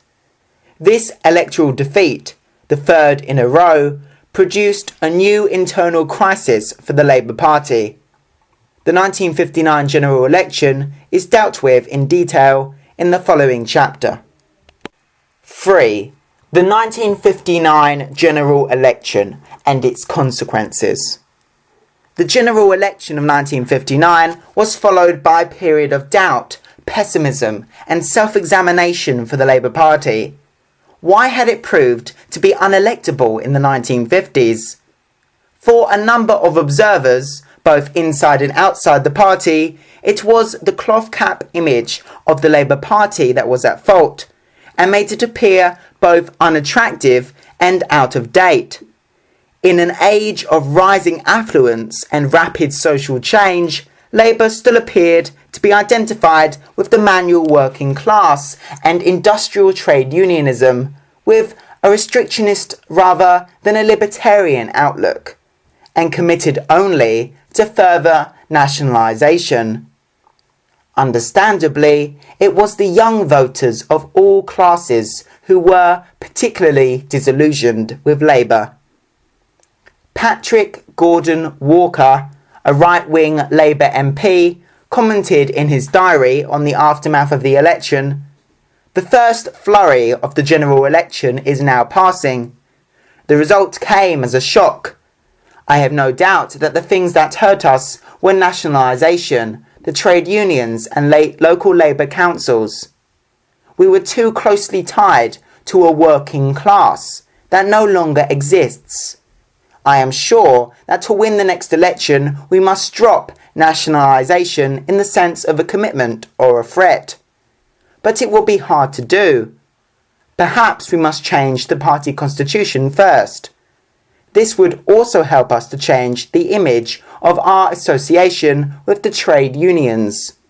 They must appear in a new and more modern light, and less the masters of the party, if we are to win." The main attempt to face up to these problems and rethink Labour's principles came from a young group of right-wing MPs, Douglas Jay, Roy Jenkins, Dennis Healey, and, above all, Anthony Crosland. It was Anthony Crosland's The Future of Socialism, 1956, the most important book on socialist theory published in post-war Britain, that expounded the ideas of the revisionists, as they came to be called. Crosland argued that with the establishment of full employment, the welfare state, and the mixed economy after 1945, Labour had achieved the material basis for a socialist society. But in its thinking, the party must now advance from the material to the moral sphere and aim at introducing in the future a greater degree of economic and social equality. Socialism, in Crosland's famous phrase, is about equality. In achieving such an egalitarian society, he argued, the pursuit of further nationalisation was largely irrelevant. Nationalisation did not necessarily enhance equality, and in an age of reformed capitalism, it was merely one form of industrial ownership, and not necessarily the most efficient. In arguing thus, Crosland was attacking the doctrines of both the left, personified by Bevan, now deputy leader, and the older generation of right-wingers, represented by Morrison, both of whom equated socialism with large-scale public ownership, even though they differed widely over its pace and timing. Hugh Gates' school was strongly influenced by Crosland's analysis. He now believed that if Labour was to become electable, it must abandon out-of-date doctrines and commitments. Hence, at the Blackpool Conference in November 1959, he made an eloquent appeal for rethinking and possibly expunging Clause 4 of the Labour Party Constitution, which committed the party to the common ownership of the means of production, distribution, and exchange. Standing on its own, this clause cannot possibly be regarded as adequate. It lays us open to continual misrepresentation. It implies that common ownership is an end, where in fact it is a means. It implies that the only precise object we have is nationalisation, whereas we have in fact many other socialist objectives. It implies that we propose to nationalise everything, but do we? Of course not. Had we not better say so instead of going out of our way to court misrepresentation? Gates' school's appeal to the conference utterly failed. Once again, he was too remote and rational, but he was also tactically inept. The move was ill-timed, nor had he made any real attempt to prepare the ground beforehand by building up support in the Party for Change. Even some of his closest colleagues were taken by surprise, and many of them, like Harold Wilson, were hostile or cool in their support. Hence, at the conference, Gates' school found himself bitterly assailed by his old enemies on the left, whose main purpose was to destroy his leadership. But he was also strongly condemned by right-wing trade union leaders for whom Clause 4 formed the bedrock of their socialist faith and who deprecated any course of action which might upset party unity. "We were wrong to go for doctrine," Crossland told Gaitskell. "We should have gone for power." Gaitskell heeded his words. He accepted defeat on the Clause 4 issue, not so much because of the extent of the opposition, but because he was steeling himself for the much more formidable struggle to come over Labour's defence policy. The leadership's policy on defence had now quietly changed, partly because the Conservative government had abandoned the British rocket, Blue Streak, in April 1960. Gaitskell now accepted the impracticability of Britain herself being an independent nuclear power. Nevertheless, he strongly supported Britain's membership of NATO and her retention of nuclear weapons while the Russians possessed them. It was support for a nuclear-armed NATO defence system, now official Labour policy, that became the major question for discussion at the Scarborough Party Conference in October 1960. Gaitskell's position at Scarborough was not an easy one. The left was out for his blood. Many trade union leaders were suspicious of him owing to his support for revisionism at the previous year's conference, and the influence of the CND was growing within the party. Moreover, owing to the death of Nye Bevan in July 1960, Gaitskell was now even more isolated. In fact, the fundamental question at issue at the 1960 conference was really his leadership of the Labour Party. In the debate on defence, resolutions were passed opposing official policy and supporting two neutralist resolutions condemning any British defence policy based on nuclear weapons, introduced by the transport workers and the engineers. But the majority in favour turned out to be a very narrow one. Only about 500,000 votes out of 6 to 7 million cast on a card vote. It is probable that a majority of the delegates personally supported Gaitskell. It was, as even a CND spokesman admitted, a hollow victory. Even before the vote was taken, Gaitskell had already made it clear to the conference, in one of his greatest speeches, that if it went against him he would fight on, and he rejected the view that the PLP could be tied down by a conference decision. "We may lose the vote today, and the result may deal this party a great blow. But there are some of us who will fight and fight and fight again to save the party we love." As one journalist commented, this was no old leader going down. It was a new man rising. In the course of the next year, opinion began to move in Gaitskell's favour. He still had the overwhelming support of the PLP.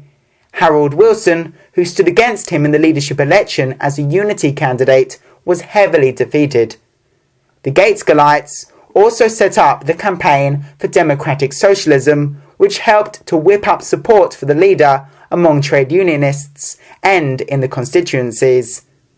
It also became increasingly clear that ordinary Labour voters had little sympathy for neutralism and resented the vicious personal attacks on Gaitskell. What they wanted, above all, was party unity under a strong leader. Hence, at the Blackpool Party Conference in October 1961, Gaitskell emerged triumphant. Official defence policy on support for NATO and nuclear weapons was this time endorsed by 4,526,000 votes to 1,756,000, and conference rejected the transport workers' neutralist motion by a majority of 2 to 1. 3 of the 6 big unions had changed sides since 1960. Gaitskell's leadership of the Labour Party was now no longer in doubt. This was consolidated by the emergence of the European Common Market issue in 1961-62, where Gaitskell's views coincided with those of the majority of Labour members. Hence, confrontation was now followed by conciliation. Over the common market, Gaitskell was no European. He was unconvinced by the economic arguments in its favour and concerned for British links with the United States and the Commonwealth. He also recognised that here was an issue which could easily disrupt the recently achieved Labour unity. It is, as he told the passionately pro-European Roy Jenkins, a question of carrying the party. Hence, at the Brighton Party Conference in 1962, he came out against Britain joining the common market in a highly emotional speech in defence of British sovereignty. It would mean, he said, the end of Britain as an independent nation state, the end of 1,000 years of history. All this delighted the conference. Even the left rejoiced. Only the small group of pro-Europeans, most of whom had been his firmest supporters over Clause 4 and defence policy, were grieved. By the end of 1962, Hugh Gaitskell's ascendancy in the Labour Party was complete. His popularity in the country also soared, helped by the decline of Macmillan's government. All the signs pointed to Labour winning the next election, and Gaitskell crowning his ambition by becoming Prime Minister. But at the end of the year, he was quite suddenly taken ill with a viral infection, and in January 1963, he died. He was only 56. After his death, Hugh Gaitskell came to be revered, at least on the right of the party, as the best Prime Minister that the Labour Party never had. Similarly, his old colleague and adversary, Aneurin Bevan, who had died 3 years earlier, came to be seen on the left as the personification of the uncompromising socialist rebel. Thus are historical legends born. Both left and right eventually combined together to elect Harold Wilson as Gaitskell's successor in February 1963. Wilson's election marks the beginning of a new period in the history of the post-war Labour Party. Chapter 7. The Macmillan Era, 1957 to 64. 1. Supermac, 1957 to 60. A. Macmillan as Prime Minister. Harold Macmillan dominated British politics during his years of power between 1957 and 1963 in a way in which few 20th century Prime Ministers have done. This was a tribute to the media, for whom his appearance, his wit, and his mannerisms were irresistible. But it was primarily a result of his genuine and outstanding political gifts.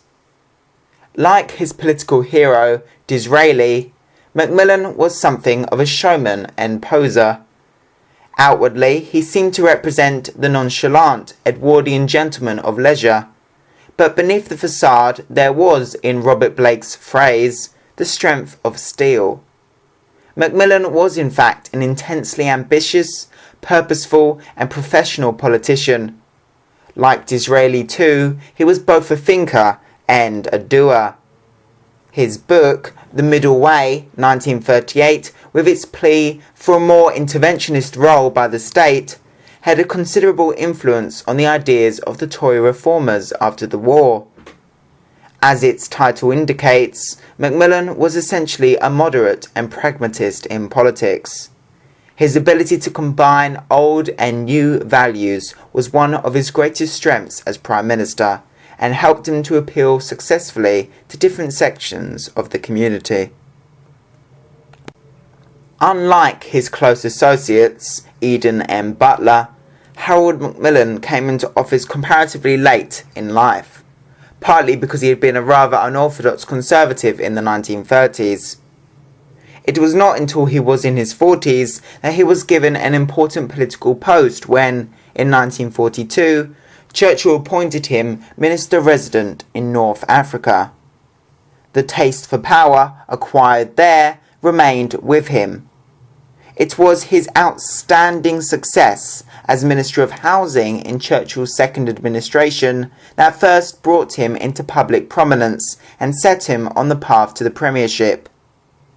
This aim was reinforced by the key role he played in Eden's government, particularly during the Suez Crisis, though his role during that crisis was and has remained a controversial one.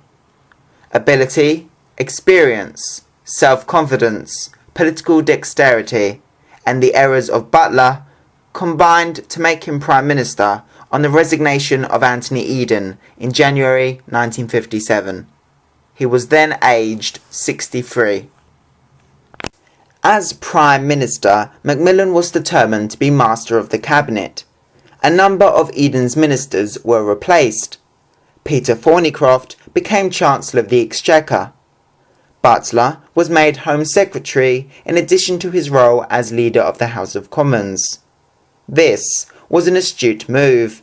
It helped to obtain Rav's cooperation and loyalty for the new Prime Minister after their earlier rivalry. And together they represented, in the words of one historian, a formidable combination. Selwyn Lloyd was surprisingly kept on as Foreign Secretary. For Macmillan, this had two distinct advantages. It indicated that there was to be no public apology for the Suez adventure, and it emphasised to the world that it was the Prime Minister who now intended to run foreign policy. In Bevan's brilliant image, Lloyd was merely to play monkey to Macmillan's organ grinder. Further changes soon took place in the government. The resignation of Lord Salisbury in March over the government's Cyprus policy was accepted by Macmillan without batting an eyelid, a portent of what was to come. The resignation of the Chancellor of the Exchequer and the whole Treasury team in January 1958 over public expenditure cuts was passed off by the Prime Minister before he departed for a Commonwealth tour as a little local difficulty. Later, in 1962, he was to sack 1/3 of his cabinet with similar aplomb. Macmillan also went out of his way to promote a number of younger men, Powell, Maudling, Heath, Amory, from all sections of the party. It is in fact the Macmillan regime which represents the first real break with the pre-war political generation in terms of government. The Prime Minister's handling of his ministers was very different from that of Eden. As Lord Cumwere, Lord Chancellor, wrote in his memoirs, "On the home political front, it was clear by the end of 1957 that the government had turned the corner. It is impossible to overemphasize the personal contribution of the Prime Minister to this renaissance. From the very beginning of his premiership, there had been a new feel about the government. Eden's chronic restlessness, which had sensibly affected all his colleagues, was replaced by central calmness. Macmillan's approach to cabinet business was businesslike and firm. He was always accessible to his colleagues. On the whole, he interfered less in departmental matters than Eden. He always gave the impression, even in the darkest hours, that everything was going according to plan. Imperturbable, hard-working, approachable, and courageous, he exercised a personal domination over his colleagues not seen in British politics since Churchill's wartime administration. Mastery of the government was accompanied by mastery of the Commons, where, as Cumwere noted, he secured a quite astonishing psychological superiority. This was due not only to Macmillan's talents as an effective and confident debater, but to the inability of Gaitskell and the Labour opposition, obsessed with their own internal problems, to seize the initiative or to take the true measure of the Prime Minister. As Enoch Powell observed, they were unable to exploit the weaknesses of the government, even when all the cards had been thrust into their hands. Macmillan's domination of government and Parliament, his rare ability to represent and speak for both the progressive and the traditionalist elements in the Conservative Party, and his early success in re-establishing good relations with the United States helped to build up his popularity with the Tory rank and file. Thus he was able to secure the first and most important of his aims, the restoration of the unity and self-confidence of the Conservative Party after the Suez debacle. His winning over of the electorate through his clever use of the media and his convincing them that they had never had it so good soon followed. By 1959, Macmillan's political ascendancy was all but complete, and he clinched it by winning a major electoral victory that year. Vicky's famous cartoon, Super Mac, immortalised his political prowess, although that was hardly the left-wing cartoonist's intention. B. Domestic policy. Macmillan's main concern was with foreign and imperial affairs during his first ministry, but he was also determined to have a major voice in economic policy. Here, the main problem for the government was how to maintain full employment and rising prosperity without the economy lapsing into high inflation and balance of payments problems. It was, as the Prime Minister said, like bicycling along a tightrope. Macmillan's own instincts were basically expansionist and interventionist. Haunted by memories of the hardships of the working classes in the North East when he was MP for Stockton in the 1930s, he preferred to risk higher inflation rather than countenance rising unemployment. This attitude brought him into conflict with his monetarist Chancellor of the Exchequer, Peter Thornycroft. After a generous first budget, strong pressure on the currency reserves developed, and the Chancellor insisted on applying sharp, deflationary measures in 1958. This meant raising the bank rate from 5 to 7%, trying to bring down wage increases, and insisting on cuts of £150 million in government expenditure, including the social services. As Macmillan noted in his diary, this is more than is feasible politically. He was prepared to cut £100 million from the estimates, but no more, and as a result, Thornycroft resigned in January 1958, followed by the two other Treasury Ministers, Enoch Powell and Nigel Birch.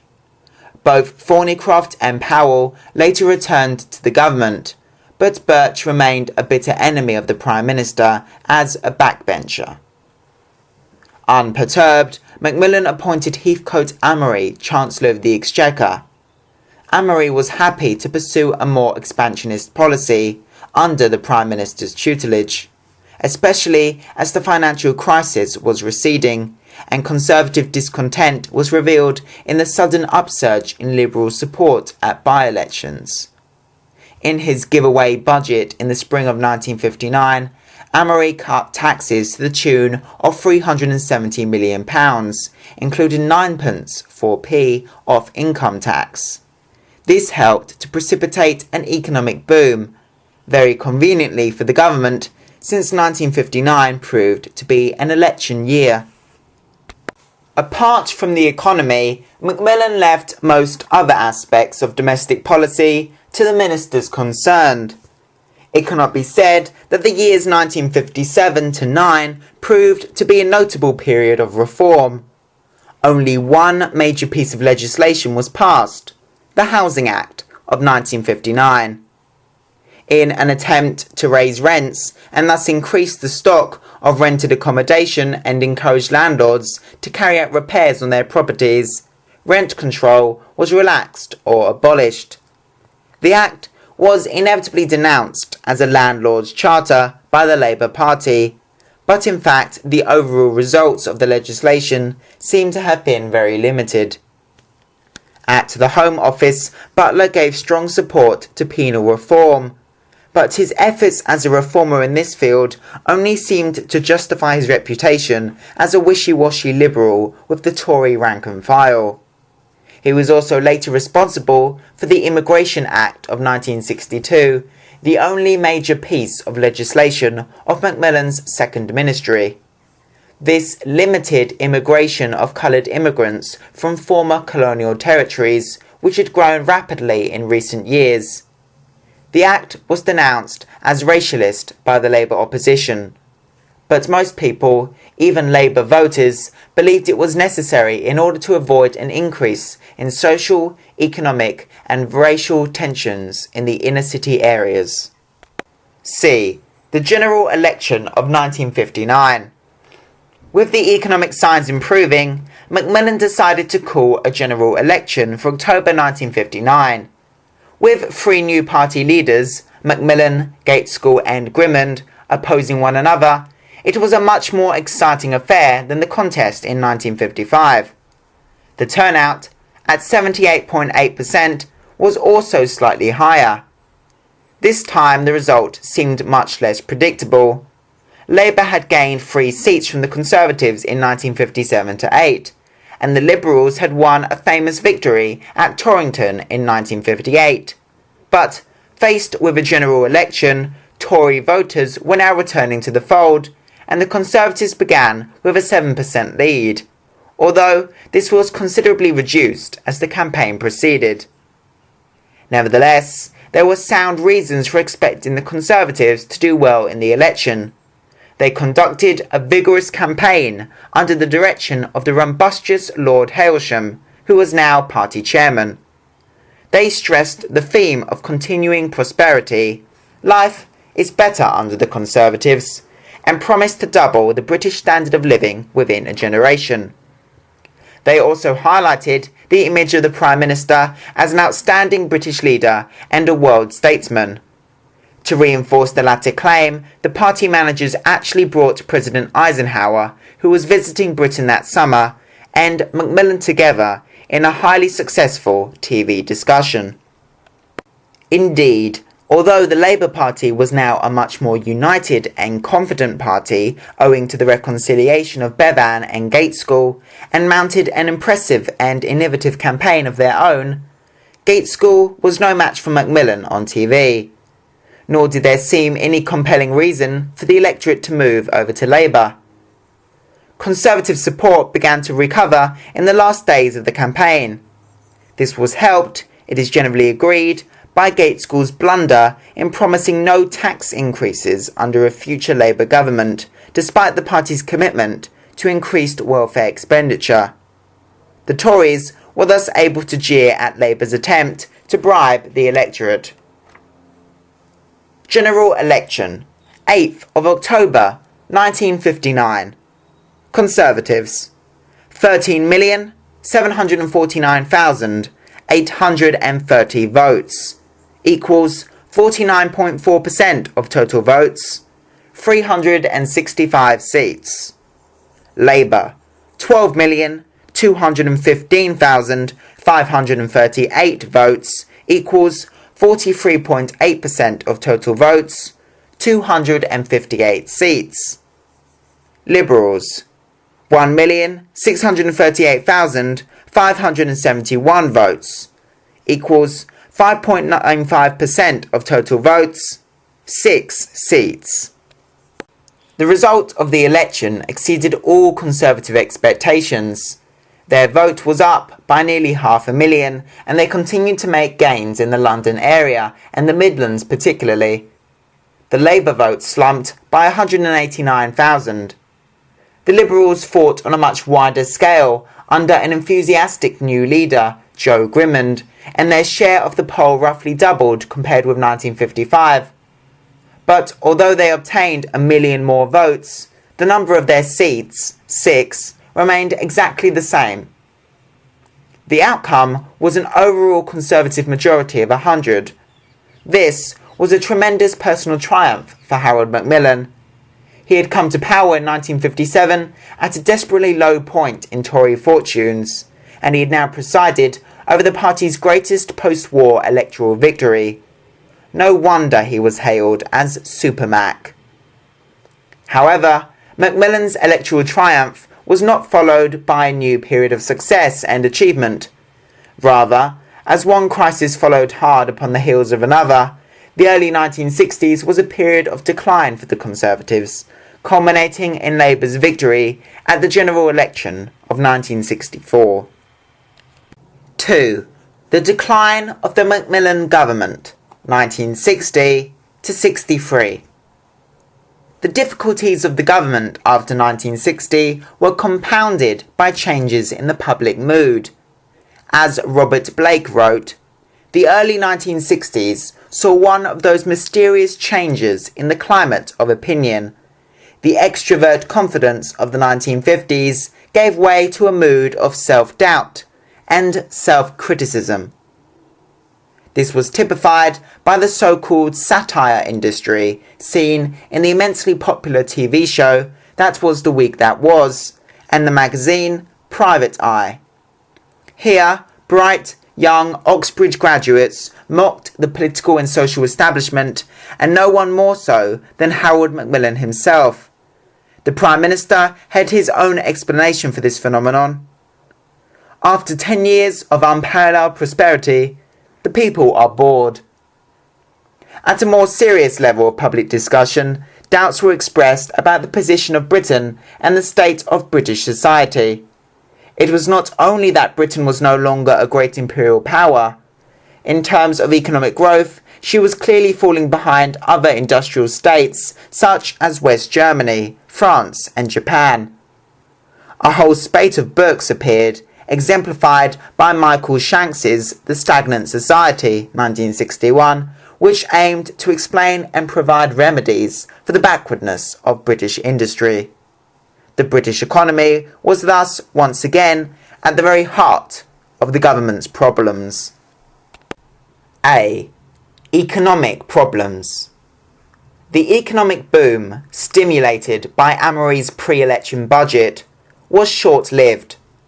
Within a year of the general election, the economy was once again overheating as a result of rising wage increases, higher consumer spending, and massive imports. This led to a widening trade gap. Amory was made the scapegoat and was peremptorily dismissed in July 1960. He was replaced by Selwyn Lloyd. Lloyd seems to have been appointed Chancellor of the Exchequer because of his loyalty and devotion to the Prime Minister, rather than because of his economic expertise or political talents, which were minimal. It was, wrote Macmillan's official biographer, his least successful appointment. Indeed, for the new Chief Whip, Martin Redmayne, the autumn of 1960, as he later wrote, certainly stands out in my mind as the beginning of the end of the Supermac era. The country was now faced with a massive balance of payments deficit, the worst since 1951.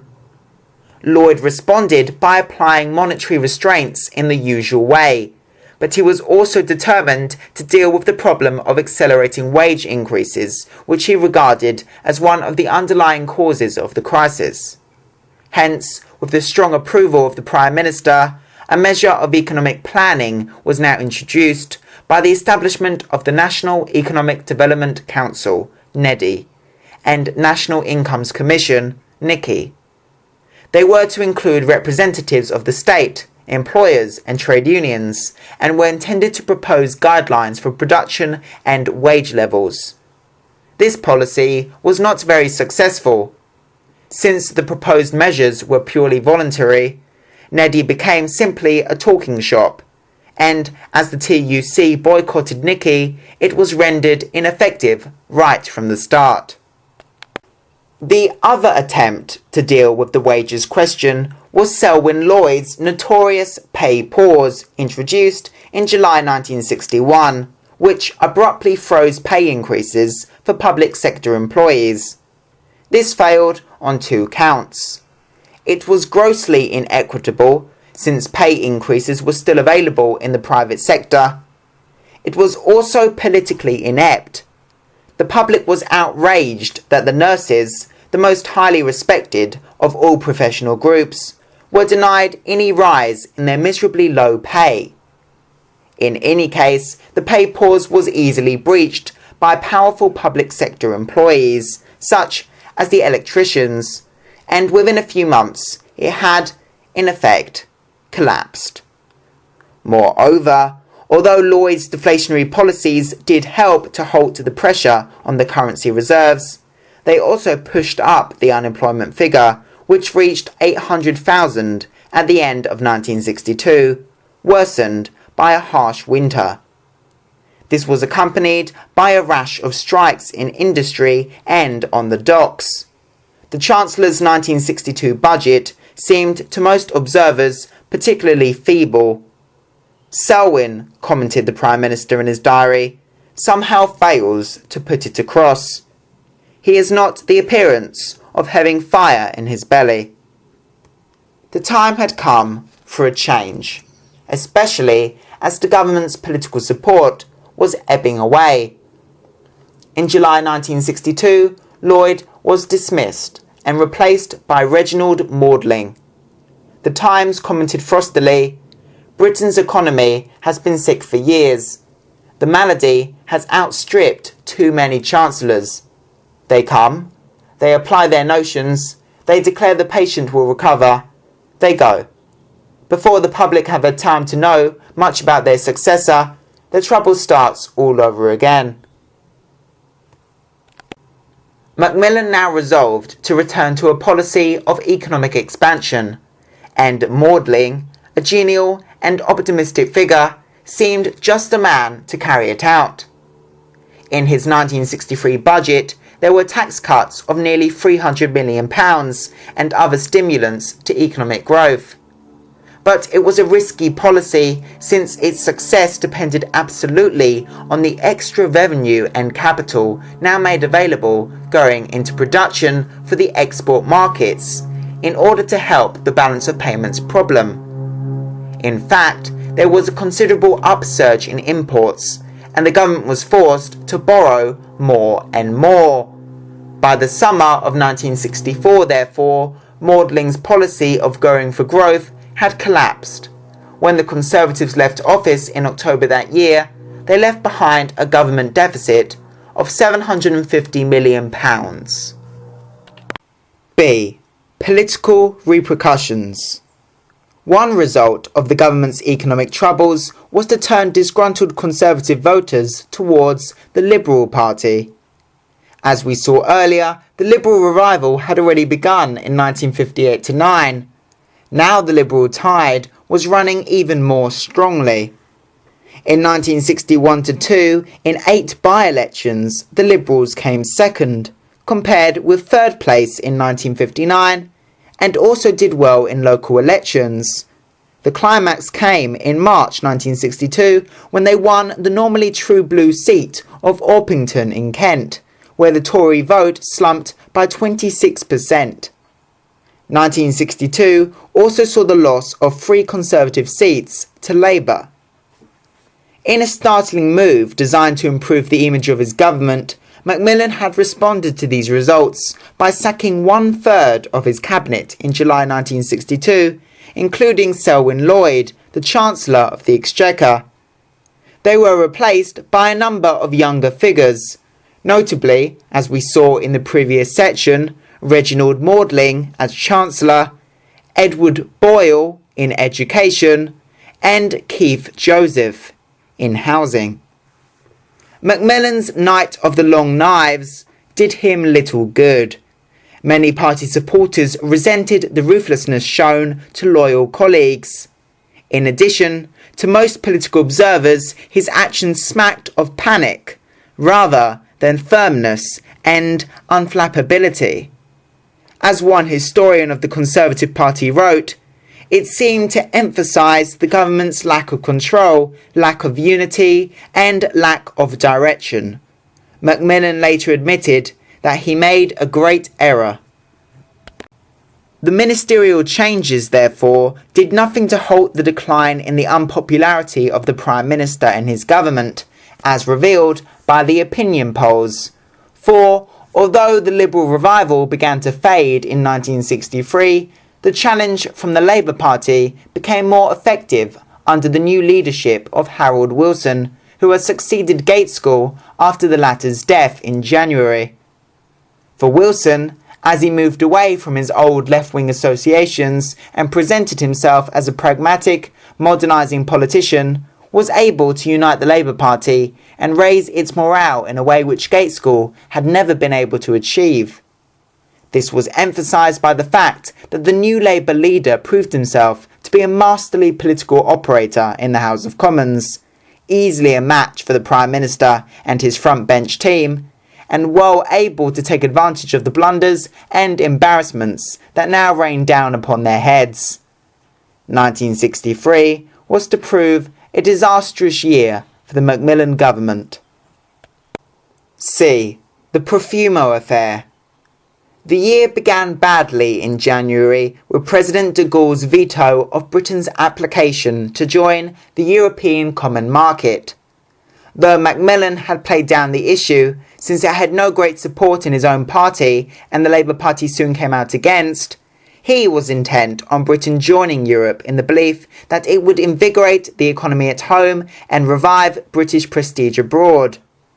The rejection of Britain was a bitter blow. "All our policies at home and abroad," he lamented in his diary, "are in ruins." Yet most British people were both ignorant of and uninterested in European affairs. It has been suggested, therefore, that de Gaulle's veto saved Macmillan from the further unpopularity that would have accrued once the terms of British entry, particularly in relation to agriculture, were revealed. It was the Profumo affair which delivered the coup de grace to the Conservative government. It was not the first, even though it proved to be the most damaging, of the embarrassments that now afflicted the ministry. In 1961-2, there were a number of serious spy scandals, one of which, the Vassal affair, seemed to implicate ministers. In March 1963, Kim Philby fled to Moscow from the Middle East, where he joined his two fellow Soviet spies, Burgess and Maclean, thus proving that he was the third man. Particularly unfortunate for the government was the fact that it was Macmillan who, as Foreign Secretary in 1955, had told the House of Commons that there was no evidence against Philby. All this seemed to show, at the very least, gross incompetence in high places. The political atmosphere was therefore highly charged when in June 1963 the Profumo story broke. Rumours had been spreading for some time that John Profumo, the Minister of War, had been involved in a liaison with a West End call girl, Christine Keeler, who had also been consorting with the Soviet military attaché, Captain Ivanov. Hence the security aspect. Profumo denied the charges, both to the Conservative Chief Whip and, more categorically, in the House of Commons in March 1963. His claim was accepted by Macmillan, who made no attempt to interview Profumo himself, without any real investigation. The Prime Minister was now nearly 70 and disinclined to face up to distasteful and unwelcome issues. But the stories persisted, and as the pressures increased, Profumo at last admitted to the Chief Whip that they were true and that he had lied to the House of Commons. As a result, he resigned his parliamentary seat, and though he was cleared as a security risk, his political career was ruined, and he retired from public life. The press, of course, had a field day. Private Eye excelled itself, and during the long, hot summer of 1963, the British public was regaled endlessly with stories of sex and scandal in high society. The government itself became the target of scorn and ridicule. Tony Benn, the left-wing Labour MP, described the political situation in his diary. Benn achieved some notoriety that year by renouncing the peerage he inherited on the death of his father, Lord Stansgate, in order to retain his seat in the House of Commons. His action led directly to the Peerage Act of 1963, which legalised such conduct. Thursday, the 13th of June. The political situation is fantastic at the moment, with rumours rife that there are more scandals to come. The Times is now leading a campaign to get rid of Macmillan, and there is a real possibility of so many abstentions on Monday that the government might fall. The PM himself is almost bound to have to go. If I were a Tory, I should insist on this just out of an instinct for survival. But they are such sheep that I do not expect a revolt, and if Mac can go on, I think he will be massacred in the election. It is all terribly bad for politics and Parliament, and is an indication of the decay of the old British establishment. The Prime Minister was left, unhappily, to pick up the pieces. In a debate on the affair in the Commons in June, Harold Wilson delivered a slashing attack on his complacency and isolation from contemporary life. Charges which Macmillan more or less admitted. I do not live among young people much myself. On Labour's censure motion, 27 Conservative MPs abstained. Tony Benn commented on the debate in his diary. Monday, the 17th of June. The Commons all day debated the Profumo case. The place was besieged by people hoping for tickets, and the House of Commons' telephone line was actually engaged when I tried to ring them. Here was the Commons doing its job, making and unmaking ministries, and acting as the grand inquest of the nation, the great forum of debate. By all accounts, his, Macmillan's, competence was brought into question, and the security services seemed to be operating inefficiently. Macmillan will have to go, and the fight for the succession will be on. It is now only a matter of time. Criticism was now increasingly directed against Macmillan himself, even within the Tory ranks. He was seen to be losing his grip and to be becoming an electoral liability. In a Gallup poll of voters, only 23% believed that he should carry on as Prime Minister. Macmillan was at first determined to defy the pressures building up. But in October, he was taken ill, and although the operation he now faced was not all that serious, he lived to the age of 92, he decided in October 1963 to retire as Prime Minister. As in January 1957, the Conservative Party once again faced a leadership crisis. Once again too, since there was no system for electing a Conservative leader until after 1964, a new leader was expected to emerge after internal party consultations. D. The Conservative Leadership Crisis, October 1963. Macmillan's decision to resign as Prime Minister in early October could not have come at a worse time for the Conservative Party, which was, at that very moment, assembling at Blackpool for its annual conference. The announcement of his decision to the assembled delegates produced consternation and confusion. This was quickly followed by a hasty and undignified scramble for media attention by some of the prospective candidates for the leadership and their supporters, which virtually reproduced at Blackpool the feverish atmosphere of an American convention. Although the names of younger men, notably Reginald Maudling, were suggested, it soon became clear that there were two major rivals for the succession, Lord Hailsham and Rab Butler. Hailsham quickly seized the initiative by announcing in a blaze of publicity his intention to renounce his peerage, as he could now do under the 1963 Peerage Act, and became plain Mr. Quintin Hogg again, in order to make his claim to the premiership more acceptable. Hailsham's flamboyance and outspokenness, especially as party chairman from 1957 to 1959, had made him the darling of the Conservative Party conferences for a number of years, and he was believed, rightly, to have the backing of Macmillan.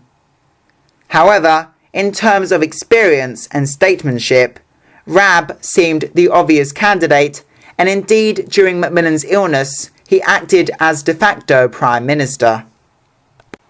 Both candidates reacted characteristically but badly to the frenzied atmosphere of Blackpool. Many party leaders found Hailsham's blatant publicity seeking, even before Macmillan had officially resigned, distasteful. As the chief whip commented, the cork had popped too soon. On the other hand, Rabb's diffidence and lacklustre speech to the conference created a poor impression. To the dismay of his friends and supporters, particularly Ian MacLeod and Enoch Powell, he appeared to lack the stomach for a real fight. This merely confirmed the doubts about his suitability for the premiership, which were held by many within the party. From his sickbed at hospital in London, Harold Macmillan was determined to retain the strings of power and not to resign until a candidate had emerged, whose name he could support and confidently recommend to the Queen as his successor.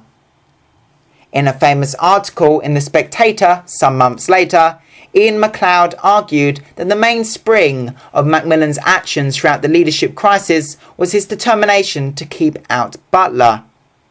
There is much to be said for this view. In his diary for 4th of October, 4 days before he officially announced his intention to resign, the Prime Minister wrote, "The problem is how exactly to announce it and how to get the right successor. Butler would be fateful." Hence his original support for Hailsham. Once Hailsham's behaviour at Blackpool appeared to make him unacceptable, however, Macmillan was forced to look around for a new, anti-Butler candidate. For this purpose, the dark horse, Lord Hume, dutiful, loyal and ambitious, was prepared to be drafted. Despite the fact that he was an obscure Scottish peer practically unknown to the general public, in terms of age and ministerial experience, he had held important office in every post-war Conservative government and was now Foreign Secretary. Lord Hume had much to commend him. But the main factor in his favour as a possible Prime Minister was the simple fact that he was a less divisive candidate than either Hailsham or Butler. If he had no fervent supporters, he also had no enemies. Once Lord Hume emerged as the third runner in the race, Macmillan arranged for the customary soundings to be taken within the cabinet, and the party at large by the party officials, in order to find the most acceptable candidate. On the 14th of October, Macmillan reviewed the situation in his diary. They, the chief whips, had been rather upset at the rather undignified behaviour of Hogg and his supporters at Blackpool. This is said to be turning respectable people away from Hogg. So Hogg, who really had the game in his hand, had almost thrown it away.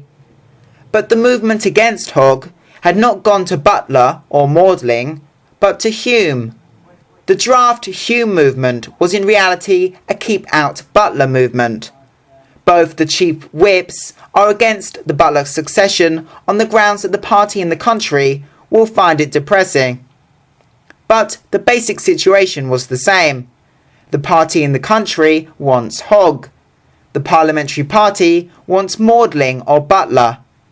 The cabinet wants Butler. The last 10 days have not altered this fundamental fact. On the following day, the 15th of October, the Prime Minister saw all the officials concerned, and it appeared that a consensus had emerged within the Conservative Party in favour of Hume, although it is impossible to be certain because a detailed account of their findings was never published. Macmillan then drafted a letter to the Queen recommending Hume as his successor on the grounds that he would be best able to secure united support, and this was handed over to her when she visited him in hospital on the morning of Thursday, 18th of October. Macmillan then formally resigned as Prime Minister, and Lord Hume prepared to form a new administration. The main problem that now faced Hume was the attitude of his former rivals, and particularly that of Butler and his supporters. MacLeod and Powell had already indicated their refusal to serve under Hume. In MacLeod's eyes, his claim had been foisted upon the party by a magic circle of old Etonians led by Macmillan against the wishes of the cabinet, who supported Butler. Powell's attitude was similar, but their hero proved as irresolute as ever. Once Hailsham and Magdalen decided to serve under Hume, Butler followed suit and agreed to accept the Foreign Office. As Macmillan wrote a rab in his diary on the day the new government was formed, his real trouble is his vacillation in any difficult situation. He has no strength of character or purpose. Any chance of an effective revolt against a Hume administration thus quickly faded away. MacLeod and Powell were isolated, and they became the only two cabinet ministers to remain outside the new government. In this way, the 14th Earl of Hume, to the astonishment of the outside political world, became Prime Minister. Within a short time, he had renounced his peerage, and after a successful by-election victory at a safe Scottish seat on 8th of November, he re-entered the House of Commons as Sir Alec Douglas Hume. It cannot be said that these extraordinary events helped the image of the Conservative Party. By the autumn of 1963, one historian has concluded, the Conservatives had as good as lost the next election. 3. The general election of 1964. Sir Alec was determined to put off the general election, which by law had to be held within a year, for as long as possible, in order to ensure a period of calm and stability for the Conservative Party after the recent turmoil, and to allow Magdalen's economic policies time to work. In any case, Labour was now well ahead in the opinion polls. In fact, as so often after similar crises, the Conservatives rallied loyally round their new leader. But despite Sir Alec's transparent honesty and sincerity, his aristocratic Grousemore image and his evident ignorance of domestic affairs were real handicaps when faced with a political opponent as skillful, quick-witted, and economically literate as Harold Wilson. The contrast between the two party leaders became even more apparent when Wilson, in a series of powerful speeches in 1963-4, took up the theme of modernisation, the white heat of the technological revolution, in his most famous phrase, as the new watchword for the Labour Party. In his view, science and socialism went together. This heady vision helped to overcome old antagonisms within the party and aroused a new sense of unity, optimism, and enthusiasm. It also enabled Harold Wilson to impose his own leadership even more effectively upon the Labour Party. Labour therefore appeared to be the likely victors in the forthcoming general election, which Sir Alec finally announced would be held on the 15th of October 1964. Although the 1964 general election proved to be a turning point in post-war British political history, it was a rather dull affair as far as the electorate were concerned, mainly because the major issues had been fought over during the previous year.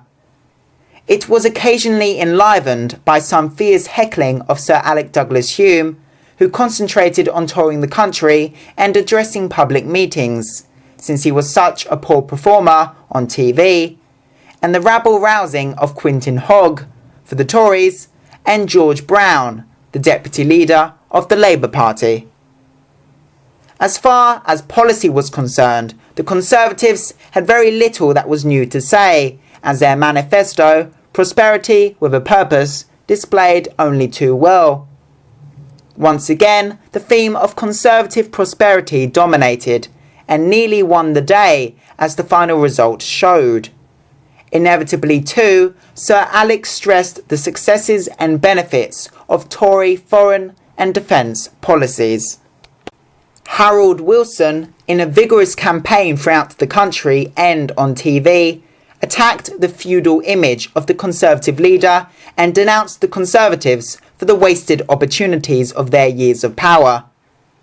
As far as Labour was concerned, he reiterated the theme of modernisation, and this was spelled out by the party manifesto, The New Britain, in its list of future Labour policies: economic planning for growth, state support for science and technology, comprehensive schools, and the expansion of higher education. Thus, what the election was really about was suggested by one contemporary observer. The issue at this election is time for a change versus fear of change. Who wins will depend on which feeling is stronger. General election, 15th of October 1964. Conservatives, 12,001,396 votes, equals 43.4% of total votes cast, 304 seats. Labour, 12,205,814 votes, equals 44.1% of total votes cast, 317 seats. Liberal, 3,092,878 votes, equals 11.2% of total votes cast, 9 seats. In the end, Wilson's campaign paid off. Just. There was a 3.5% swing to Labour after many fluctuations in the opinion polls. The size of the Labour vote remained almost exactly the same as in 1959, but the Conservative vote was down by between 1 and 2 million. This meant that there was only a tiny gap, 0.7%, between the two parties as far as the popular vote was concerned. But in terms of MPs, Labour did better. They gained seats in London particularly, though the South East generally and the Midlands remained on the whole loyal to the Tories. And in Wales, Scotland and the north of England, Labour therefore finally won 317 seats and the Conservatives 304. The Liberals mounted their widest campaign for some years, fighting 365 seats. But though they doubled their vote, up from 1.5 million in 1959 to 3 million now, they still only obtained 9 MPs. Labour therefore ended up with a tiny overall majority of 4. But this was enough to make a triumphant Harold Wilson Prime Minister. On the 16th of October 1964, the long reign of the Conservatives came to an end. 4. 13 wasted years. The most contentious aspect of the Conservatives' rule between 1951 and 1964 was their economic policy. The theme of 13 wasted years, on which Labour campaigned in 1964, was primarily a condemnation of the Tories' economic record and, in particular, as their stop-go policy showed, of their inability to produce high and sustained economic growth. In the eyes of Labour, the Conservatives did nothing substantial to halt the relative economic decline of Britain, which had become clearly apparent by the early 1960s.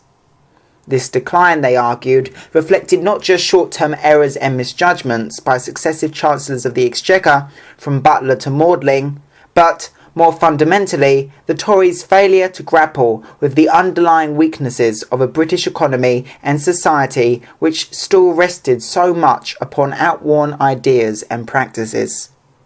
Hence Harold Wilson's call for modernisation. These arguments have been taken up and discussed in some detail by historians and others in recent years, partly because of the centrality of the problem of economic growth in Great Britain through to the present day. However, it is not easy to arrive at an objective judgment on the Conservatives' economic record during this period. This is primarily because of the complexity of the economic factors involved and the problem of deciding what criteria to employ in assessing success or failure. Should their economic record be compared with that of their predecessors, or with that of their successors, or, as many historians have argued, with those of other industrial countries? Indeed, for the historian, the problem of what standards to apply in assessing success or failure in relation to past historical movements is a perennial one, though it seems particularly acute in the field of economic development. Perhaps one of the reasons for this is the difficulty of correlating political and economic history.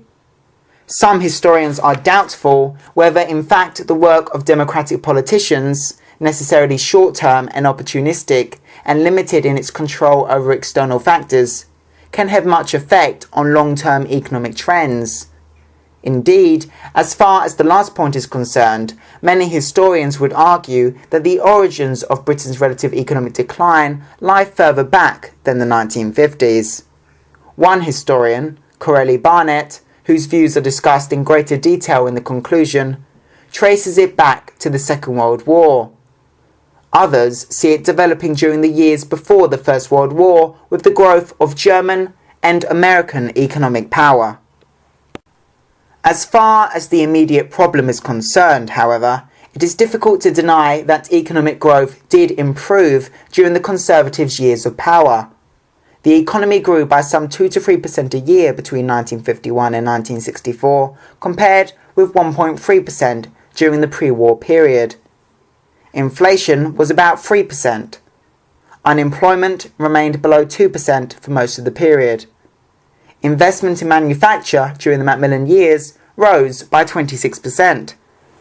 One historian of Macmillan's government has argued that, in fact, it made a better fist of delivering a combination of economic growth, cuts in taxation, full employment, and low inflation than any of its successors.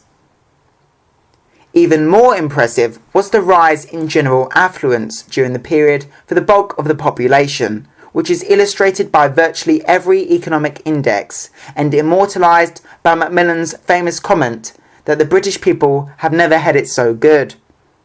Three statistics help to drive the point home. Home ownership reached 44% by 1964. It was about 25% pre-war. 91% of the population possessed a TV set by that date, compared with 4% in 1950. Car ownership quadrupled between 1950 and 1964 from 2 million to 8 million, hence the beginning of the building of the first motorways in the early 1960s. Nor, as we saw in the present chapter and chapter 4, was there any diminution in the real amount spent on the welfare state. For the conservative historian Robert Blake, the later 1950s represented something of a golden age. Nevertheless, despite the growth of affluence during these years, it has been argued that, relatively, Britain entered upon a period of unremitting economic decline, in the phrase of one economic historian, after 1960. As we saw earlier, after that date, informed opinion became increasingly aware that Great Britain was falling behind her economic rivals. During the years between 1951 and 1964, industrial production grew 3 times more quickly in France than in Britain, 4 times more quickly in West Germany, and at 10 times the British rate in Japan. During the same period, Britain's share of world trade in manufactured goods slumped from 25.5% to 13.9%. How are we to account for this decline? Historians have pointed to the harsher competitive climate that Britain was bound to face in the later 1950s with the ending of the immediate post-war boom and the economic recovery of Western Europe. But some historians also emphasise the lack of real commitment to long-term economic development displayed by Conservative Prime Ministers from Churchill to Hume, especially when compared with their overriding concern with foreign policy and the international stage. Indeed, it has been suggested that Conservative governments during this period represented primarily upper-class attitudes and interests, and had little respect for links with the world of business and industry. The fact that a man like Lord Hume, the very epitome of the old-fashioned Tory landowner, could become Conservative Prime Minister in 1964 underlines the point. Hence, wealth creation and economic efficiency were given a low priority, in marked contrast, for example, to what happened later during the Thatcher era. These facts, as well as short-term electoral considerations, help to explain why nothing was done to face up to the problems of trade union power and the restrictionist attitudes in industry that so often seem to accompany it, such as overmanning, demarcation disputes, and unofficial strikes. Indeed, little was done to encourage the modernisation of industry generally, nor were steps taken to improve the efficiency and accountability of the public sector, including the social services. Even more serious in the long run was the neglect of education. Compared with our economic rivals, the proportion of British school pupils who later went on into higher education was very low. It was not until after 1961 that any new universities were founded. The Robbins Report on Higher Education appeared in 1963, and little direct encouragement was given by Conservative governments to scientific, technical, or managerial education.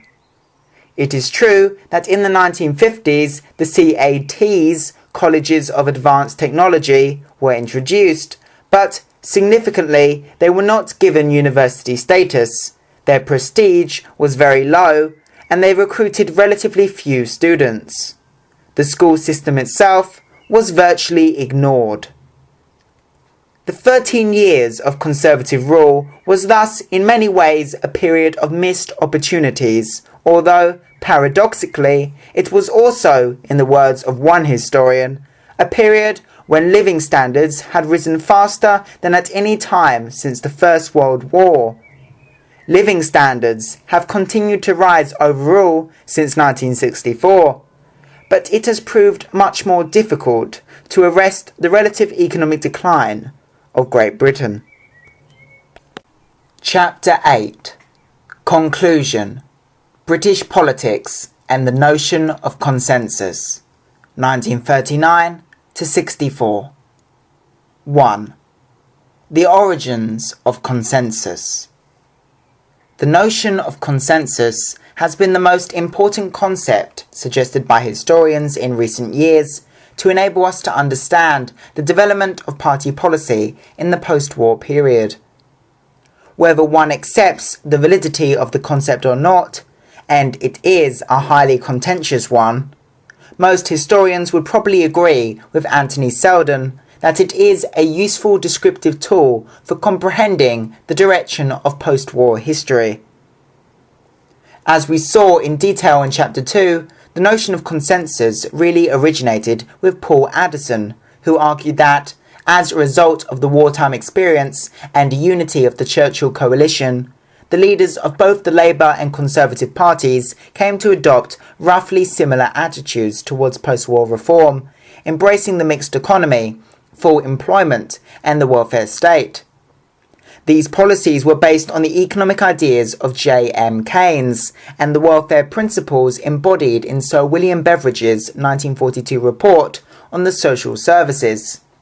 This consensus represents, therefore, a sort of halfway house between socialism and private enterprise, and shows both Labour and the Conservatives moving towards the middle ground in politics. This wartime consensus continued beyond 1945. Hence, writes Addison, the Attlee governments of 1945 to 51 completed and consolidated the work of the coalition. They created a post-war settlement which shaped the character of British politics for another generation.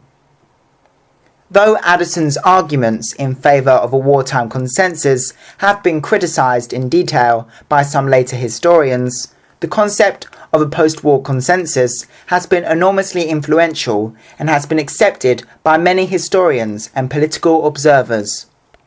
One dissentient, however, is Professor Ben Pimlott, the author of major biographies of Hugh Dalton and Harold Wilson. In a much-quoted article, he has rejected utterly the whole notion of consensus, both during and after the war, as a myth. Ben Pimlott, The Myth of Consensus, in L. M. Smith edited The Making of Britain, 1988. Like Addison's other critics, he has insisted that wartime unity masked deep ideological conflicts, and has argued that Labour's post-war programme was, after a cautious start, fiercely resisted and furiously resented by the Tories. He has also posed the question, how could a consensus be said to exist in an age when the electorate was strongly committed to supporting either Labour or the Conservatives? The two-party system was in fact so dominant during the 1950s that the Liberal Party was a declining and dispirited force. Professor Pimlott makes some important points, but his article is concerned primarily with political ideas and the attitudes of the electorate, rather than government policy and policy making. Dennis Kavanagh and Peter Morris have attempted to remedy this in their book, Consensus Politics from Attlee to Thatcher, 1989, which examines these governments' policies in some detail.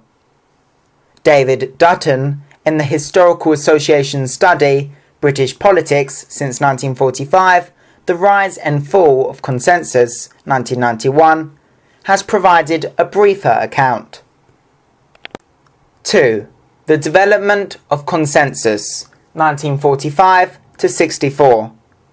Kavanagh and Morris and Dutton insist that a broad consensus, which came under increasing strain in the 1960s and eventually broke down in the 1970s, can be discerned in the years after 1945. This does not mean that there was a complete absence of party disputes during the years between Attlee and Hume, nor that all party members on both sides approved of the consensus, but it is to suggest that much of the argument between the Labour and Conservative rank and file, inside and outside Parliament, was conducted in terms of party rhetoric, rather than practical policy, and this often concealed, in Dutton's words, the fundamental continuity between the governing elites of the two parties. Thus, the more extreme views on both sides were contained. Moreover, Dutton turns Pimlott's argument about the attitudes of the electorate on its head. The decline of the Liberals in the 1950s and the strong commitment of voters to either the Conservatives or Labour indicates, he argues, the essential moderation of both major parties. They had stolen the Liberals' clothes, and hence the reality of the consensus. Voters plumped for either Labour or the Conservatives because of the persistence of class feeling, or because of their estimate of which party would prove to be the more efficient in delivering a social and economic package which was much the same in both cases. Kavanagh and Morris suggest that consensus can be seen most notably in four major areas of domestic policy: the mixed economy, full employment, the welfare state, and attitudes towards trade unions. Each of these topics will be discussed in turn. A. The mixed economy. In 1945, Labour was committed to a major programme of nationalisation, and this was carried through mainly in 1946-7 and covered the Bank of England, coal, civil aviation, electricity and transport. Gas followed in 1948 and finally iron and steel in 1949. With the exception of iron and steel, Labour's case in favour of public ownership was based on efficiency rather than socialist principles. As we saw in Chapter 3, there was little Conservative opposition to Labour's initial programme, though after 1947, opposition became more vigorous, and iron and steel nationalisation in particular, Labour's first attempt to take over manufacturing industry, was furiously resisted. When the Conservatives returned to power under Churchill in 1951, apart from denationalising iron and steel and road haulage to which they were pledged, no attempt was made to uproot the rest of Labour's nationalisation programme. It is only where we believed that a measure of nationalisation was a real hindrance to our island life, said Churchill, that we have reversed the policy. Thus, for the Conservatives, as for Labour, the argument over public or private ownership was no longer ideological, but pragmatic. The Tories too accepted the mixed economy. As Dutton says, the continuation of this policy was the most notable feature of the whole period. Even private industry under the Conservatives was not completely free from state interference. Eden said he was not the party of unbridled, brutal capitalism. The denationalised iron and steel industry, for example, was supervised by an iron and steel board. Private industry generally was subject to special taxes and various rules and regulations and pressures from the government, including membership of NEDI, National Economic Development Council, and NICI, National Incomes Commission, set up by Macmillan. B. Full employment. Nor was the situation very different in the closely allied area of economic management.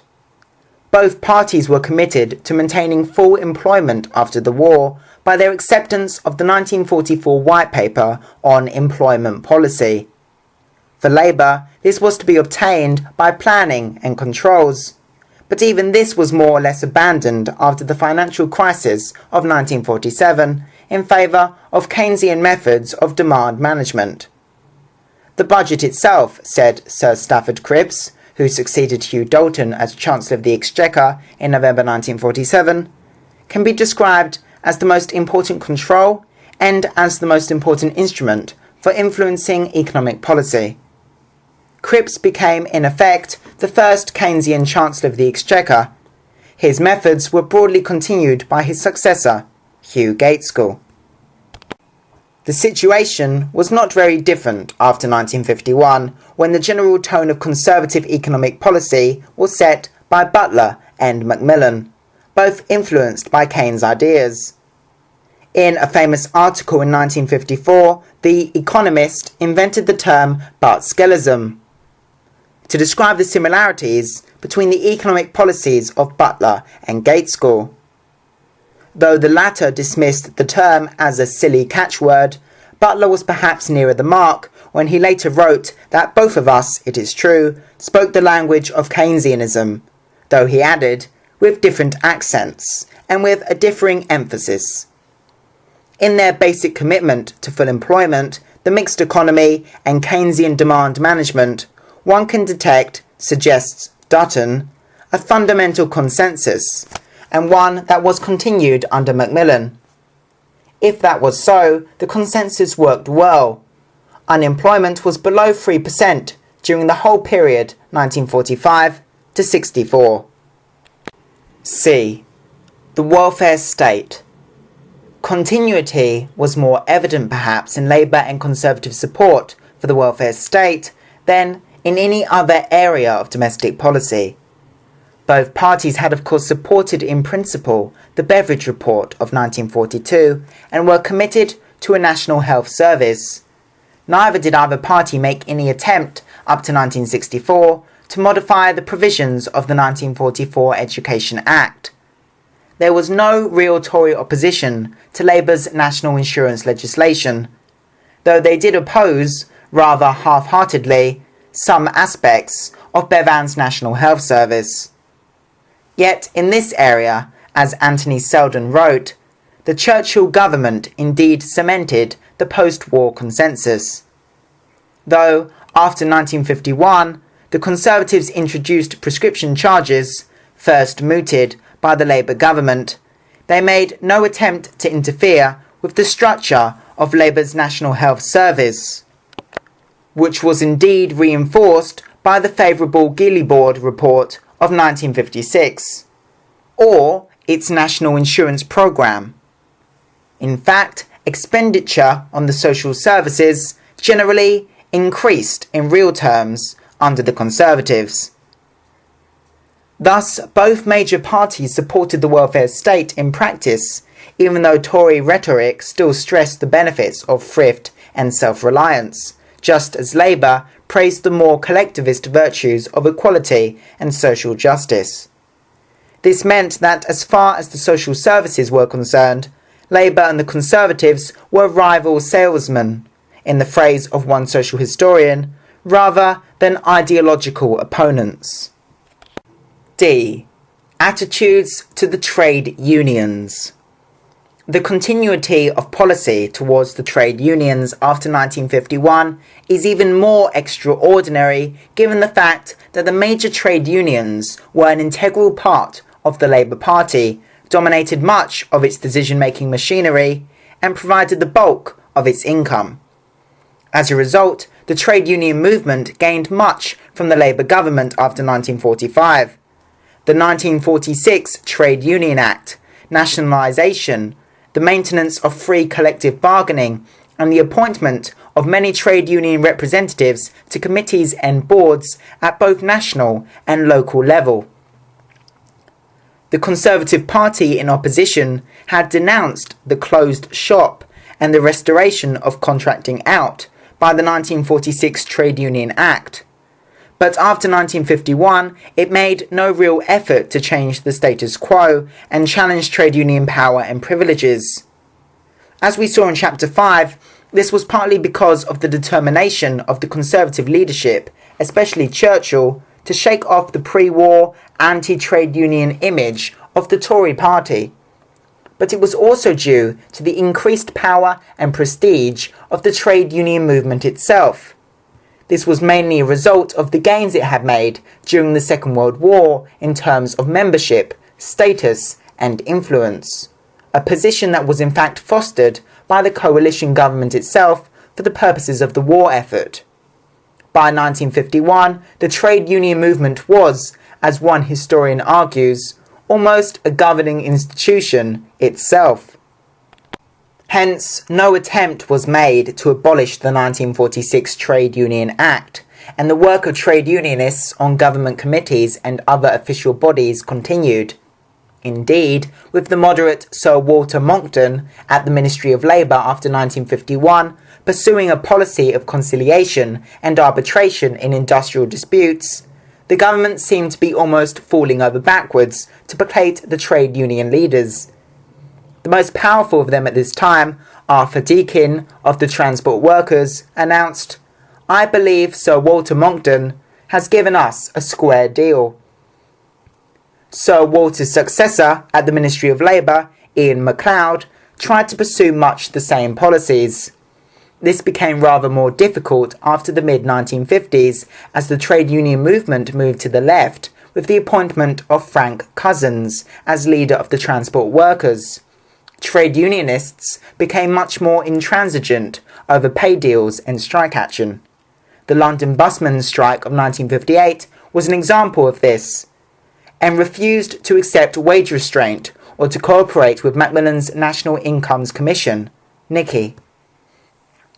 Much Conservative opinion, therefore, began to see organised trade union power as one of the main causes of Britain's relative economic decline, and public opinion in the country too was beginning to turn against them.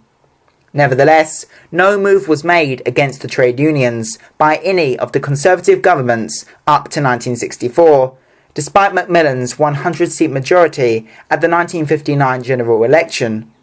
The consensus still held. 3. The results of consensus. In the light of this evidence, the supporters of consensus would argue that it is difficult to deny the existence of a broad agreement between 1945 and 1964 over the principles of domestic policy, and, they would add, over foreign and defence policy as well. What were the results of this consensus? This is more difficult to determine.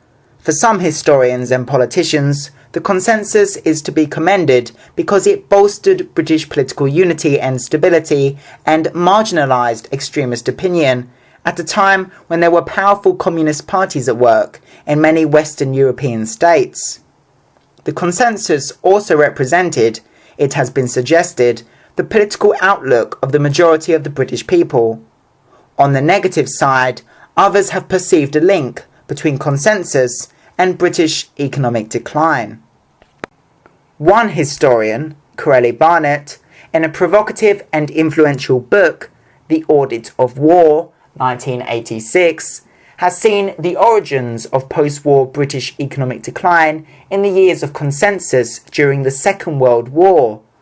It was then, he argues, that the British people were beguiled by the dominant political and intellectual establishment, largely leftish in outlook, into expecting a new Jerusalem after the war, an ideal society of economic security and mounting prosperity, effortlessly achieved and sustained by handouts from a munificent state. What the British people in fact should have been doing during those years, once victory was in sight, was preparing for a harsh post-war world of ruthless international economic competition. Such a prospect, Barnett argues, meant putting first things first, concentrating on the modernisation of British industry and the production of a better educated and more efficient workforce. Both political parties failed on this score. The British, he concluded, in their dreams and illusions and in their flinching from reality, had already written the broad scenario for Britain's post-war descent to the place of fifth in the free world as an industrial power. Barnett's view of the origins of British economic decline has not won much favour among professional historians, but his book certainly reflects some of the ideas of the conservative right in the 1970s and 1980s. For Miss Thatcher too, the consensus was to be damned, and for similar reasons. It meant, she proclaimed in 1981, the process of abandoning all beliefs, principles, values and policies merely to get people to come to an agreement. Many of the ills of Britain in the generation after the end of the Second World War were to be attributed, she believed, to this betrayal of principle by the leaders of her own party, a cry which was echoed by the Labour left on the opposite side of the political spectrum. But the politics of Thatcherism takes us into an era which, to many observers, seems very different in spirit and purpose from the period covered by this book. Indeed, to its supporters, that very difference serves to reinforce the reality of the notion of consensus during the years between 1945 and 1964. In terms of the evolution of domestic policy over the whole period, the supporters of consensus make a formidable case. But it could be argued that theirs is not the only way of viewing the development of the Conservative and Labour parties during the post-war period. Pro-consensus historians stress the primary importance of government policy making in politics, and therefore see important similarities between Labour and Conservative administrations. Other historians, like Professor Pimlott, would argue that despite some superficial similarities over policy, the fundamental long-term clash of ideas and values between Labour and the Conservatives still remained. They therefore reject the notion of consensus. But the 2 points of view are not necessarily incompatible. Political parties in a parliamentary democracy are concerned, particularly on the left, with both long-term ideals, the vision of a more perfect society, and the day-to-day business of practical government. What the relationship between ideals and practice in politics should be is a question not for the historian, but for the voter and party member.